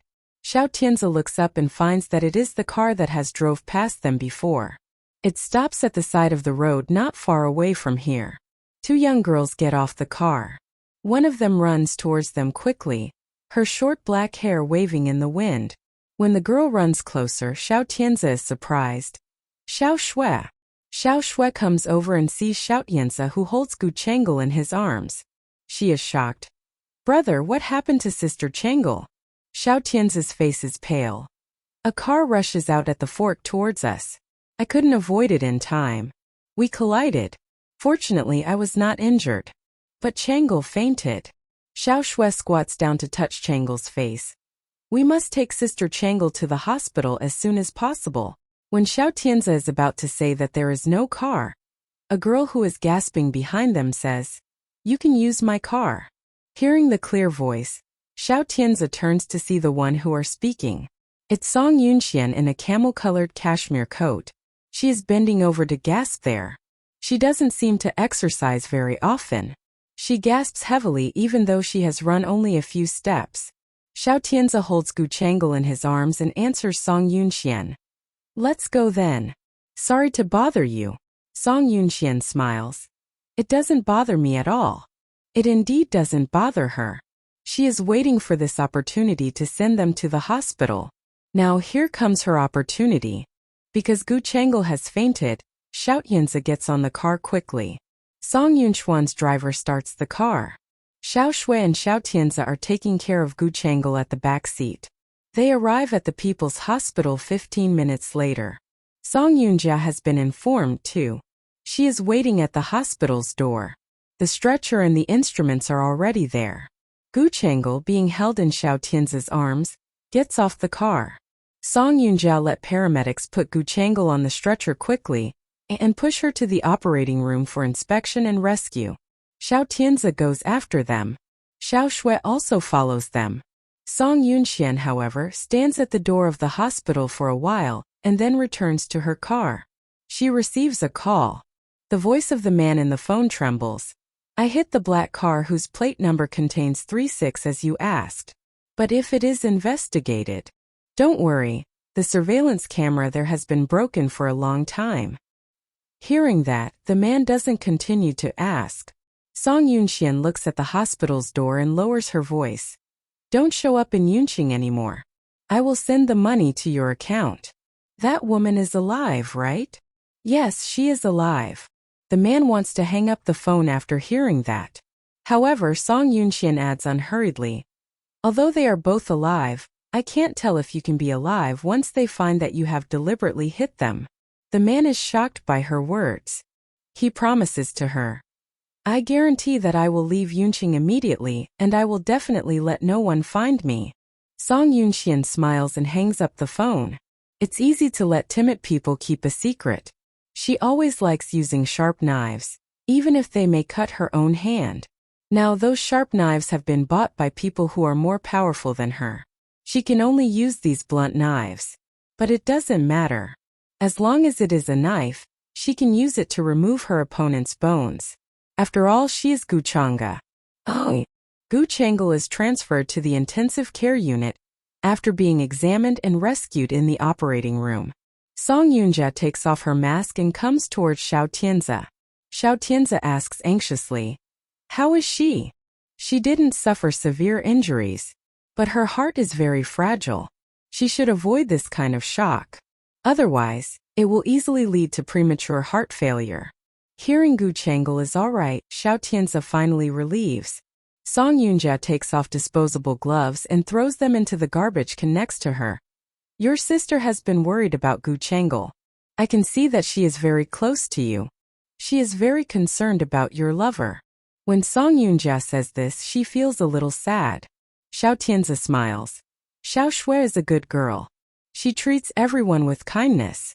Song Yunjia does not believe it. But she does not refute. Are you going to the ward to see her now? Since Xiao Shui is there with her, I will visit her later. I don't think you can leave tonight. Let's go downstairs to have a cup of coffee. You can refresh yourself with it. Chang'e needs to be taken care of tonight. Xiao Tianzi shows a smile and agrees. All right. They go downstairs to have coffee in a cafe. The cafe is very clean at it's 10 o'clock in the evening, and there are a few people who are patients' relatives having simple dinner there. Xiao Tianzi sits by the window and watches the dark night outside. Song Yunjia is very confused. When Chang'e was discharged from the hospital, I told you to make sure she has a good rest. Why did you take her out so late? Did you date together tonight? She knows that there is a famous Western restaurant in that area. The French dishes in the restaurant taste authentic. Song Yunjia suspects that they have had a romantic appointment tonight. Xiao Tianzi puts his arms on the table, lowers his eyelashes and takes a sip of the coffee. No. In fact, we went to handle a problem. What's the problem? Song Yunjia is curious. Xiao Tianzi says, do you know Shiri Construction? Song Yunjia frowns, thinks about it for a while and then answers him uncertainly. You refers to the Shiri Construction whose president wanted to jump off the roof, but was dissuaded by Gu Chang'e? Xiao Tianzi nods. He praises Song Yunjia with a smile. You have a good memory as you did in college. Song Yunjia cherishes the days in university, because she met Xiao Tianzi then. She can remember everything happened in college. She is pleasant that Xiao Tianzi praises her, and he still remembers the thing happened in college. Song Yunjia's voice becomes soft. Shiri Construction belongs to Gu's, doesn't it? What happened? Xiao Tianzi replies. It is true that Shiri Construction belongs to Gu's. The problem was caused by the Shui family, which your younger sister married into. Song Yunjia realizes what has happened after hearing those words. You mean that the Shui family has set up Shiri Construction in secret? Xiao Tianzi shakes his head, takes another sip of coffee and then replies, they are not satisfied to do it in the dark now. As Shiri Construction is considered as a thorn in their flesh, they start to set up Shiri Construction in a flagrant way. Song Yunjia frowns and says with disgust, the Shui family doesn't have an ideal heir but they do make a lot of trouble. Then she starts to ridicule Shui Tao's parents that they failed to bring up a great inheritor.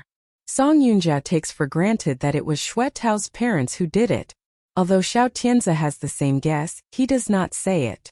He knits his brows and says thoughtfully, Shui's and Shiri Construction have been in the same industry for more than 10 years. Shui's has never dealt with Shiri Construction in a so nasty way. I am very confused. Song Yunjia recognizes that there are some implications in Xiao Tianzi's words. As expected, Xiao Tianzi smiles at her at the next moment. Your younger sister Song Yuning is very smart, isn't she? My younger sister? Song Yunjia is a little surprised. What does he mean? Xiao Tianzi nods. You said that your sister is valued by your father too. Your father has handed over many industries to her to manage. It is obvious that your sister is actually very good at doing business. She is helpful to the Shui family since she has married Shui Tao. Song Yunjia becomes gloomy because of Xiao Tianzi's guess. Holding the coffee cup in her hands, Song Yunjia frowns.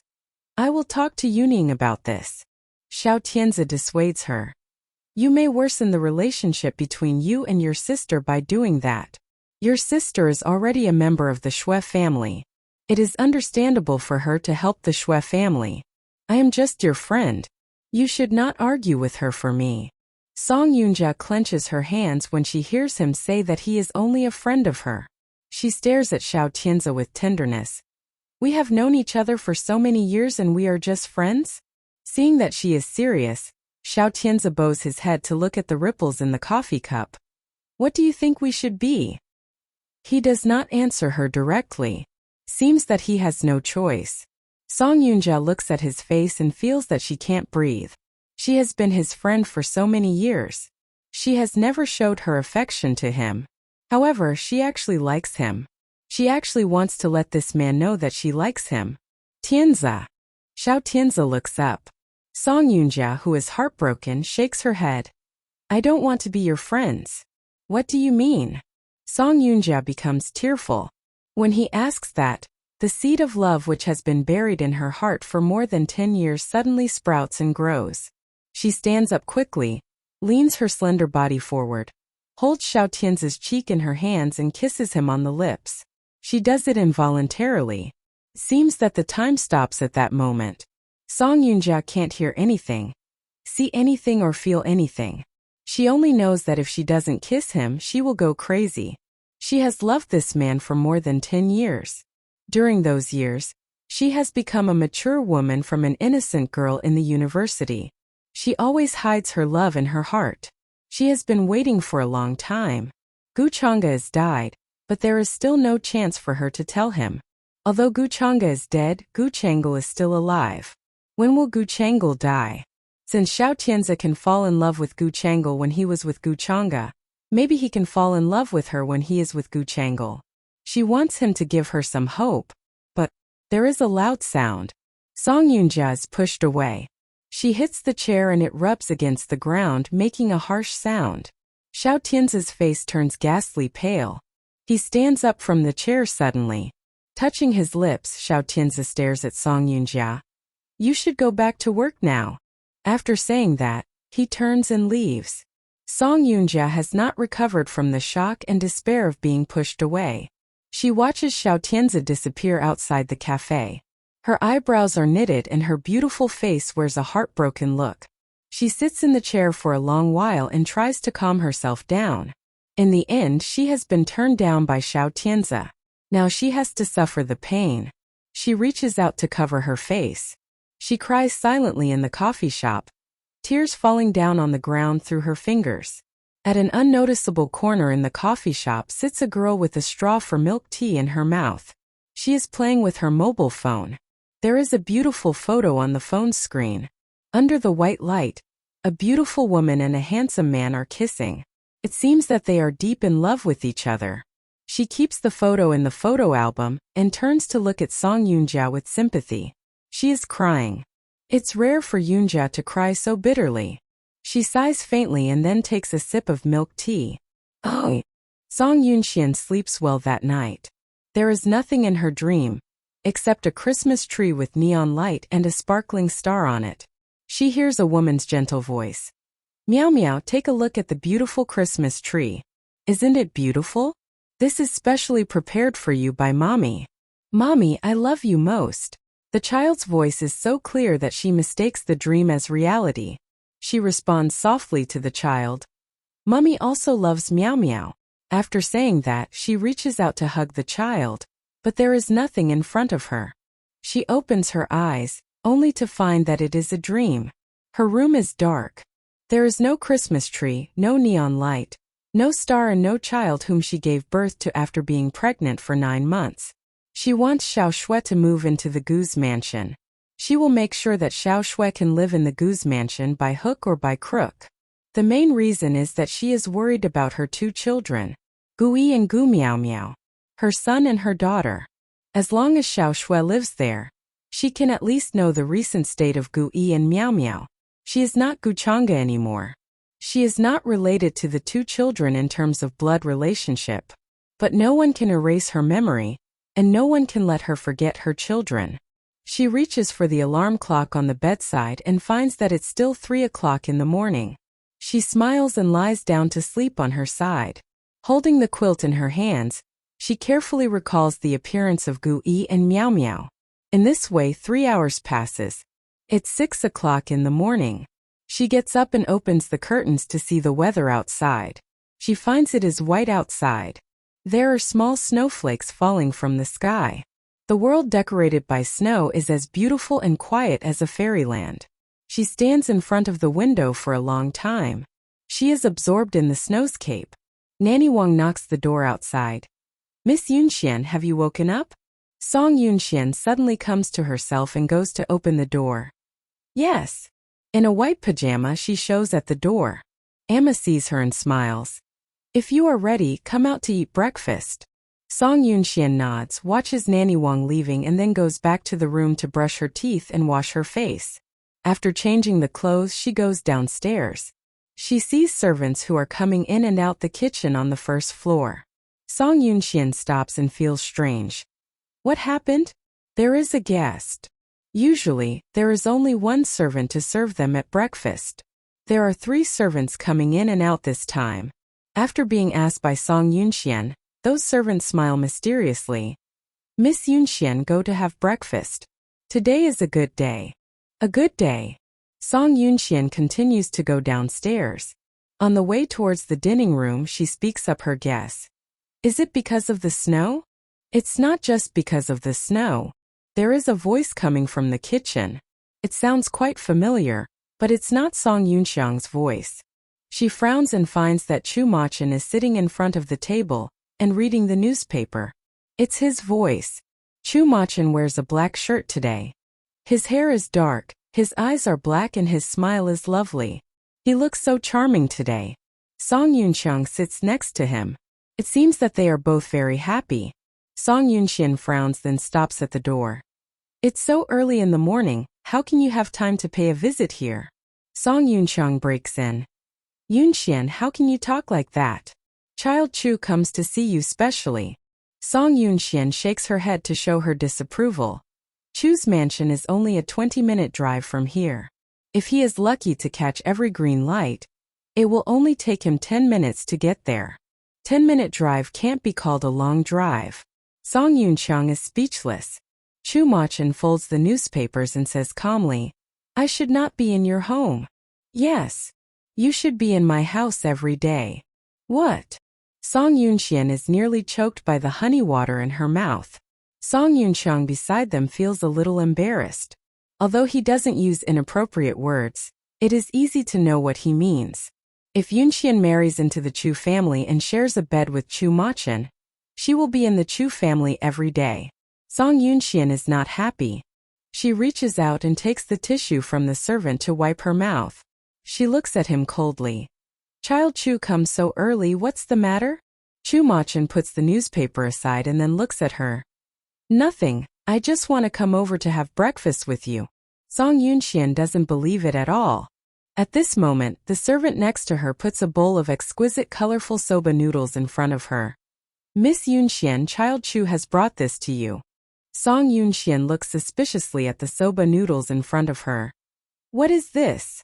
This is the birthday noodles that I brought back during my business trip yesterday. Have a taste. Song Yunxian frowns, pushes away the soba noodles in front of her and says, I don't like to eat noodles. The servant is a little embarrassed. Song Yunxiang gives a cough. Yunxian, Child Chu went to Tokyo yesterday and brought it back specially for you. He has known that today is your birthday, so he sent it here early in the morning. I don't have the habit of eating noodles for breakfast. I will eat it at night. Song Yunxiang feels that his sister is so particular. He has no choice but to reach out and push the bowl of noodles back. Child Chu brought it for you specially. You should at least have a taste. This is a bowl of longevity noodles. Hearing the 2 words, longevity noodles, Song Yunxian involuntarily sneers. I don't need to live. No, you do need. Then we can grow old together. Now have a taste. While Song Yunxian is talking, Chu Machin puts the soba noodles in her mouth fast. Feeling unhappy to be interrupted, Song Yunxian wants to spit the noodles out immediately. But Chu Machin looks gently at her and comforts. You should eat it. If you spit it out, it will bring you bad luck. You may kick the bucket before getting what you want. Scared by this vicious curse, Song Yunxian has no choice but to eat it. She can't die before taking her revenge. Seeing her eat it, Chu Machin picks up some noodles and presents to Song Yunxian. Now have another bite. Eat it, and then you can live happily with your lover. Song Yunxian stares at him coldly. Chu Machin keeps smiling at her. It seems that he is not going to give up. Song Yunxian is angry, but she eats it anyway. This means reunion with your family. Eat more. Song Yunxian had the first bite and the second bite. She refuses to be forced to take a third bite. She reaches out and pushes Chu Machen's hands away. I hate being fed by other people. Chu Machen raises his eyebrows and puts the chopsticks down. Okay. Eat it by yourself then. After Chu Machen puts down the chopsticks, Song Yunxian starts to eat her preserved egg and lean pork porridge and rice cake, leaving the noodles aside. Song Yunxiang, seeing that a lot of soba noodles are left, feels a little awkward. Yunxian lived in Qingqing before, and there isn't the custom of eating longevity noodles. We Chu family have the custom. I will watch her eat noodles in the morning at Christmas from this year onwards. Song Yunxian puts down chopsticks. I am full. She turns back and goes upstairs, leaving Chu Machen and Song Yunxiang sitting in the dining room. Song Yunxiang apologizes. Probably she had a nightmare last night. She hasn't slept well recently. I will take her to see a doctor today. After saying that, he stands up and follows Song Yunxian. Song Yunxiang certainly doesn't dare to stop him. After they leave, a servant in the kitchen asks Song Yunxiang, how should we deal with this bowl of soba noodles? Shall we throw it away? Song Yunxiang stares at her. This was brought by Child Chu to Miss Song. We can't throw it away. Put it in the refrigerator. Yunxian may eat it when she is hungry. What if Miss Yunxian doesn't eat it? Then let it spoil. Anyway, don't throw it away. The servant gets the order from Song Yunxiang and has no choice but to put the bowl of soba noodles in the refrigerator. Song Yunxian wants to sleep after returning to her room. She wanted to go out originally. However, Chu Machen suddenly came in the morning. If she goes out, he will definitely follow her. So she plans to stay at home until he leaves. The door is gently opened. Hearing that, Song Yunxian turns her head. As expected, it is Chu Machen. He opens the door and walks in the room. Why do you follow me into my room? Chu Machen turns to close the door. Today is your birthday. I know that. Actually, she doesn't know. Guchang's birthday is on August 15th. However, today is Miao Miao's birthday. Miao Miao's birthday is at Christmas. She remembers the day that she gave birth to Miao Miao was a rather cold day. Her due date had not yet arrived, but she had a terrible stomachache at that night. The servants at home worried about her and wanted to send her to the hospital. Xiao Tianzi, a doctor himself, stood next to her and did nothing at all. It seemed that he was too panicked to do anything. However, when she thinks about it in retrospect, she realizes that maybe Xiao Tianzi was judging whether she would die or not at that time. It was a pity that the servants were loyal to her and sent her to the hospital for delivery. She gave birth to her daughter successfully. At that moment, Xiao Tianzi must be very disappointed. When she thinks of that, she can't help laughing at herself. Chu Machen sits on the edge of her bed, leans over closer and closer to her and tries to kiss her. Song Yunxian suddenly turns back and pecks on his lips. Chu Machen reacts quickly this time. Before she moves away, she is pressed on the soft bed by him. Her long black hair spreads over the bed, like the beautiful lines in a picture. Chu Machen bends over to kiss on her lips. He kisses her very gently. Song Yunxian does not resist. She reaches out her hands to hold his neck and touch his hair. Chu Machen's hair is hard, smooth and clean. Feels comfortable. His thin lips are hot and sexy. His kiss makes her feel hot and lose control. However, when Chu Machen reaches out to untie her clothes, Song Yunxian stops him. It is still in the morning.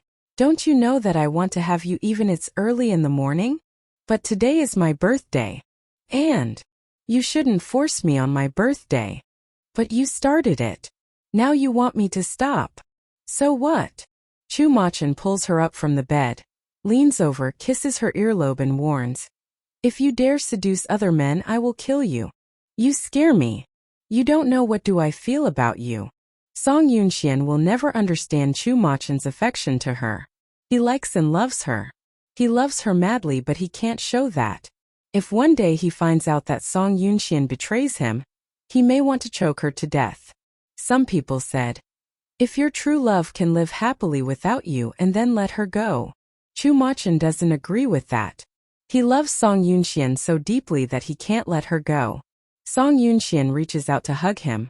Love is only a tiny part of my life. I hope that you won't be disappointed. After saying that, she gets up from the bed. Her cashmere coat is in the closet. She needs to put it on and go out now. She doesn't have much time to spend on love like ordinary women do. Outside the window it snows heavily. Chu Machan looks at the snow outside the window thoughtfully for a while. The snow is falling on the ground. Xiao Shui blows on her fingers, which have turned red because of the freezing weather. Then she holds the bag of Liao Ji's crystal shrimp dumplings closer to her chest. When she enters the hospital, she sees Song Yunjia and then smiles at her. Good morning, Dr. Song. Song Yunjia nods. Seeing that she went out in such a cold day, she asks, Did you go out to buy breakfast? Xiao Shui gives her a shy smile. Yes. Sister Changle said that she isn't used to eat the food in hospital, so I went to Liao Ji to buy some crystal shrimp dumplings. Song Yunxuan's voice becomes soft. You treat her so well. It's cold outside, you must feel cold. Xiao Shui shakes her head. My brother cares for Sister Changle a lot, so I should be good to her too. Song Yunjia still hangs the smile on her face. She talks with Xiao Shui for a while and then lets her go first. Once Xiao Shui leaves, she puts her hands in the pocket of her white coat and slowly clenches them. Xiao Tianzi cares for people? Xiao Tianzi seems to care for everyone in his life, but the one who he really cares about is only Gu Changle. When he pushed her away last night, did he know it would hurt her feelings? She did so much for him, but she just got a push from him. Thinking of it, her tears are going to flow down. But someone comes over and greets her. Sister. Hearing the voice, Song Yunjia contains her tears and turns back. The person who comes is not anyone but Song Yuning. When Song Yunjia sees her, she immediately frowns. She remembers what Xiao Tianzi has told her last night. Why are you here? Song Yuning smiles and reaches out to touch her stomach. I come to do pregnancy tests. I know you are on duty today, so I come to see you. What a coincidence, I happened to meet you in the hall. Song Yunjia sees that Song Yuning touch her belly, gives a sigh and then drags her out. I have something to talk to you. Let us find a quieter place. Song Yuning is dragged out by her sister and feels strange. What happened?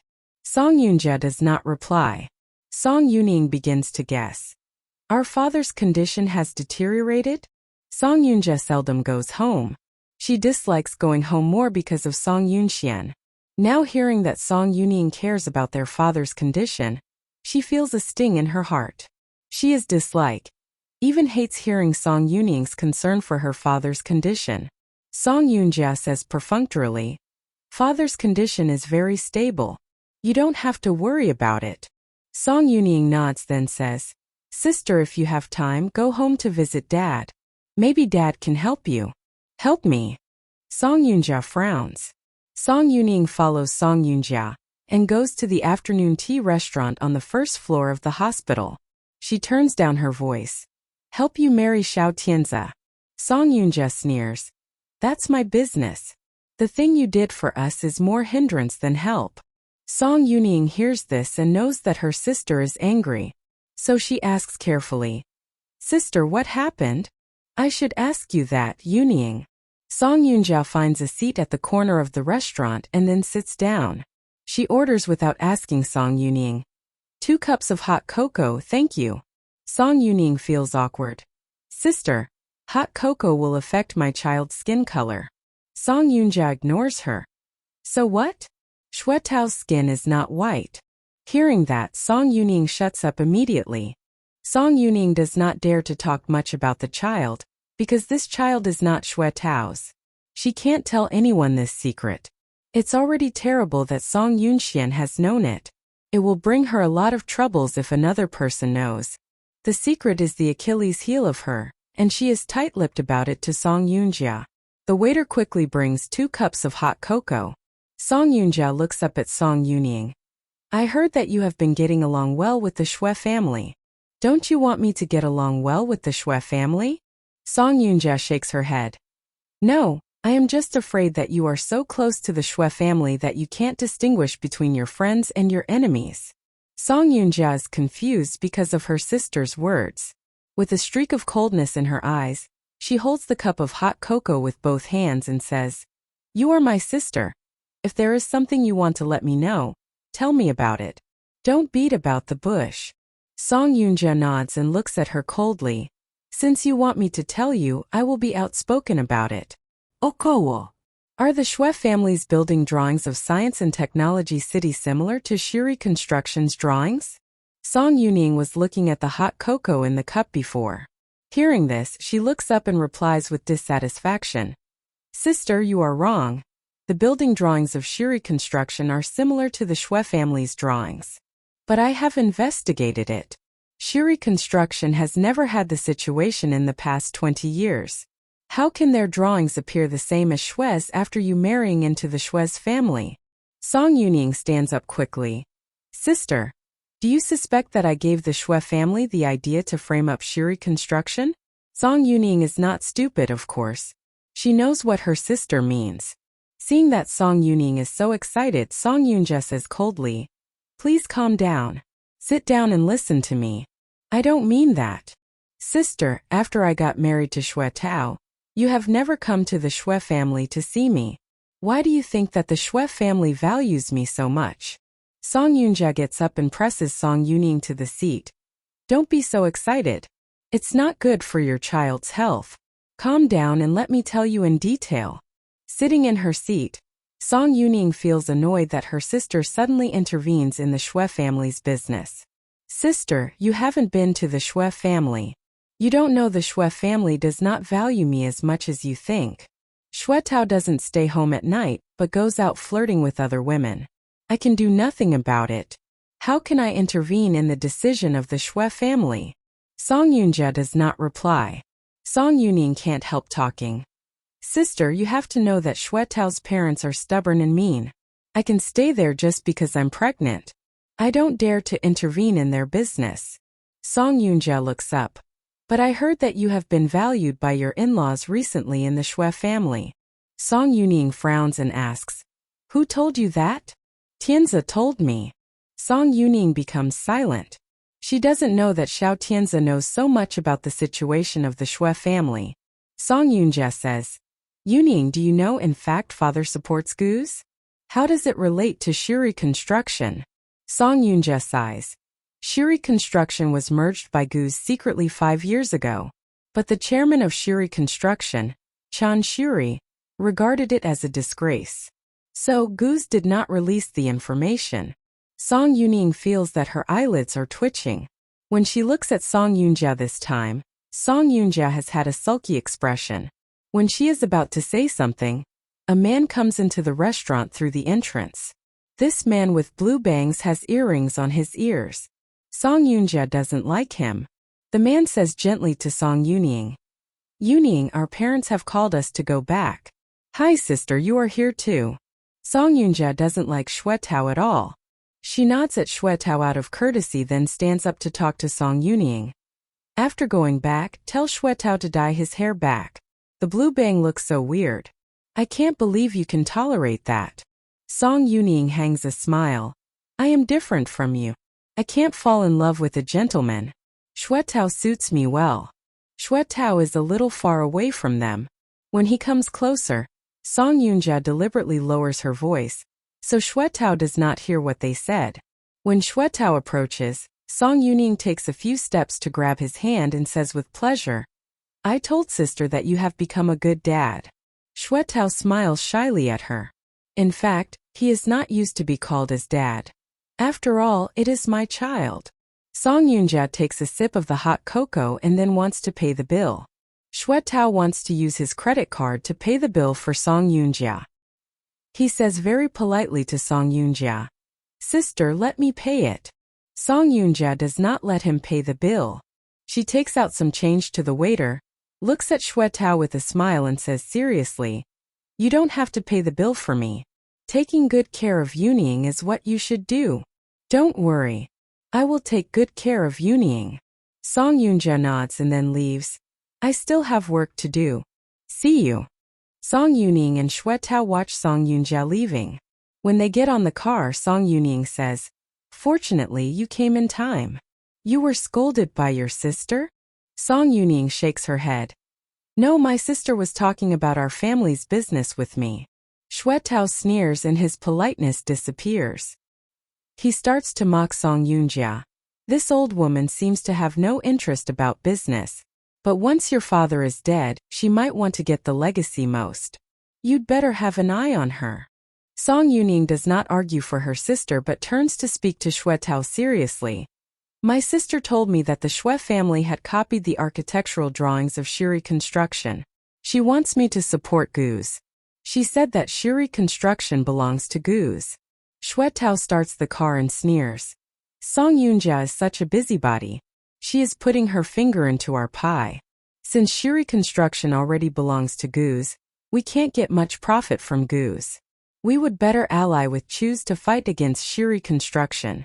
Why do we have to do as her say? Hearing Xue Tao's words, Song Yuning smiles. You have a good understanding of business relations. How about dyeing your hair black and going to work from tomorrow? After saying that, she reaches out to touch his bang. Xue Tao moves her hand away impatiently. I don't have time to do that. Don't meddle in my business. The color of my hair isn't important. The most important thing is that you make sure you can get money from your dad when he dies. Song Yuning is stunned by Xue Tao's words. Although it seems that Xue Tao treats her well, he bears in mind that Song Yuning parted he and Zhang Xiao. But if she hadn't let Zhang Xiao keep away from him, she would be restless. After a long while, she takes her hand back and puts it on her belly. She smiles even though she doesn't know why she is smiling. Oh! Song Yunxian gets off the car in a cashmere coat. Because of the snow, the road outside is slippery. She slips and almost falls, but Chu Machin behind her immediately supports her. Be careful, Chu Machin says. Song Yunxian smiles. The road is slippery when it is snowy. It doesn't matter if I slip and fall. Chu Machin grabs her hand and walks with her. You can fall before. But now I am here with you, you can't fall. If people see you fall, they will think that I didn't take good care of you. No, they won't. I should take care of myself. Chu Machin is surprised by her reply. When he turns to look at Song Yunxian, he finds that she is smiling and looks fresh-faced. She seems happy. It sounds like you have suffered a lot. Have you had a hard time in Qingcheng? Song Yunxian thinks about it and then shakes her head. No. The former Song Yunxian is already dead. It doesn't matter what kind of life she had lived before. When a person dies, nothing matters to him anymore. However, her Guchanga has become Song Yunxian. She will get everything that should have belonged to Song Yunxian. Would you like me to give you a drive? It's tiring to take a long walk in a snowy day. Song Yunxian shakes her head. I seldom have free time to go for a walk like this. If you have other things to do, you don't have to be with me. Hearing that, Chu Machin takes a deep breath and feels depressed. He is unnecessary to Song Yunxian, which makes him upset. They walk forward. Suddenly they hear a pleasant ring. Hearing the ring, Song Yunxian looks up and stops. Seeing her stop, Chu Machin looks at the direction which she is looking at. Ahead of them is a school and the ring signifies the ending of class. The design of the school's doorway is simple and elegant. The words, Yunqing Private Primary School is engraved on the tablet besides the doorway. This is the best as well as the most expansive school in Yunqing. It is a boarding school. Students are enrolled according to the assessment of the assets of their parents' company. The arrangement of the seats is according to the assets of their parents either. The dormitory consists of double or single rooms, with special cleaners to serve them. Despite the strict hierarchy in the school, the students' academic performance is good. Gu Chang'e had been the 8th student that ranked first in the province in the school. Song Yunxian watches the school. Chu Machin thinks that Song Yunxian is curious about the school and explains to her. This is the most famous private elementary school in Yunqing. The students who are studying there are the children of the upper class. Your older brother and 2 older sisters are all graduated from this school. How about you? Being asked, Chu Machin smiles and says, I only studied for half a year here and then I studied alone at home. Why? The only child of the family seldom studies here. Because he is the family's only successor. If he is injured, it will affect the family. This is not exaggeration. This school had enrolled the only child of the Lee family. The child died in the school because of a push, which causes a sharp fall of the Lee family's share. Cost the Lee family a lot. Gu Changa had been studying here for 6 years, and she was the only child of the family who was placed in the school. You have to know, there were a lot of people who wanted to kill this girl who would inherit Gu's. Remembering the days in here before, Gu Changa smiles gently. A child comes out of the school gate. Seeing that, she says, "Here comes she." Song Yunchuan's voice is soft. Chu Machin is shocked for a while and looks what she is looking at. He discovers that a little girl with a dark red beret comes out of the Yunqing private primary school. The child has silky long hair to the chest and big eyes. She pouts and turns to look at the little boy who walks quickly and stops next to her. The little boy seems to be very concerned about her. He frowns, grabs her little hand and reprimands her discontentedly. The little girl lowers her head and stands still. Chu Machin looks at the two children, arches an eyebrow and turns to look at Song Yunxian. "Do you know these two children?" Song Yunxian smiles softly. "I don't know them." She says that she doesn't know, but she is actually lying. He grabs her hand and pulls her away. "Now that you don't know them, let's go." Song Yunxian doesn't refuse and follows him. "You should know the two children?" Chu Machin suddenly stops and slightly changes his expression. His voice is low. "It's the eldest son and the little daughter of Gu Changa." "What are their names?" "The boy is Gu Yi, the girl is Gu Miao Miao." Song Yunxian nods and murmurs, "They are really cute." Seeing she talk about the two children who she does not know so calmly, Chu Machin can't help suspecting, "They are just children." "I know." Song Yunxian knows what he means. Chu Machin thinks that she has a deep conflict with Xiao Tianzi, which is difficult to resolve, and even thinks that she will vent her anger on Xiao Tianzi's two children. However, Chu Machin will never know.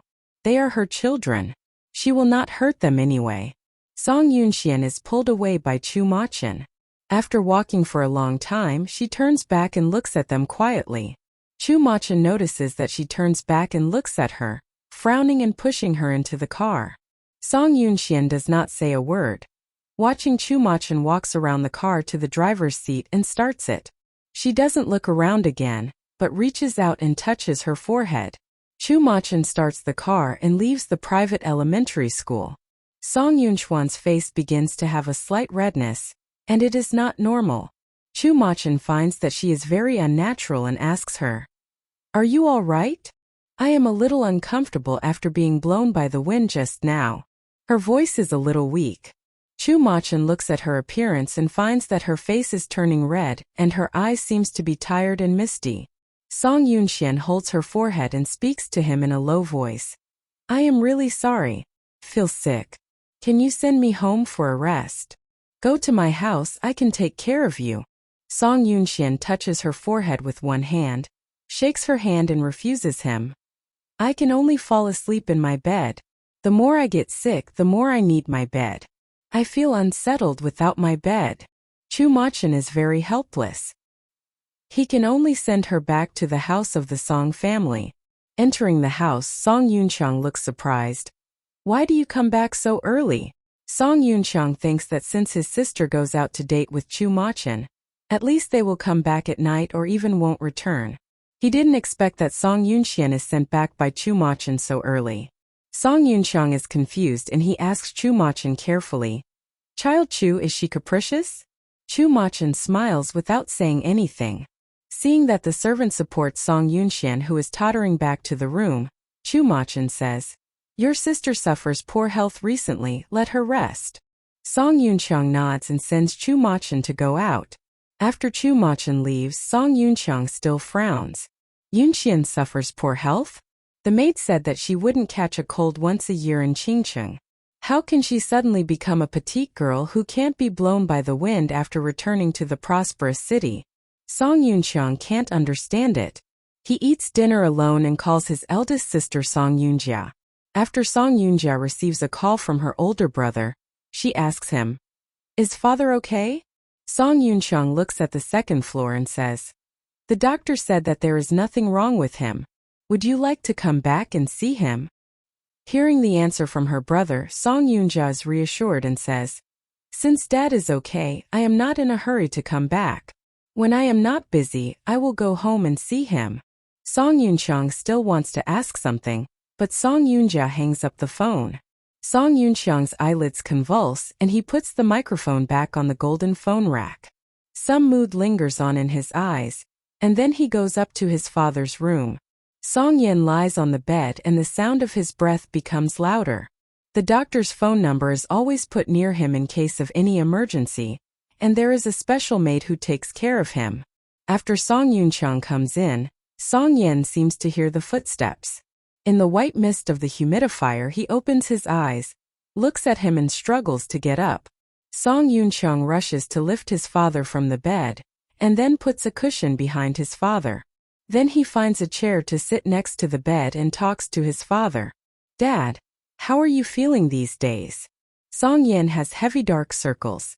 He talks hardly. The weather is getting colder and colder. I'm sick. I'm sick. It's becoming serious. Song Yoonchang presses his chest to help him breathe. Dad, when the weather is not cold, you will be healthy again. Song Yen nods and raises his head. His turbid eyes look at Song Yoonchang. If I had any problem, you must let Yoonja come back. Although Song Yoonja does not want to inherit the business of the Song family, Song Yoonja is the only child of Song Yan's legitimate wife. In the ancient times in this family, only Song Yoonja is the legitimate child of Song Yen. And Song Yoonchang, Song Yooning, Song Yoonxian, they are just illegitimate children of Song Yen. Song Yoonchang nods. Dad, you don't need to worry. I have already called Yoonja just now. Yoonja said that if she is not busy, she will come back to see you. Song Yan's eyes become dim in a moment, and his mouth murmurs two words. Not busy. Song Yoonchang nods. Song Yen does not speak, but his eyes show disappointment to Song Yoonja. His eldest daughter pays all her attention to Xiao Tianzi and disregards everything. Even Xiao Tianzi loves other women. She does not give up. She is more intimate with Xiao Tianzi than with her biological father. He is seriously ill in bed. However, his daughter will visit him until she is not busy. After saying that, he understands. It is really disappointing. Song Yen lowers his head and his turbid eyes become gloomy and deep. At this moment, a servant's low voice suddenly comes from the door. Miss Yoonxian? Miss Yoonxian, why don't you come in? What are you doing outside? Come in quickly. The servant lets Song Yoonxian come in. Song Yoonxian looks in uneasily from the door and her voice is low. I just let the cook make some chicken soup. I bring some for Dad. Song Yen hears the sound and looks at her. His eyes are full of disappointment and he sighs. I am very ill. You are so considerate. Come in. Song Yoonxian stands at the door without moving, and her voice is low. Dad, I just went out and caught a cold. I will not go in. If it is transmitted to you, I am afraid that it is not good for your health. Song Yen doesn't insist and nods. Go to rest early. Song Yoonxian hands the chicken soup to the maid who nurses Song Yen and then says, I have a slight fever. I want to go to the hospital to get some medicine.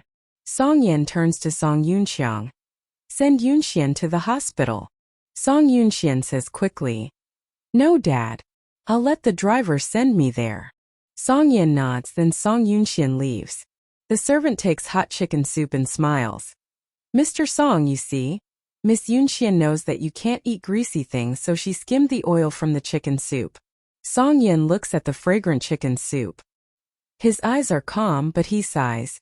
If Yuning and Yoonja act like her, then it will be great. Song Yoonchang sees that his father doesn't intend to drink, so he asks the servant to take the chicken soup away. Waiting other people goes out, Song Yen looks at Song Yoonchang. In case of unexpected misfortune, Yoonxian can't have nothing, but I can't give her too much. Do you understand what I mean? Song Yoonchang frowns and lowers his voice. You mean give her the least money? Song Yen shows his little finger and points the first knuckle. This money will be enough. Song Yoonchang looks at his father's gesture and makes up his mind. He understands what Song Yen means. After the death of Song Yan, Song Yunxian will only get a little inheritance. He and Song Yunjia, Song Yuning will get much more than Song Yunxian. Song Yunxian stands coldly outside the door.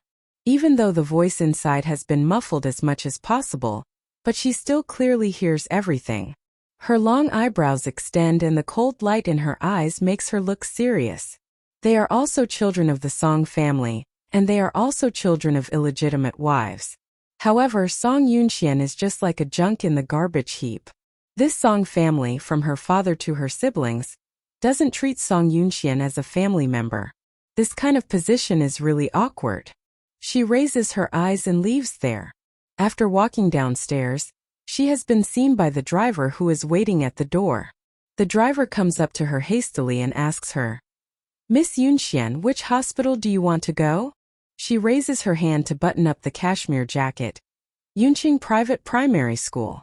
Song Yunxian has already walked a few steps when the driver is shocked. The driver looks at the girl's back and feels that the young lady has a compelling momentum in her blood. The driver confounds for a moment and catches her pace. When the driver takes Song Yunxian to Yunqing Private Primary School, it is already dark.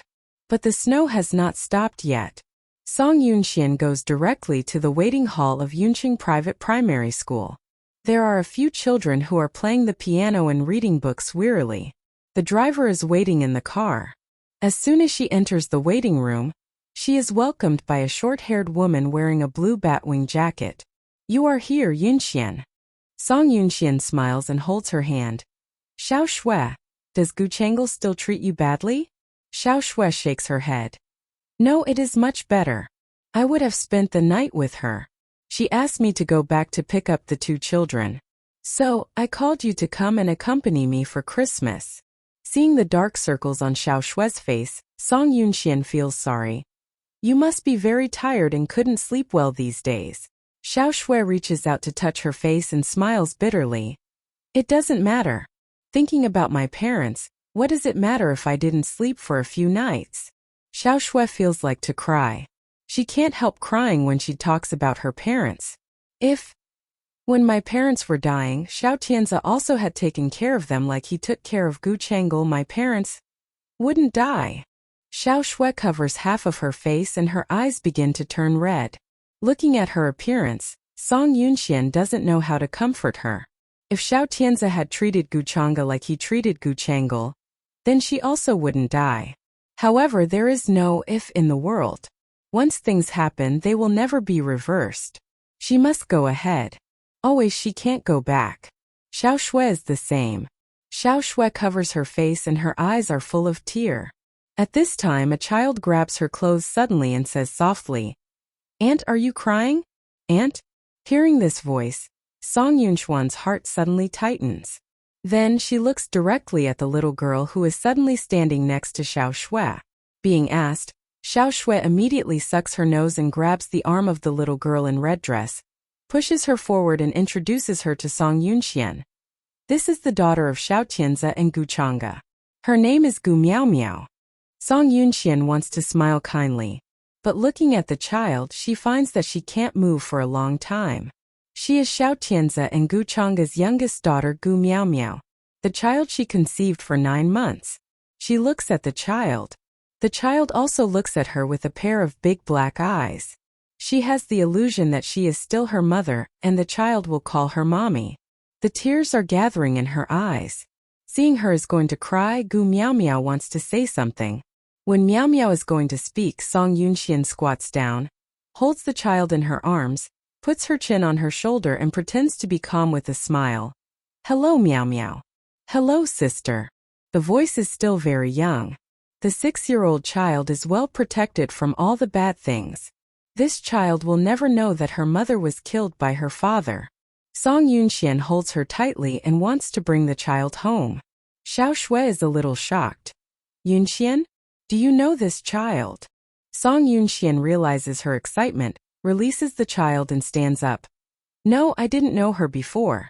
Now I know her." Xiao Shui nods and points to the little boy who is sitting in the chair in the distance and looking at them. "That is the eldest son of my brother, Gu Yi." After that she says to the child, "Gu Yi, Come here and say hello to Sister Yunxian. The child is sitting on a chair not far away, and there is a table in front of him. It is strange that the book on the table is The Money and Banking, which only college students will read. Song Yunxian looks at the child. The boy frowns as if trying to identify Song Yunxian. She knows that her eldest son is very intelligent and inherits the dual advantages of her Guchanga and Xiao Tianzi.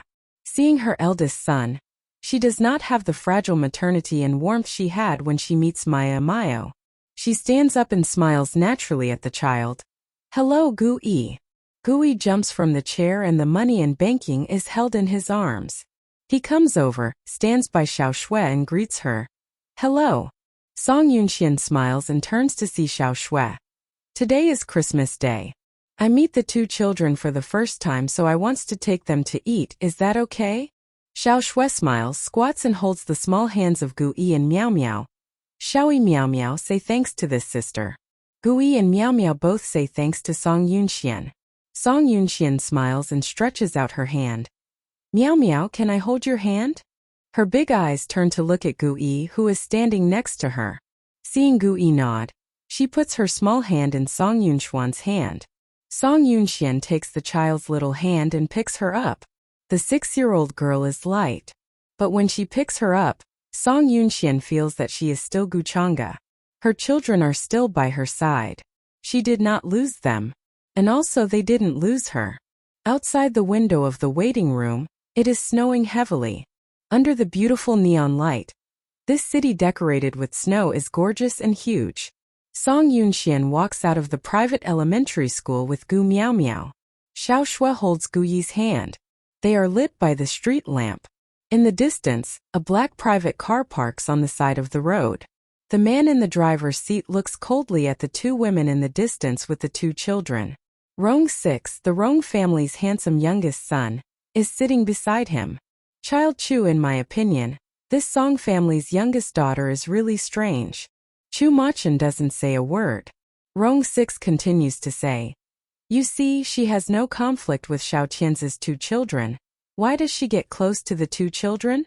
Chu Machin starts the car and accelerates to leave. Rong 6 is a little surprised. Don't we follow them? Chu Mo's voice is clam. She will not be so vicious to harm the two children. Rong 6 nods. It is true. Seeing the darkness out of the window, Rong 6 stretches himself lazily. The project of the construction of the technology and science city that Chu's owned is under scorching discussion recently. I heard that there are two same architectural drawings of the bidding. Yes. What companies are they belong to? The Shui family and Shiri Construction. Rong 6 has a smile of gloat. Which are you going to give the project to? Chu Machin doesn't look at him and says coldly, you get off at the intersection ahead. Rong 6 is disgruntled and protests. You let me get off the car because I asked that? Chu Machin frowns. I have a date with Yunxian. The expression of Rong 6 becomes very subtle. When he gets off at the intersection, he strangely looks at Chu Machin turning back in the cold wind. He shakes his head and murmurs to himself, I really don't understand why the woman with the same working style as Guchanga can attract Chu Machin. Of course he won't understand, because even Chu Machin himself is not very clear about this. He doesn't know the reason why he has to get Song Yunxian. Oh. Song Yunxian takes the two children to a very cute fast food restaurant decorated with dolls.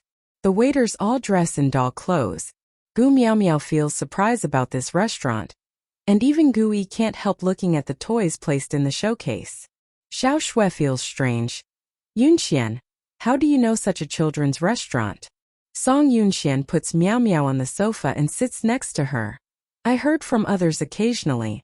I think children should like this place very much, so I decide to take them to the restaurant. Xiao Shui and Gui are sitting opposite Song Yunxian and Maya Mayo. A waiter comes over to send the menu. Kid whose birthday is today can get the Black Forest cake and a super dolphy for free. Miao Miao's big eyes light up immediately.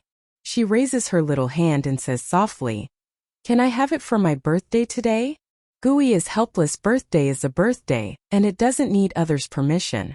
Seeing the helpless expression on Guyi's face, Song Yunxian can know what he is thinking. After taking the menu, she says to the waiter, "Please give us the birthday package first." "Okay, one moment please." After ordering, Song Yunxian turns to look at Xiao Shui. "We can order extra food later." "Meow Meow, do you like here?" "Yes." Looking at Song Yunxian, Meow Meow blushes and whispers, "I also like this, sister." Song Yunxian can't help smiling and leans over to kiss her little face.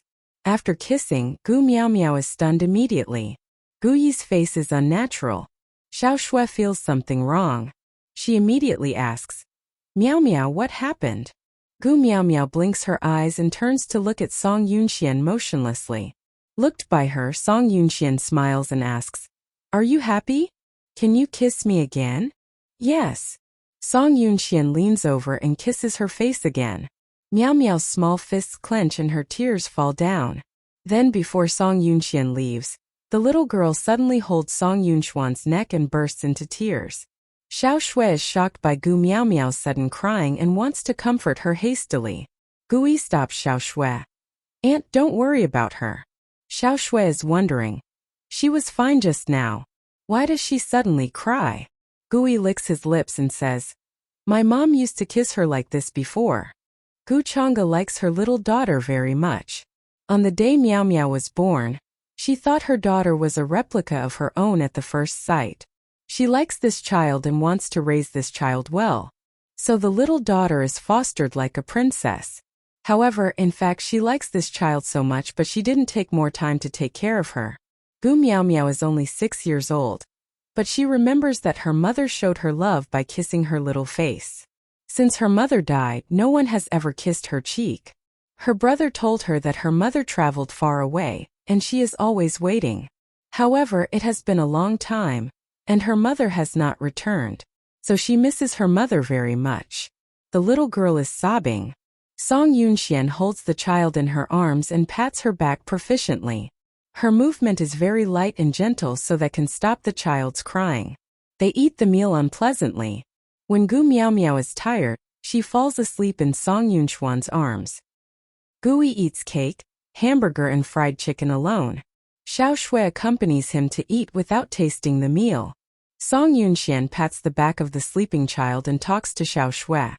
"Is Gu Chang'e's illness very serious?" "She was just scared and will be discharged soon." Song Yunxian asks, "Why didn't Xiao Tianzi come back to take the children for Christmas?" Xiao Shui smiles awkwardly. "My brother went to accompany Gu Chang'e. He said that Gu Chang'e only celebrated the Spring Festival for so many years, so he will pick up the children during the Spring Festival." Song Yunxian sneers coldly. Xiao Tianzi remembers her wife's habits clearly. Xiao Tianzi must be accompanying Gu Chang'e in the first Christmas after Gu Chang'e died. After all, Gu Chang'e, who has hindered them for more than 10 years, is dead. Since Gu Chang'e, who was the obstruction, has died, how can they allow the 2 children left by Gu Chang'e to disturb their world? Song Yunxian holds Gu Meow Meow and her eyes are kind and gentle. Gu Yi did not speak during the meal. After they got the gift and the bill was paid, Song Yunxian asks the waiter to pack a birthday cake for Gu Meow Meow. Gu Yi flatly refuses. "Don't need to pack the cake. My sister will not wake up before 12 o'clock tonight, she sleeps very well." Song Yunxian smiles and says, "You can eat it tomorrow." Gu Yi looks at her. "My sister has the habit of making a wish, and I don't want her to do it this birthday." "Why?" Song Yunxian asks him. Gu Yi's eyes are clear and calm. "It's not going to come true. Do you know what she wants?" Song Yunxian asks again. Gu Yi looks down and covers his amber-like beautiful eyes. He sneers coldly. "She will wish my mother to come back to her early, but my mother is dead." The child's cold voice is clear. It is heard by Xiao Shui and the waiter. Song Yunxian is slightly stunned. Then she smiles. "How did you tell your sister?"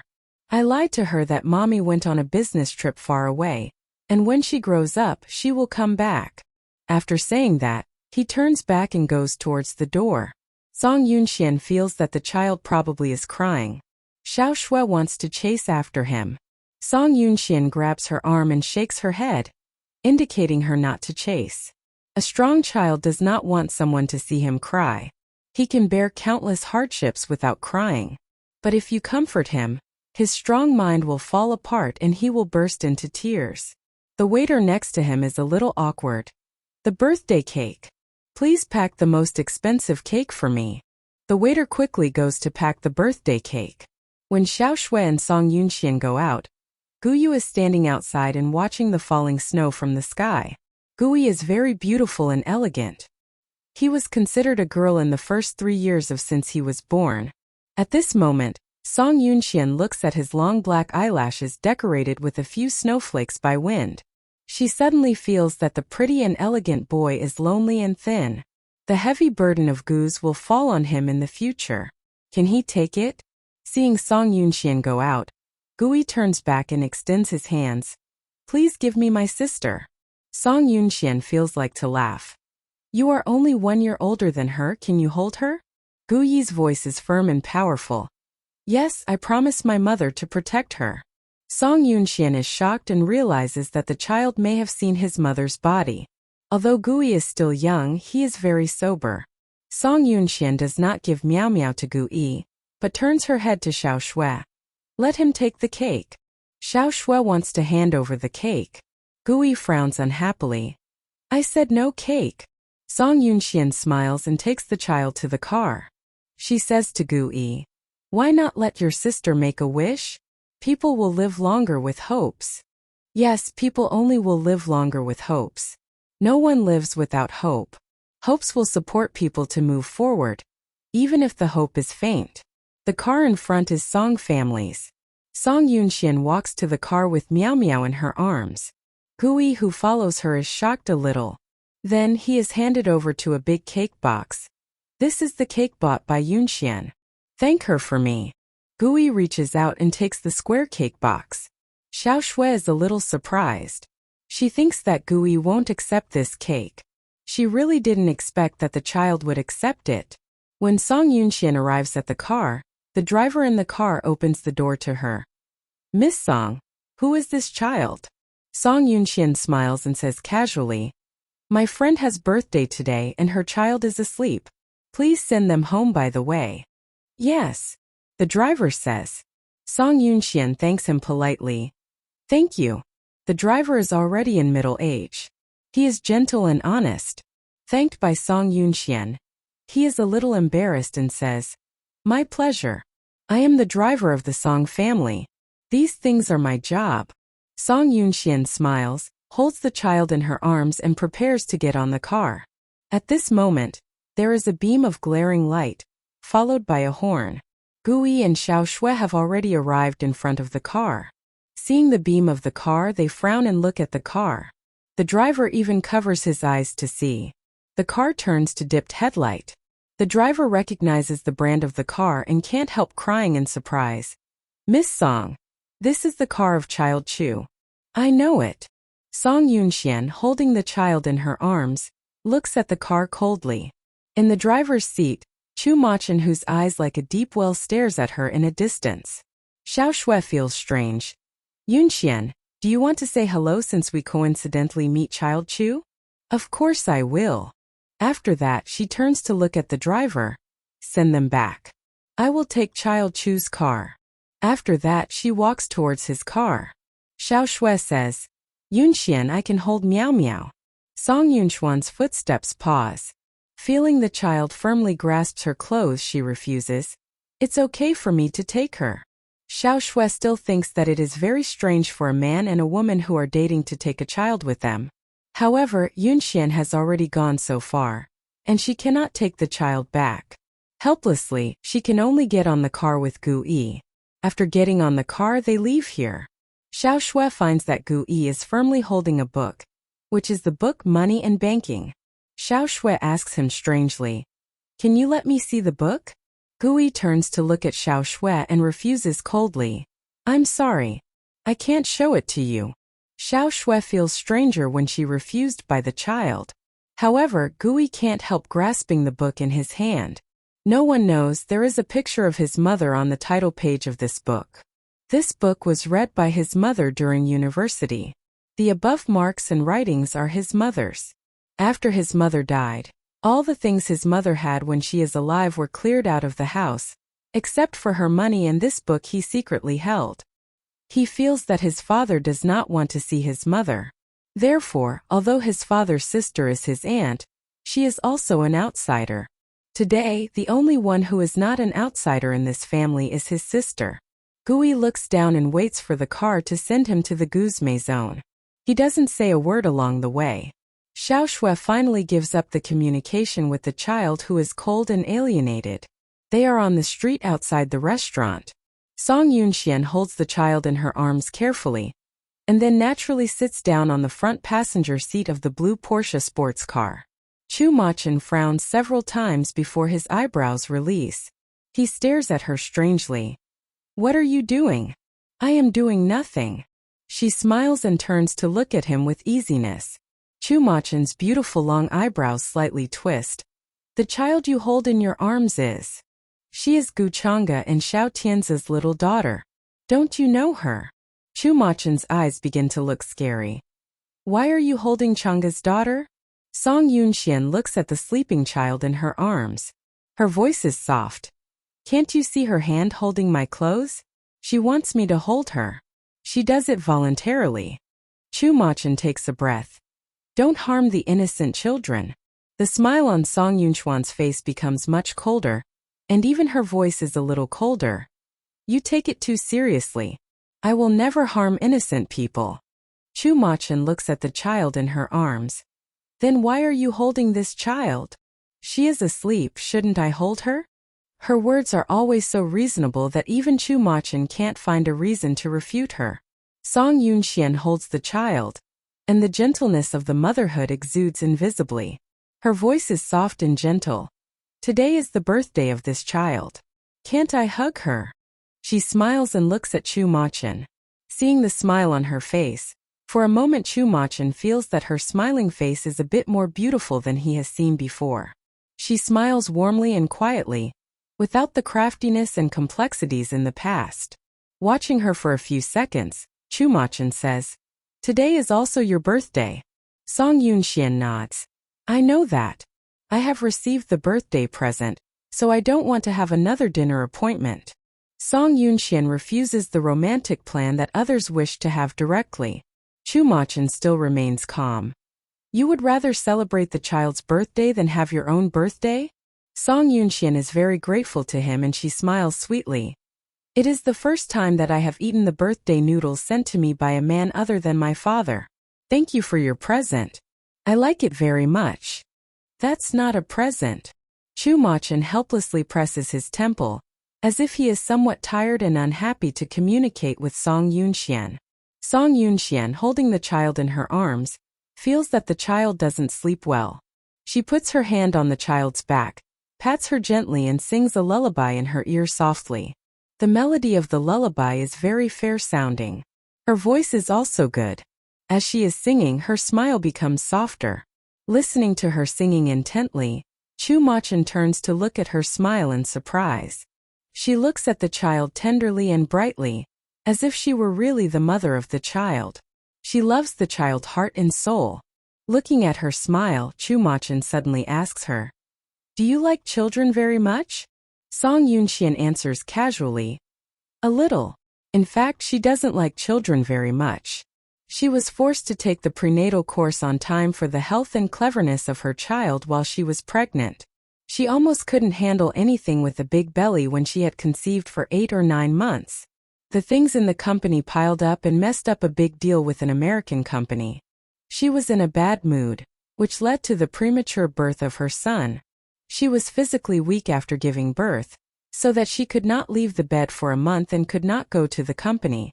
Because of this, she felt that the child was very troublesome. She not only was under a great pain when she was giving birth, but also lost so many opportunities to gain benefits when she was pregnant. However, that is the idea she had when she was still Guchanga. Now she is alive.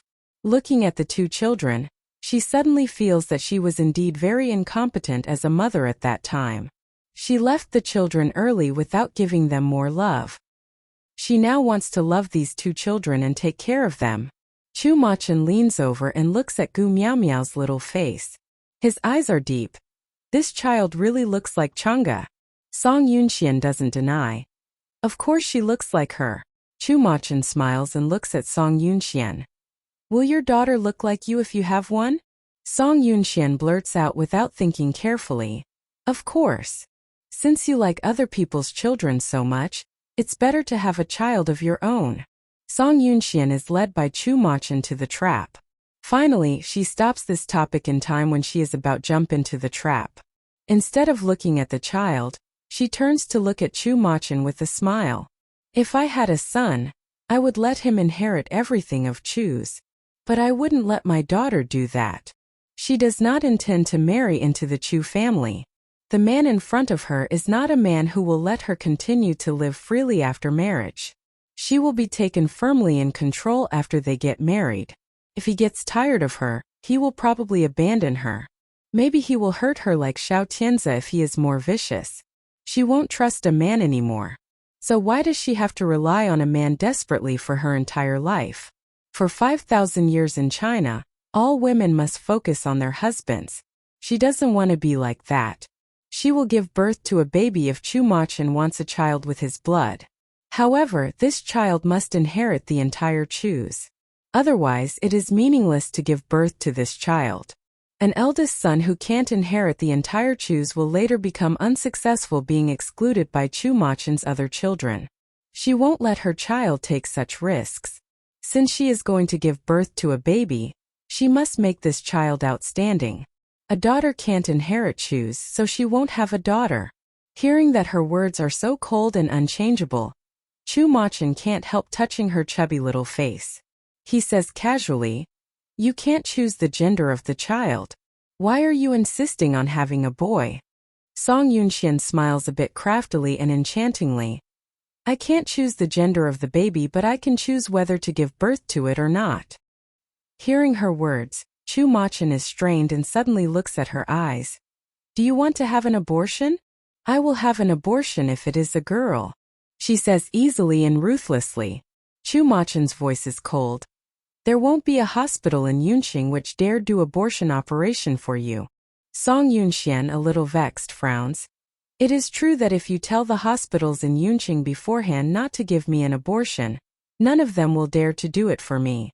But can you stop me from having an abortion in other places like America, Canada, Netherlands and Italy?" Chu Machin does not argue with her. He says calmly, "I can make you pregnant, so can I stop you from having an abortion? You can try if you do not believe that." Song Yunxian raises her eyebrows. "It can't be a girl. No matter it is a boy or a girl, it's my child. You can't deprive of its right to live. I am the one who will give birth to it. The child has the blood of Chu family. You can't make the decision on your own." Song Yunxian, surprised by his tough stance, turns to look at him. "Why are you doing this?" Chu Machin takes back his fingers from her cheek, sits up straight. "As long as the child is yours, I will love it." "Ah!" Song Yunxian couldn't help but laugh out. The tension in the car is instantly eased. A bit annoyed, Chu Machin frowns at her.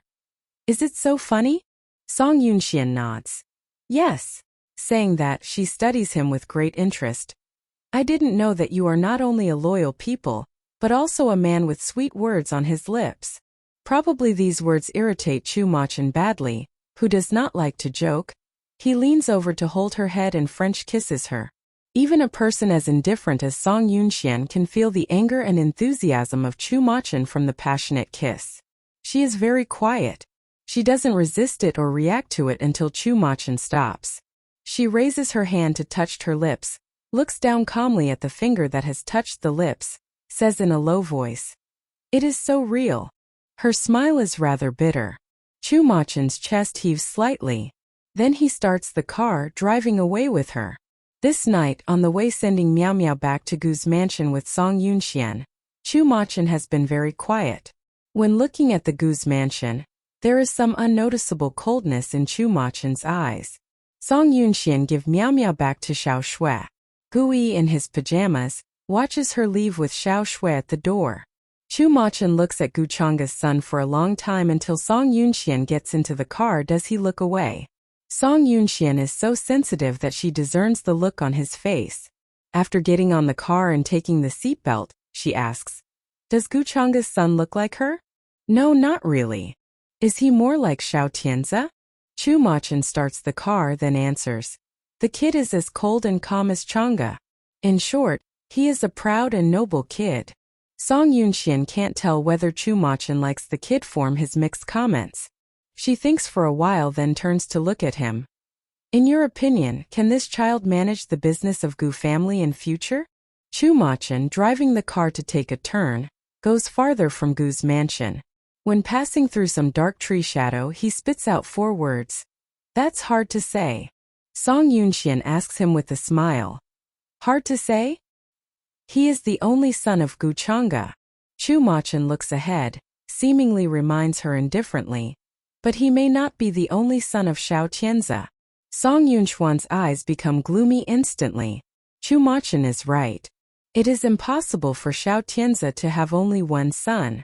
She almost forgets that since Xiao Tianze has killed the child's mother, how can he treat him well? Xiao Tianze is such a skeptical person. He can certainly anticipate that if one day the child knows that his mother's true cause of death, he will be against him. Xiao Tianze will not give his hope to Gu Yi exclusively. If one day Gu Chang'e gives birth to Xiao Tianze's son, Gu Yi and Miao Miao's state in Gu family will be threatened. If Gu Yi makes Xiao Tianze and Gu Chang'e's son unlikely to inherit Gu family, Gu Yi will be in danger, and maybe one day he will be removed as an obstacle. She unconsciously clenches her fingers. Chu Machin, seeing that, asks her with concern. Are you feeling unwell? Doesn't it hurt? Song Yunxian, coming back to herself suddenly, explains perfunctorily. Sorry, I was distracted. Distracted by what? Song Yunxian loosens her fingers, rubs her palm which has finger's mark on it, then says, I was thinking if Gu Yi is not the inheritor of Gu's, how long can this child live? Chu Machin's eyes become cold. His eyelashes are not curly, but thick, long and straight, with a sense of reason and rigor. Chu Machin does not speak for a long time. When Song Yunxian considers he will not answer this question, Chu Machin suddenly says, he might not live long. Yes, it's so obvious. As a fire on the city gate brings disaster to the fish in the boat, a mother's death brings misfortune to her son. Song Yunxuan's mind suddenly becomes clear. She knows what she should do. She also knows what she needs to do. Her beautiful mouth closes tightly like a straight line, and she invisibly gives off a bit of coldness and pride. She is the head of Gu's. She once owned the entire Gu's. Now Gu's will be handed over to an outsider just because she has become another person? Gu's has a long history for over 100 years. Her father gave Gu's to her despite the male superiority tradition that has lasted thousands of years. Now, she will give her father's company to Xiao Tianze? No, it will never happen. Gu's belongs to her family. It belonged to her family in the past, and it will belong to her family in the future. For the whole family, Xiao Tianze is just a passenger who blinds them. When Gu Yi grows up, Gu's will be an enterprise which is controlled firmly by the successor of her family. Song Yunxian does not change her expression in the shadow of rustling trees, except that her eyes become cold and deep. The knife-like coldness is spreading gradually, like once a sword is pulled out an inch, it can't be stopped from coming out entirely. When Song Yunxian arrives at a few hundred meters away from her home, Chu Machin takes out a small red box from the car, which is exquisitely packaged and beautiful in shape. It is your birthday present. Watching him pass it, Song Yunxian accepts suspiciously. Actually, I don't like anything very much. If I can't show my surprise later, you can't blame me. Chu Machin takes back his hand, and his straight back leans against the back of the leather seat. His voice is calm. If I send a gift to others and force them to show their surprises, it is too overbearing. Everyone wants to surprise the person who receives the gift. I just want to see the truest side of you. You don't have to pretend before me. Song Yunxian is a little surprised about his open-mindedness. She smiles a little and relaxes. That's good. She opens the box. Song Yunxian is stunned when she opens the box. Looking at the pure jade in the box that seems to have no impurities, Song Yunxian becomes speechless. Seeing she doesn't speak for a while, Chu Machin turns to look at her. You don't like it? Not so much. Chumachan smiles. You mean you like it very much by saying that, right? No. She says no. However, Chumachan takes out the green jade bracelet in the box and put it on for her. Put it on my left hand. My right hand is not convenient with it when I am writing. Male left and female right. Put on your right hand. It is not convenient to write. Putting it on your dominant hand will let you think of me. People think of the one when they see his things. His words to persuade her are as fluent as water and clouds. Looking at the jade bracelet is put on her right hand. Song Yunxian suddenly feels unhappy. You talk to others like this every time you send a gift? Almost. Song Yunxian tries to take off the bracelet from her wrist. Chumachan takes back his hand, seeing her trying hard to take it off. But she can't make it. She is a little angry because of the awkwardness. Chumachan samai VCOC. It's really troublesome. After saying that, she raises her hand and wants to knock on the window frame. Chumachan feels helpless about her fierce temper. He grabs her wrist. This bracelet was specially made of the jade from Myanmar by artisans. I told the craftsman that the bracelet should be made in the size my woman can't take it off when she puts it on. You! Song Yunxian stares at him. Chumachan holds her in his arms and grabs her hand to let her see the bright jade bracelet on her wrist. People often say that good jade should be given to the beauty. I have given a good jade once in my life, and only for one beauty. Song Yunxian bites her lip, still frowns but feels less annoyed. I just don't get used to the gifts that others have already received. Chumachan nods. I understand that I am not used to giving others the same gift. Song Yunxian wants to take her hand out. Chumachan teases her. I give you a present, don't you say thank you? No one has asked me to thank him after sending me something. But I want you to thank me. Song Yunxian frowns for a while and turns to gently kiss him on the corner of his mouth. She requests seriously. Let me go, I have already thanked you. Chumachan seems to be recalling the kiss. He gradually loosens his slender fingers which are grabbing her hand. Looking that he has no motion, Song Yunxian opens the door to get off. Chumachan holds her waist behind her and talks in her ear. Yunxian. Yes. Yunxian. What do you want to say? I just want to call your name. Song Yunxian opens his hand on her waist. It's too late. You can call my name another day. I am going back to rest. Of course, Chumachan will consider her as an unromantic woman, but he likes it. Chumachan sends her home. Song Yunxiang still feels the strong pity that his sister doesn't grasp the opportunity to spend a romantic night with Chumachan. On the contrary, Chumachan feels nothing. Song Yunxiang sends Chumachan to go out.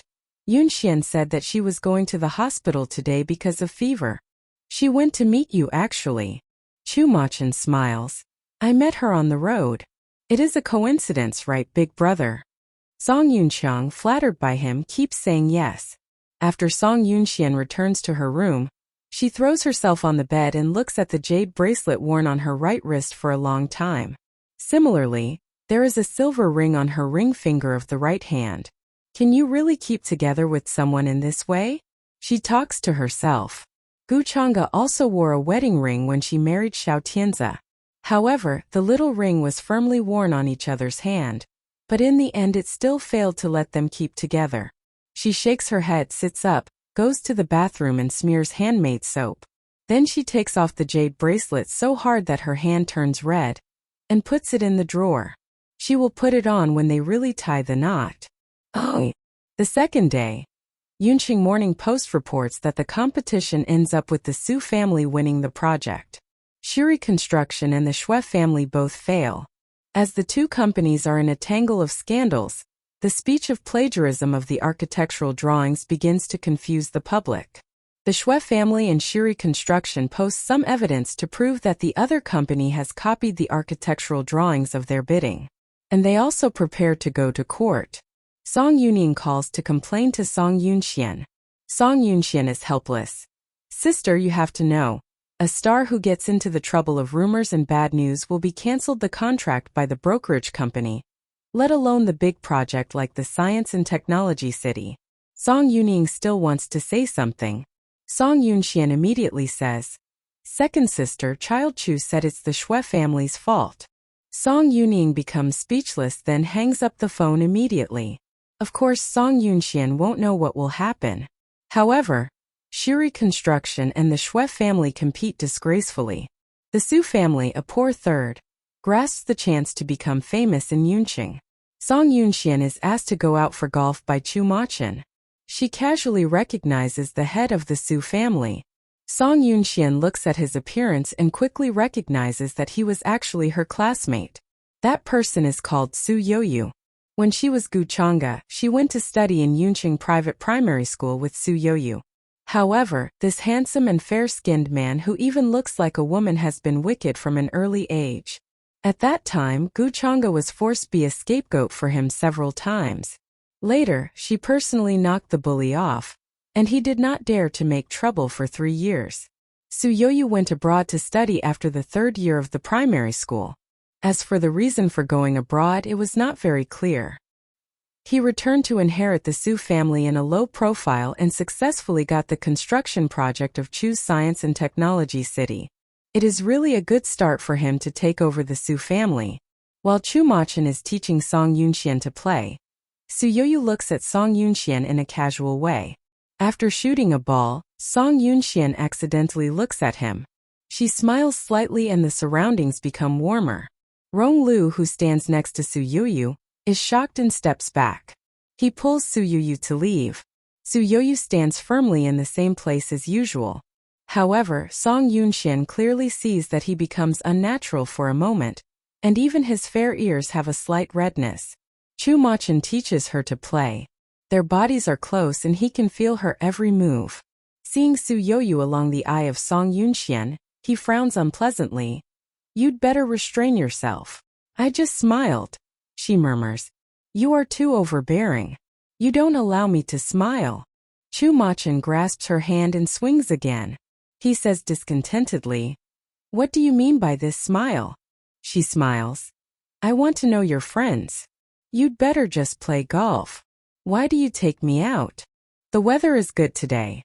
I want to let you come out and enjoy this good weather."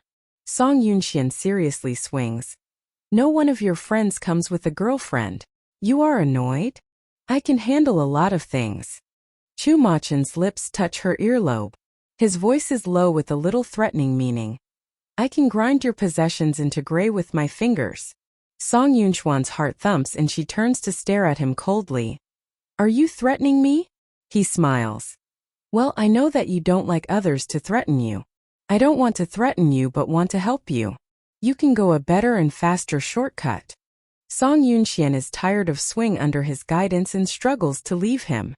Chu Machen grasps her hand firmly and asks her in her ear jokingly, "Don't you want me to kiss you here? If you want to lose your face here." Chu Machen is threatened. He thinks about it and loosens her to compromise. "You are tired, let's take a break." There is nothing too difficult for Chu Machen to get from his childhood. He is the only child of the Chu family. He can get almost whatever he wants.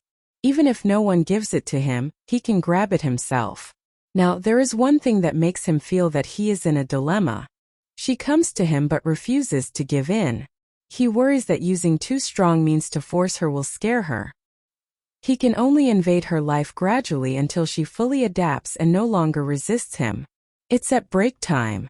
Song Yunxian sits on a chair to drink warm milk. Rong Lu and Chu Machen go to change clothes. Song Yunxian takes out the mobile phone and finds a rock song of the Beatles. She makes the sound a little louder when playing. Then, suddenly the sound of the music stuns the people who are resting in the lounge. Song Yunxian is a little panicked. She turns the voice down a bit quickly and goes to find earphones in her bag. But she doesn't find the earphones after seeking for a while. Suddenly a man with a slender hand reaches out and taps the table when she is going to pour all things in her bag on the table. He immediately gives her a pair of white earphones when she is stunned. Song Yunxian follows the white Sony earphones to see the hand, and then her eyes fall on that person's face. Then it is not surprising that the man is Su Yoyu. "Looking for earphones? I can lend this to you. Song Yunxian is very sensitive to notice that Su Yoyu said he can lend this to her. Then she needs to pay back. It seems that this man knows how to communicate with others and use this opportunity to make friends. She smiles, then puts the bag and reaches out for the white earphones. Thank you. My pleasure. Su Yoyu sits opposite her, watches her plug the earphones in her phone and asks her, Are you Machen's girlfriend? Yes. She answers. Su Yoyu smiles. It's unusual.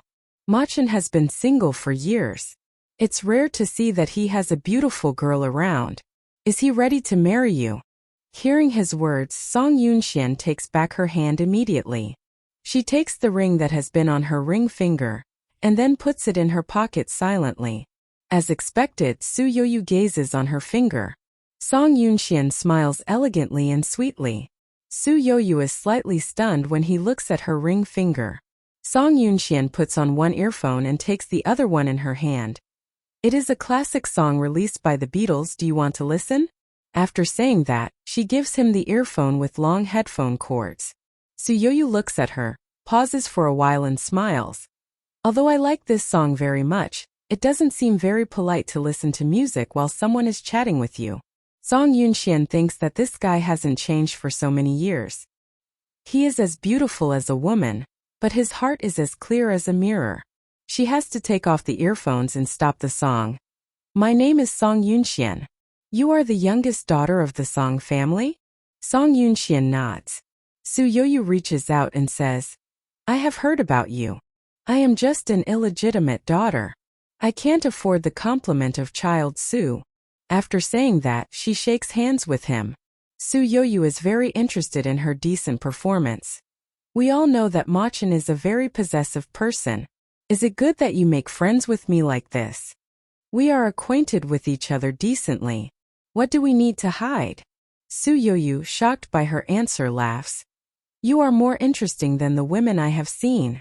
But I am very curious, why did you laugh at me when you were playing golf? I feel that you are familiar, as if I had seen you somewhere. These words are threadbare. No, you think too much. After saying that, she takes a book out of her bag and then shows him the cover character of the book. Su, the top trader in the stock market, is known as George Soros of Wall Street. In fact, the cover of the book is only a 3/4 side image. Part of the man's face is covered by shadow. Even as a cover person, his face is not very easy to identify. But Song Yunxian recognizes him. It is you, right? Su Yoyu raises his eyebrow. You have a good sense. Song Yunxian puts the book on the table and accepts his praise sincerely. Thank you for your praise. Why do you choose my favorite music to attract my attention, Miss Song? I have some money and a goal, please help me achieve it. Song Yunxian pushes the magazine to him and gently opens to one page. In the book's page there is a check of 70 million. Su Yoyu raises his eyebrow. As a little daughter who is not very favored, it's really not easy to have this amount of deposit. I know that this is only a small amount in your eyes. Exactly. Su Yoyu is outspoken. Song Yunxian slaps the magazine and smiles at him. Would you like to accept my request with another identity other than Child Su? How much more do you want? Song Yunxian stretches out a finger. You are looking down on me by saying you want to double it, but 10 times. Song Yunxian's words are casual, but they break in Su Yoyu in time. To septuple 70 million yuan is a dream for many people. From the market, it is not easy to make a profit without losing money. People will be ecstatic to see their money doubled. And 10 times, Su Yoyu's face seems to have done a plastic surgery in a well-known hospital. He smiles sinisterly. Miss Song, don't bite more than you can chew. Song Yunxian does not care. There is a lot of wealth in the world that does not require great ability but courage. Miss Song is too ambitious. I am afraid that I can't help Miss Song to get what you want. Su Yoyu pushes the magazine back to Song Yunxian. Song Yunxian pushes the magazine back with an irresistible force. You are not only degrading me but also degrading yourself. Su Yoyu's smile on his face becomes stiff. Song Yunxian continues to say, I hope to establish a long-term mutually beneficial cooperative relationship with Mr. Su. If my money turns to 10 times, I will give you 70% of it as a gift. You are too generous. But I am going to give up the hobby of being a manipulator. Song Yunxian nods. I know, but don't you think you should ask me why the Shui family fought with Shiri Construction after you benefited from it? The expression of Su Yuyu changes. His eyes become dark and he stares at Song Yunxian. Did you provoke them? Song Yunxian smiles and waves her hand. You are too serious. What is called provocation? The relation between the peers is a competition. There is always a winner, right? Su Yuyu can't deny it. What Song Yunxian says is right. Over the years, Shiri Construction has dominated the construction industry in Yuncheng, and the Shui family follows. Although the Su family is not bad, there always are unexpected accidents when they bid for a big project. The design drawing was stolen. The accident occurred on the construction site before the bidding, and a nepotism that had never existed was exposed. They will be negated as long as they have negative news. Not to mention winning the bid. During his stay abroad, the Su family has been suffering from the negative news. Nowadays, in this bidding between the Shui family and Shiri Construction, the Su family surprisingly has no negative news or unexpected accidents. Song Yunxian looks at him and puts his earphones in her bag together with her mobile phone. She smiles calmly before standing up. Mr. Su, the business world is like a battlefield. If you don't beat others, others may beat you. You understood this when you are young. How can you be confused and become a coward now? Hearing Song Yunxian's words, Su Yuyu suddenly raises his head and looks straight at Song Yunxian. What are you saying? Gu Chang'e is dead. But this does not mean that her business model and means are out of date. Do you understand? Su Yuyu frowns. What is your relation with Gu Chang'e? I have seen a diary of Miss Gu. Unfortunately, there was your name in this diary. Su Yuyu is staring at her. His eyes are vicious but he does not say a word. Song Yunxian turns, wanting to leave. I will send your earphones back to you. I have other things to do. She departs easily, leaving Su Yuyu looking at the magazine in front of him. In the first grade of the primary school, he tied the laces of the 2 shoes of the principal who was speaking at the podium, and the principal broke his front teeth. He framed Gu Chang'e up and let her be a scapegoat for him. In the first grade of the primary school, he secretly splashed the red ink on the skirt of a female teacher, and the female teacher resigned embarrassedly. He framed Gu Chang'e up and let her be a scapegoat for him. In the first grade of the primary school, he locked Gu Chang'e in the classroom, and then smashed all the glass. Gu Chang'e was jumping out of the window when he called the teacher. He framed Gu Chang'e up and let her be a scapegoat for him again. The reason why he bullied her like this is that Gu's had always surpassed the Su family in business competition. He thought that he would inherit the Su family in the future, and Gu Chang'e would inherit Gu's. He must defeat her from an early age. If he can't defeat her, she would certainly defeat him. However, Gu Chang'e totally defeated him by best results in Yunqing when they graduated from the first grade. Gu Chang'e walked past him with a cold face. No matter how many times she was framed up, she was pride. But her words were full of sarcasm. As long as I win the first place every time, no one will care about the bad things I did. Indeed, what Gu Chang'e said was true. As long as the final result is good, who cares what has happened? The process is always a process, and it never surpasses the results. Gu Chang'e has always been the myth of Yunqing. She has always been. That is all the same whether she is alive or dead. He is not able to win her no matter what he does. After a moment of confusion, Su Yuyu raises his head and stares at the back of Song Yunxian. At this time, Rong 6 is speaking to Chu Machin in the end of the corridor. He speaks jokingly. Child Chu, you are not jealous about that Yunxian and Su Yuyu are so close. You are really tolerant. After that, he also reaches out to pat the shoulders of Chu Machin. However, Chu Machin stares at him sharply and fiercely. Rong 6 stops his disrespectful hand in time. He has known Song Yunxuan's purpose to talk with Su Yuyu alone since they played golf. He just hasn't expected that Song Yunxian is so smart that she even knows how to attract Su Youyu's attention accurately. Rong 6 looks at Chu Machin and asks him carefully, "Would you like me to warn Su Youyue?" "About what?" "Yunxian is already your woman. I'll let him to be wiser, don't act rashly." Rong 6 is very attentive. Chu Machin sorts out his cuffs and rejects casually. "No, Su Youyue is very smart. Two smart people being together will not make troubles." Not only Su Youyue is a smart person, but also Song Yunxian is a first-class smart person.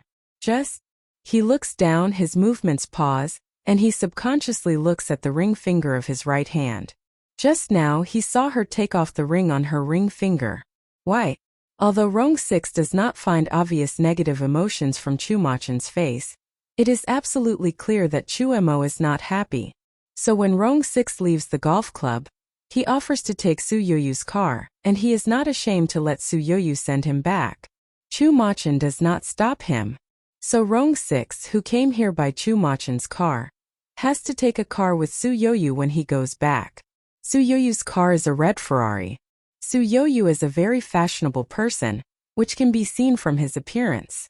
From his gossip after returning to the city, he also likes the female stars in the entertainment circle. Rong 6 chats with him stiffly. "I heard that the pretty and innocent young lady Yao Mimi, who was newly pushed out by Xinghui Entertainment, is in love with you. Is she the heroine who played Concubine's biography in Qing Dynasty?" Rong 6 is shocked. The heroine of Concubine's biography in Qing Dynasty is Sun Yili, and the villain is Yao Mimi. Su Youyue smiles and turns to look at him. "Sorry, I am not very familiar with these female stars." Rong 6 feels that he is deceived by Su Youyue in a trap. He is obviously familiar with Yao Mimi, but he deliberately made a mistake to show that they are not familiar. In the second half of the road, Rong 6 deviates from his topic and talks about the 4 female actresses who are young and famous in length. In the end, when Su Youyue sends Rong 6 to the Rong's house in Yunqing, he says, "One of my friends is the boss of the entertainment company. If you are interested in that female actress, I can introduce him to you." "No, I'm fine." "Rong 6, you are not young. It is time to date." "I am not in a hurry since I am only 17. Su Youyue smiles and talks a while with Rong 6 before saying goodbye and leaving. When he leaves, Rong 6 has just come out of the stories of the female stars. He knocks his head with annoyance. "Well, I forgot to say important things. Su Youyue has an appearance that is gentle and beautiful as a woman's, but he is decisive when handling affairs." On the way home, he calls his old friend in Xinghui Entertainment. "Chun, I have a friend who would like to know the female actress you just recruited. Yao Mimi." Su Youyue nods. "Aren't you dating with her?" Su Youyue smiles and says, "Have she told you this?" "Yes. Let Yao Mimi be the protagonist in your company's new TV series that I invested. But I want her to change the way she calls me." Chon sighs. "You want her to call you husband?" "No, let her call me Mr. Su." Chon laughs out. "You are tired with her in such a few days. I used her to stop my father urging me to marry. I don't need her now." Chon snorts. "Who are you falling in love with?" "It's my privacy. I won't tell you." Chon laughs over there. "You must invite me when you get married." "Of course." After Su Youyue hangs up the phone, he looks at the rearview mirror of the car. The magazine placed in the back seat of the car can be clearly seen from the rearview mirror. He smiles and his eyes are sparking. 70 million 10 times Song Yunxian. You are so ambitious. However, he can make it. Oh. Song Yunxian is sitting in the passenger seat of Chu Machin's car. A gentle piano music is played in the car. She leans against the seat of the car and suddenly feels her hand being caught. She opens her eyes slowly, looks at the big hand holding her hand, and finds that Chu Machin is looking at her right wrist. "The jade bracelet is too expensive. I am afraid that I will break it accidentally. So I took the bracelet off last night, but I will wear it when I have a social occasion." Chu Machin note. His long straight eyelashes cover half of his eyes. "If you don't like the bracelet, it will be useless even you wear it on the wrist." Song Yunxian sits straight up and looks at his face. Are you angry? I am not angry. He answers calmly. Song Yunxian feels that this kind of tepid attitude of Chu Mo Yuchen is unbearable. She wants to draw her hand back. However, Chu Machen holds her right hand firmly. She frowns. Loosen my hand. Wait a minute. After saying that, he reaches out and takes off the true love ring on the ring finger of her right hand. In fact, the ring is not very easy to take off, but Chu Machen still uses a little bit of force to take the ring from her finger. She suddenly becomes nervous. There is a momentary shock and panic. This ring isn't suitable for you, is it? Song Yunxian bites her lip. What do you mean? She thinks that he must have seen her take off the ring he gave in front of Su Yoyu. As expected, Chu Machen asks her in the next second, why did you take the ring off in front of Su Yoyu? She tries to calm down, but blood all comes to her fingertips and then suddenly retreats, as if taking away her body temperature and letting her fingers begin to cool down. Her lips moves, but after a while, she finds that no matter how clever she is, she can't explain this matter perfectly. The noble of the upper class, these people are the pursuit of most young women. There are many beautiful women around them, and they can treat them casually. For her identity, Chu Machen does not need to put up with her and take her as the center. If Chu Machen gets tired with her, he can easily break his verbal promise to marry her. Everyone will forget it after a laugh. Men are rarely loyal. Not to mention the only legitimate son of the Chu family, who can control the business world in Yunqing. She has understood this truth. But since she has recently been too close to Chu Machen, she almost forgets it. She bends her fingers and looks at them indifferently. Her voice is cold and calm. There is nothing to explain. Take the ring back if you want it. It is not appropriate for you to wear this ring. The voice of the Chu Machen is clear. Her pupils contract and she feels that her heart seems to be pricked by a slender needle. Her lips become pale little by little. Then take it back. She has never given in to men, let alone asking for forgiveness and begging others to stay. Chu Machen looks at her. I don't have the habit of taking back the things that I gave to others. Then throw it. Her answer is cool and indifferent. Her determination left him sad. Chu Machen grabs her hand, lifts it up and leans over to bite her ring finger. She hasn't expected that Chu Machen would do this. She is shocked. Until she feels a pain on her finger, she can't help crying out. What are you doing? Chu Machen feels her pain in her voice and then loosens her hand. She quickly takes back her hand and frowns. Why do you bite me? To give you a mark. You will remember this mark if you are in a pain. Song Yunxian stares at him with annoyance. A clear teeth mark has appeared on her finger, like an oval inlaid with a gemstone. Chu Machen asks her, does it hurt? Are you crazy? She beats back. Chu Machen grabs her hand and puts the ring back on her ring finger to cover the teeth mark. You need to remember I gave you this and you can't take it off in your whole life. Song Yunxuan's nose is a bit sore, and suddenly her eyes grow misty. Chu Machen looks at her tearful eyes. He can't help looking at her fingers. What happened? I bit you too hard. Song Yunxian does not say a word. Chu Machen raises his hand helplessly. I am just joking. You can bite me to take revenge. Song Yunxian just stares at him without speaking and moving. No one has ever dared to bite her in so many years. She hadn't expected that Chu Machen entered her life so quickly that she can't prepare for it. When the ring was taken off from her hand, she even had a pain in her heart. Damn it! Don't you bite. Chu Machen looks at Song Yunxian, whose eyes are red, refusing to shed tears. He reaches out and gives her a piece of tissue. At this time, Song Yunxian suddenly grabs his hand and then bites the ring finger of his left hand. Her teeth are thin and clean like white porcelain and silver. However, when she bites Chu Machen's finger, he finds that she bites so hard. Her teeth are like knives. She bit so hard that it seems she bit through his flesh and bones. A drop of hot liquid falls on the back of his hand.